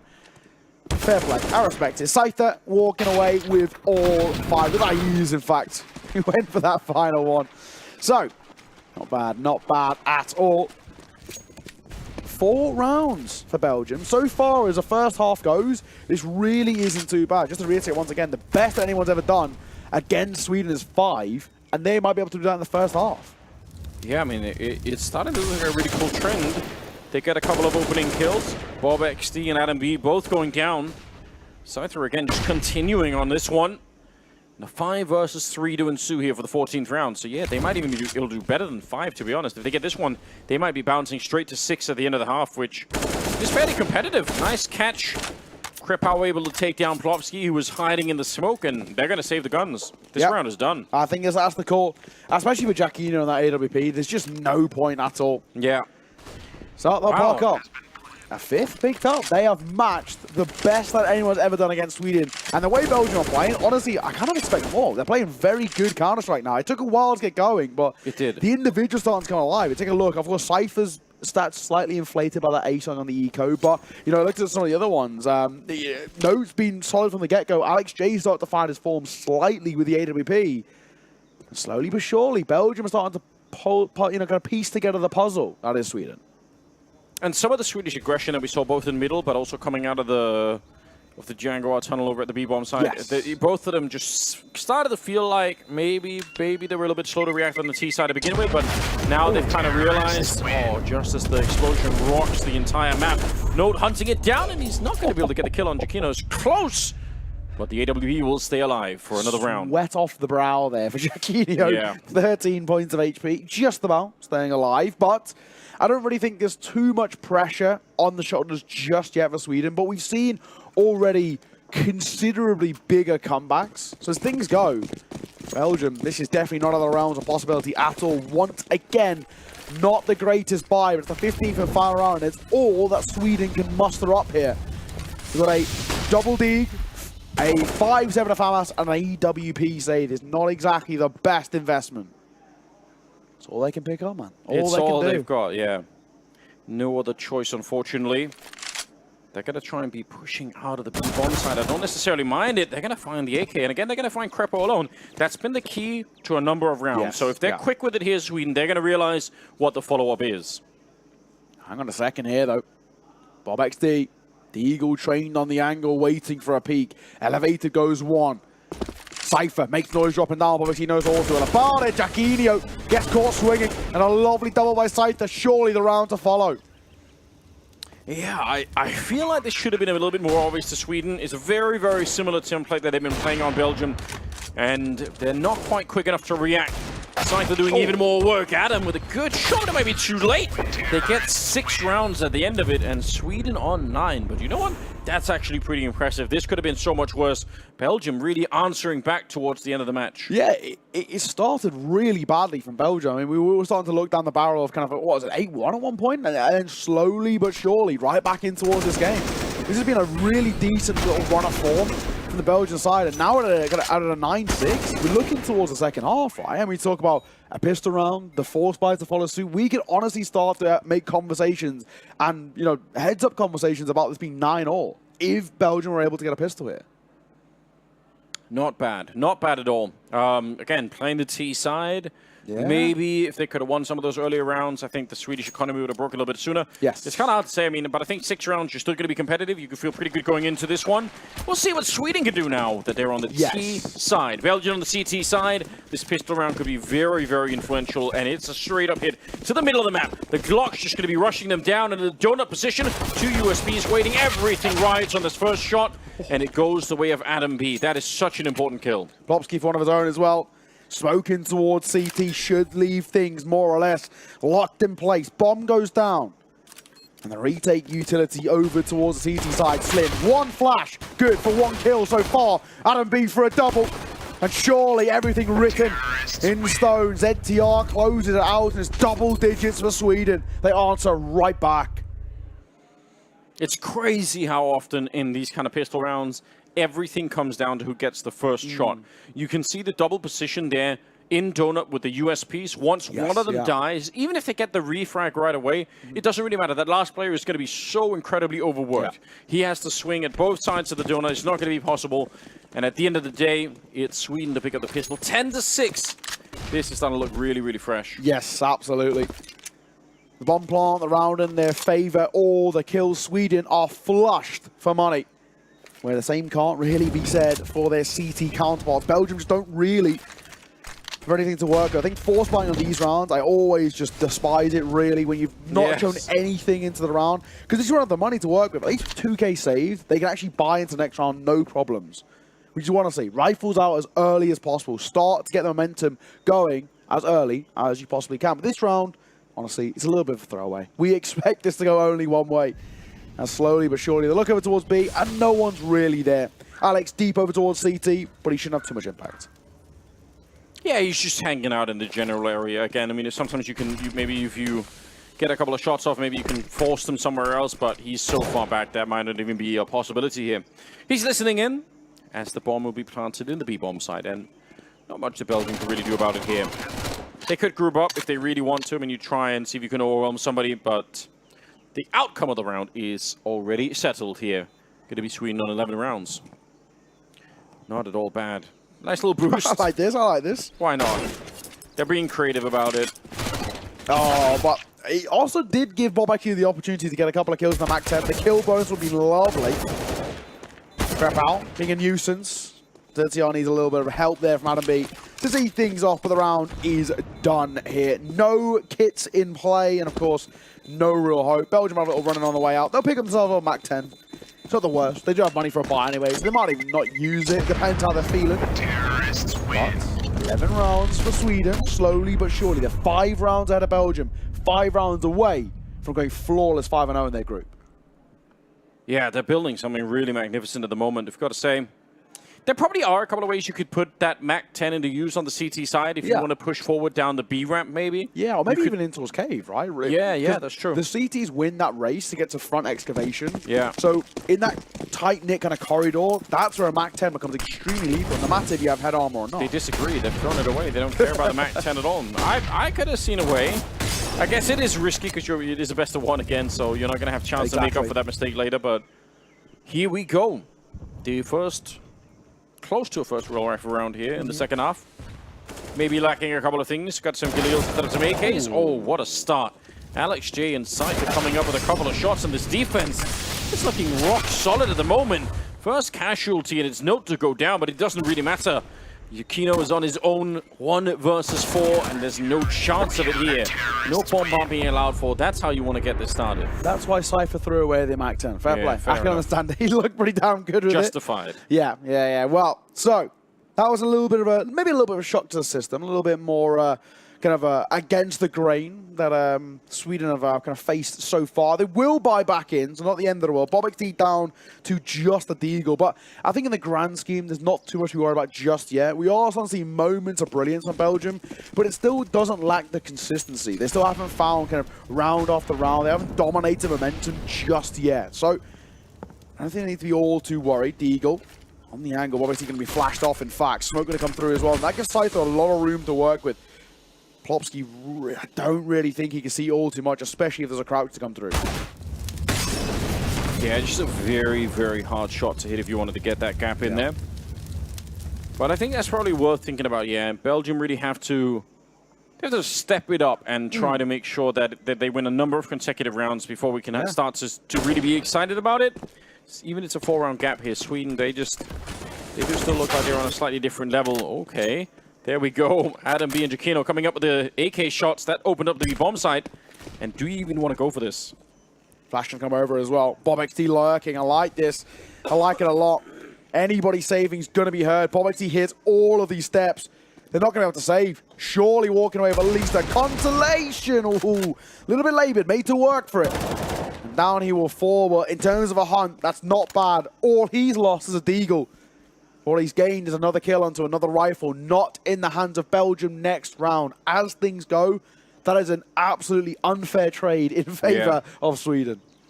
Yeah, it's so worth it. And it's probably very, very frustrating when you've already sort of you've already made the choice to give up the round and you can't even actually win it.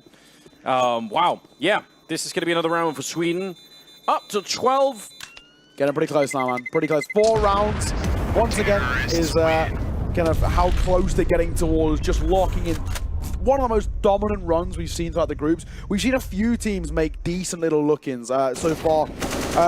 This here in IESF, if you take a look through some of the groups, Germany have gone 5-0, but they only went plus 26, where you look towards Sweden. They're currently coming towards this game plus 51 in terms of their round difference, which is just so ridiculous. Just insane. There's no one else even close. Okay, but actually, no, I tell a lie. Uzbekistan are plus 49.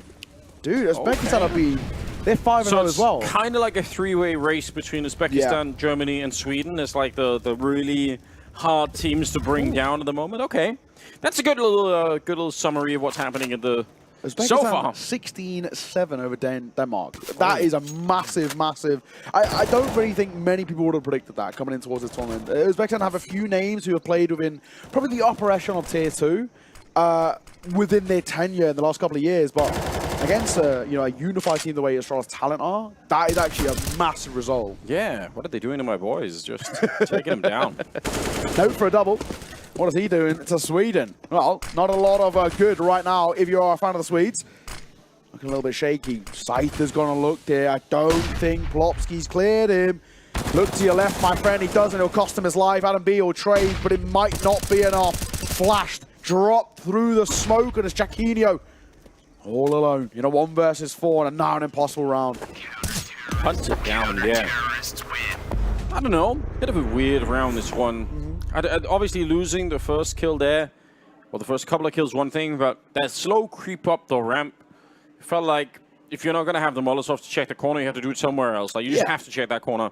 And they never did. So, unfortunate, but ultimately, another good round, another good defense. They're making this a real game. You got to appreciate that because, again, it looked like it was going to be one of those one-sided stomps that Sweden's been pretty much doing all along. But Belgium are saying no. 12-8. Competitive game, man. This is, know, not many people, again, would have predicted this. Currently, with Belgium sitting 2-2 in the groups and actually desperate for a kind of at least a good result here. And on the other side, for the counterparts for Australia, done a bad one. BobXT, ZTR, one apiece. Alex J does get one in the middle, but even still, trades generally benefit the T side. Maybe not in this situation. Note, brings the numbers back level, but Alex J taking quite the considerable amount of damage. Okay, that fight in the middle is going to be real important. You have to either find him here. The bomb is going to be planted. Can you get the kill? Oh, nicely done. Clean kill, I was going to say. That's what you need, because otherwise there is no retake. You can't retake the B-bomb site if you have to worry and fight the middle. Yes. It's still not going to be easy. Adam B is here. ZTR is there. A little bit further away. He's there for a potential wall bang, but they just keep going. Excellent flash coming over, and Adam B getting blown up. And actually, he's not going to go for the wall bang. He's going to relocate onto the ramp. Might get smoked there as well. He won't. ZTR finding one. Damage as well being dropped on towards him. He's extremely low. And that nade doesn't help. Oh my God. But he's got the line up. No time. They've got a kit, but no time indeed. Just like that little spray as well to lock it in. Love a little bit of BM, and they both fall as well. Well played by ZTR, man. I need to see more people do that. That's really wonderful. That made me put a smile on my face too, and on the wall. Nicely done. Just the right crosshair placement. Not sure how much he heard because he was flashed as well, but it didn't really matter. Getting the kill before any diffusers even attempted. And cleaning up the round, which did look pretty grim otherwise. Yes, it looked like it was set in stone, right? It looked like it was locked in towards Belgium. Really well played. And that's where the previous, probably quite unconfirmed damage that had been dealt towards Belgium was so important later down the line. Quick around there, Alex J might be testing which he passes with flying colours. Hello, double for him, traded out, but Adam B says you can do two, I can do two myself. Yeah, and again, they wrap deep around. They haven't really checked the smoke. That's a bit of a concern. Scyther's waiting here for the smoke to fade. Oh, a shot through, and that's a confirmation. He also fired his rifle on the other side, but either way, they would have known. They would have heard the damage there. 2 versus 2, and let's see, Adam, he continues. What a round he's got. 3 kills on him. And it leaves Note to try and see if he get the retake in here, but they're so far away. If he had a kit, he could put a lot of pressure on. He's got an HE, which actually killed at least one of them, but it doesn't even matter. He doesn't know it necessarily yet, and now he's very low. 10-second defuse inside, I doubt it. It's a nice attempt to try and put some pressure on. He's going to find the headshot. He got it. Does he? Yeah, he got it. Are you sure? He's got it. He has got it. He actually has. You're absolutely right. My my God. He's run onto the bomb site with just a deagle, a 10-second defuse on top. What a retake. No, that is sumptuous. He has been consistently brilliant for this Belgium side. When the team maybe has struggled, he continues to step up, and that is beautiful. I'd love to see a replay of that second shot. Jaquinho pokes his head round the smoke, and he gets absolutely ripped off. No. Having a little fun with the crowd as well. Good to see. Belgium are playing some really good Counter-Strike. While they still are 4 rounds behind, the doors of opportunity are opening up here. And for Sweden, just the one rifle in the hands of Adam B. Definitely a very, very hard round to win. If he's wrong on the... Even if he just forgets where the bomb is inside of his own smoke, like that could have gone wrong a couple of different ways, really. But excellently played. 13-9, 4-round gap. Krepau looking for it here. He has the feeling. Bob XD's on the other side. He takes a lot of bullets to the face and just tanks all of it somehow. Yeah, that's the Glock for you against Armor, the pea shooter. No problemos. Adam B, that one AK needs to do God's work, and not a bad start for him, but it's only limited to 1. It's this man, Note, who continues to deliver judgment. 3 kills, looking for more. Make that 4. No, sumptuous and brilliant. As Belgium are locking double digits, only 3 rounds behind. He saved them in the last round. Now he's picked up a quad kill in this one. He's got that cheeky little smile on his face, which we love to see.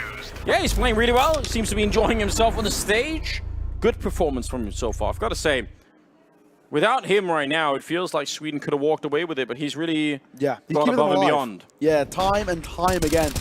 Really been keeping them alive. Of course, we've seen these moments of multi-frags from Belgium, but a lot of them are, coming against Ecos, for example. He's doing it on a consistent basis against the full buys. Yeah. And he looked just very composed in his action. This is a player who had nowhere near the experience of some of the guys in Sweden, right? Like, not to beat around the bush, but you got individuals like ZTR and Plopsky, even Jaquinho, who've played at quite a decent level, and on many a LAN combined as a team, right? Probably one of the most here. You would have to think so, yeah, definitely. Probably. I mean, Plopsky was tier 1 for a long old time. The amount of LANs he's played under his belt might be most than some. Notes for a double again. This man is one that's possessed.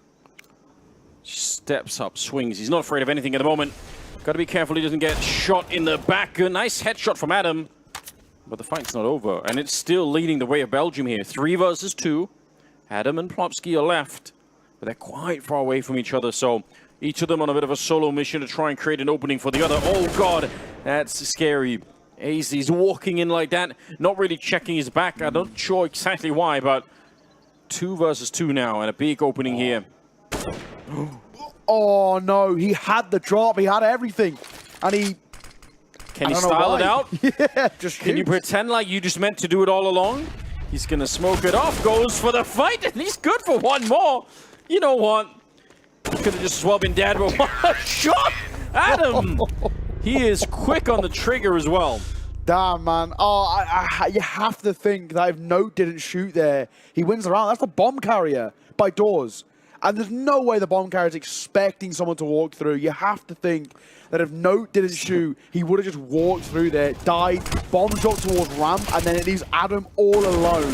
It's when those intrusive thoughts just, you know, they just win. You're like, ah. Listen, he's been playing really, really well. So I guess like it's just we'll give him a little bit of slack. But my brother is fighting ghosts over there, so yeah, he's fighting. You know, he's just feeling so fired up. Here we go.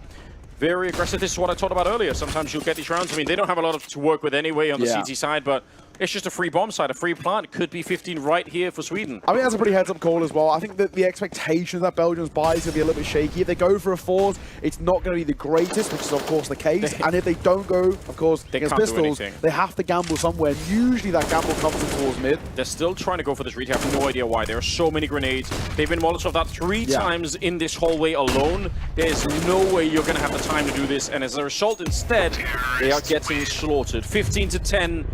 But they just gave up a lot of weapons in this round.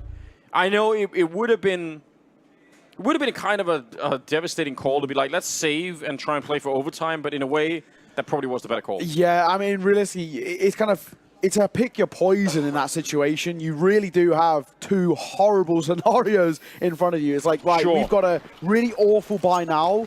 Do we try and just hope some magic happens? Maybe one of our guys hits 3 kills and then it opens things up and we play trades? Or do we then have to try and fight for overtime?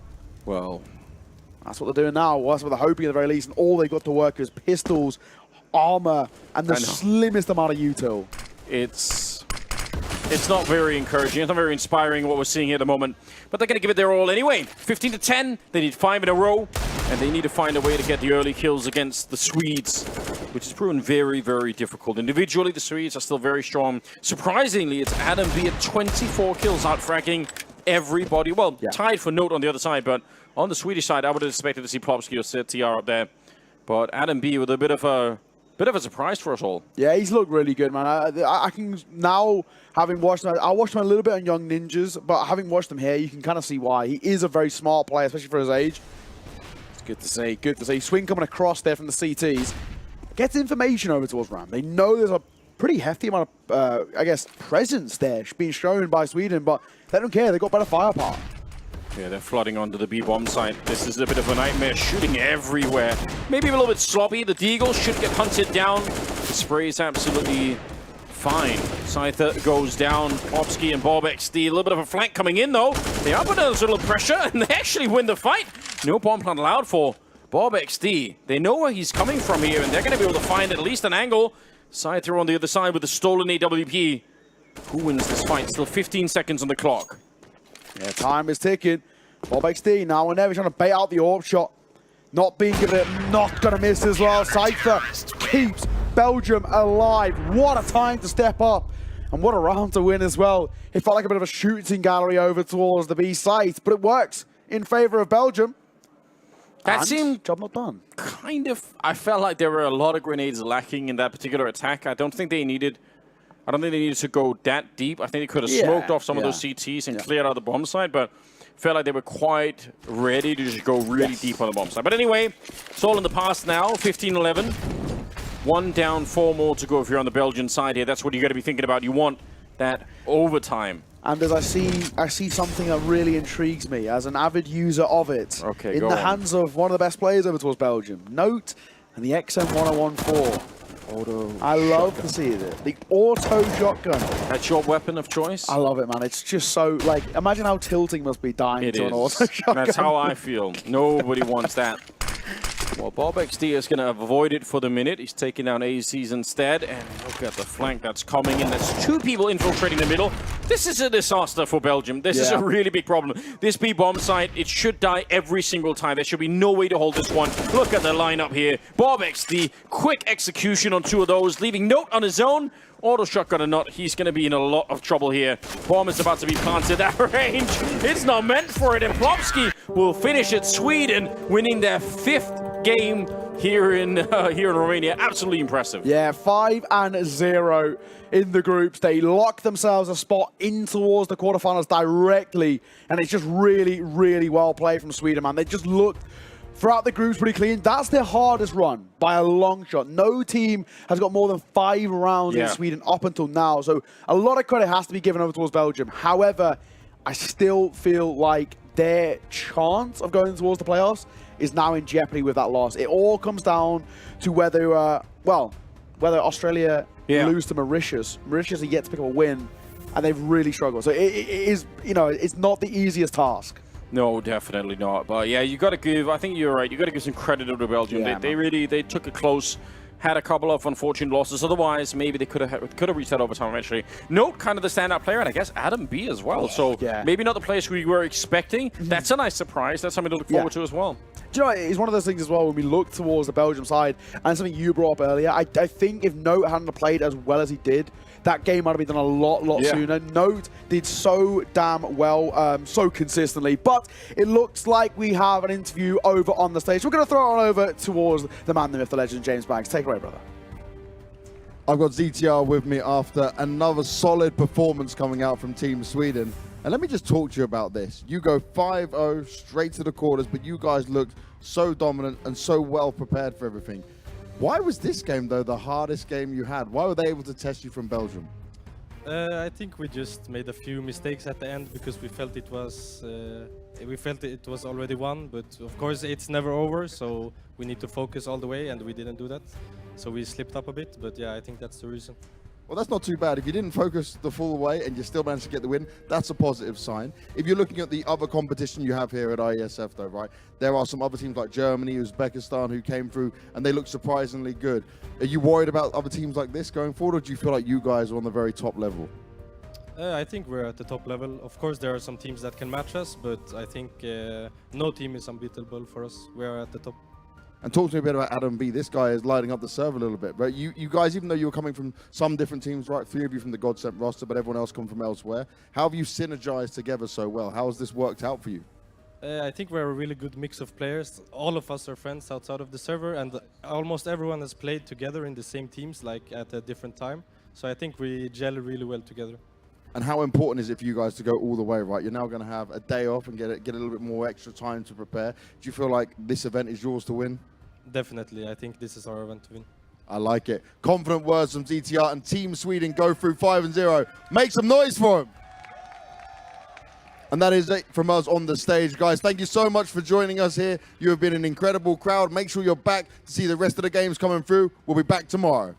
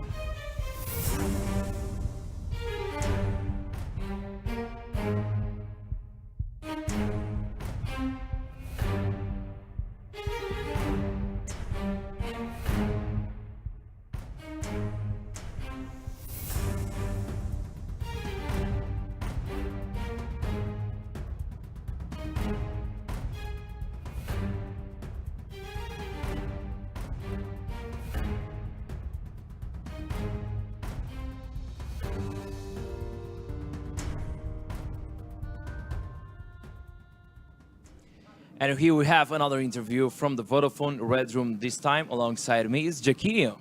Hello, man. Hello, Jaquinho, ex-Fnatic player, right now playing for Sweden, and alongside 3 Godsend players as a core. That's interesting. How did you guys come up with this team? I mean, in the Swedish scene, we know most of the players. We played with each other before in mixes in different teams. So we tried to find some players who could make it here. We had some other players originally. Unfortunately, because of the teams they're playing for, they weren't able to attend.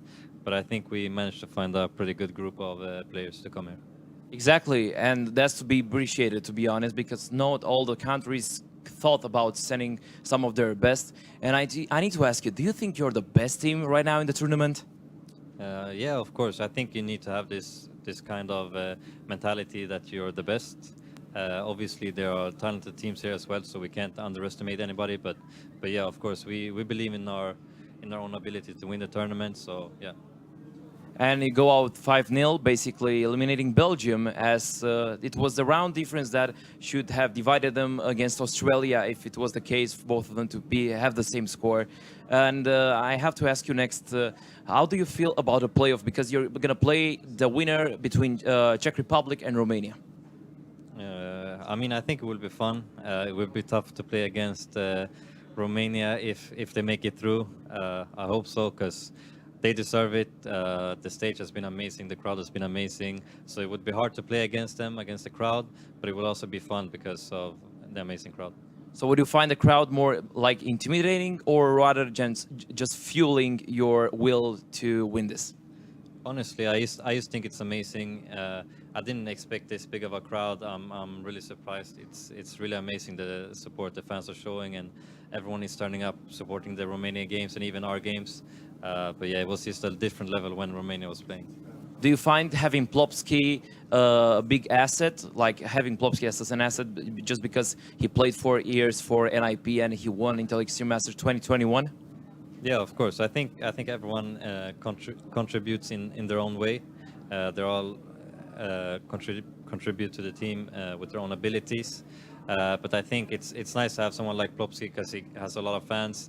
So hopefully that will help us get some more fans to cheer us on. Thank you very much, Jaquinho.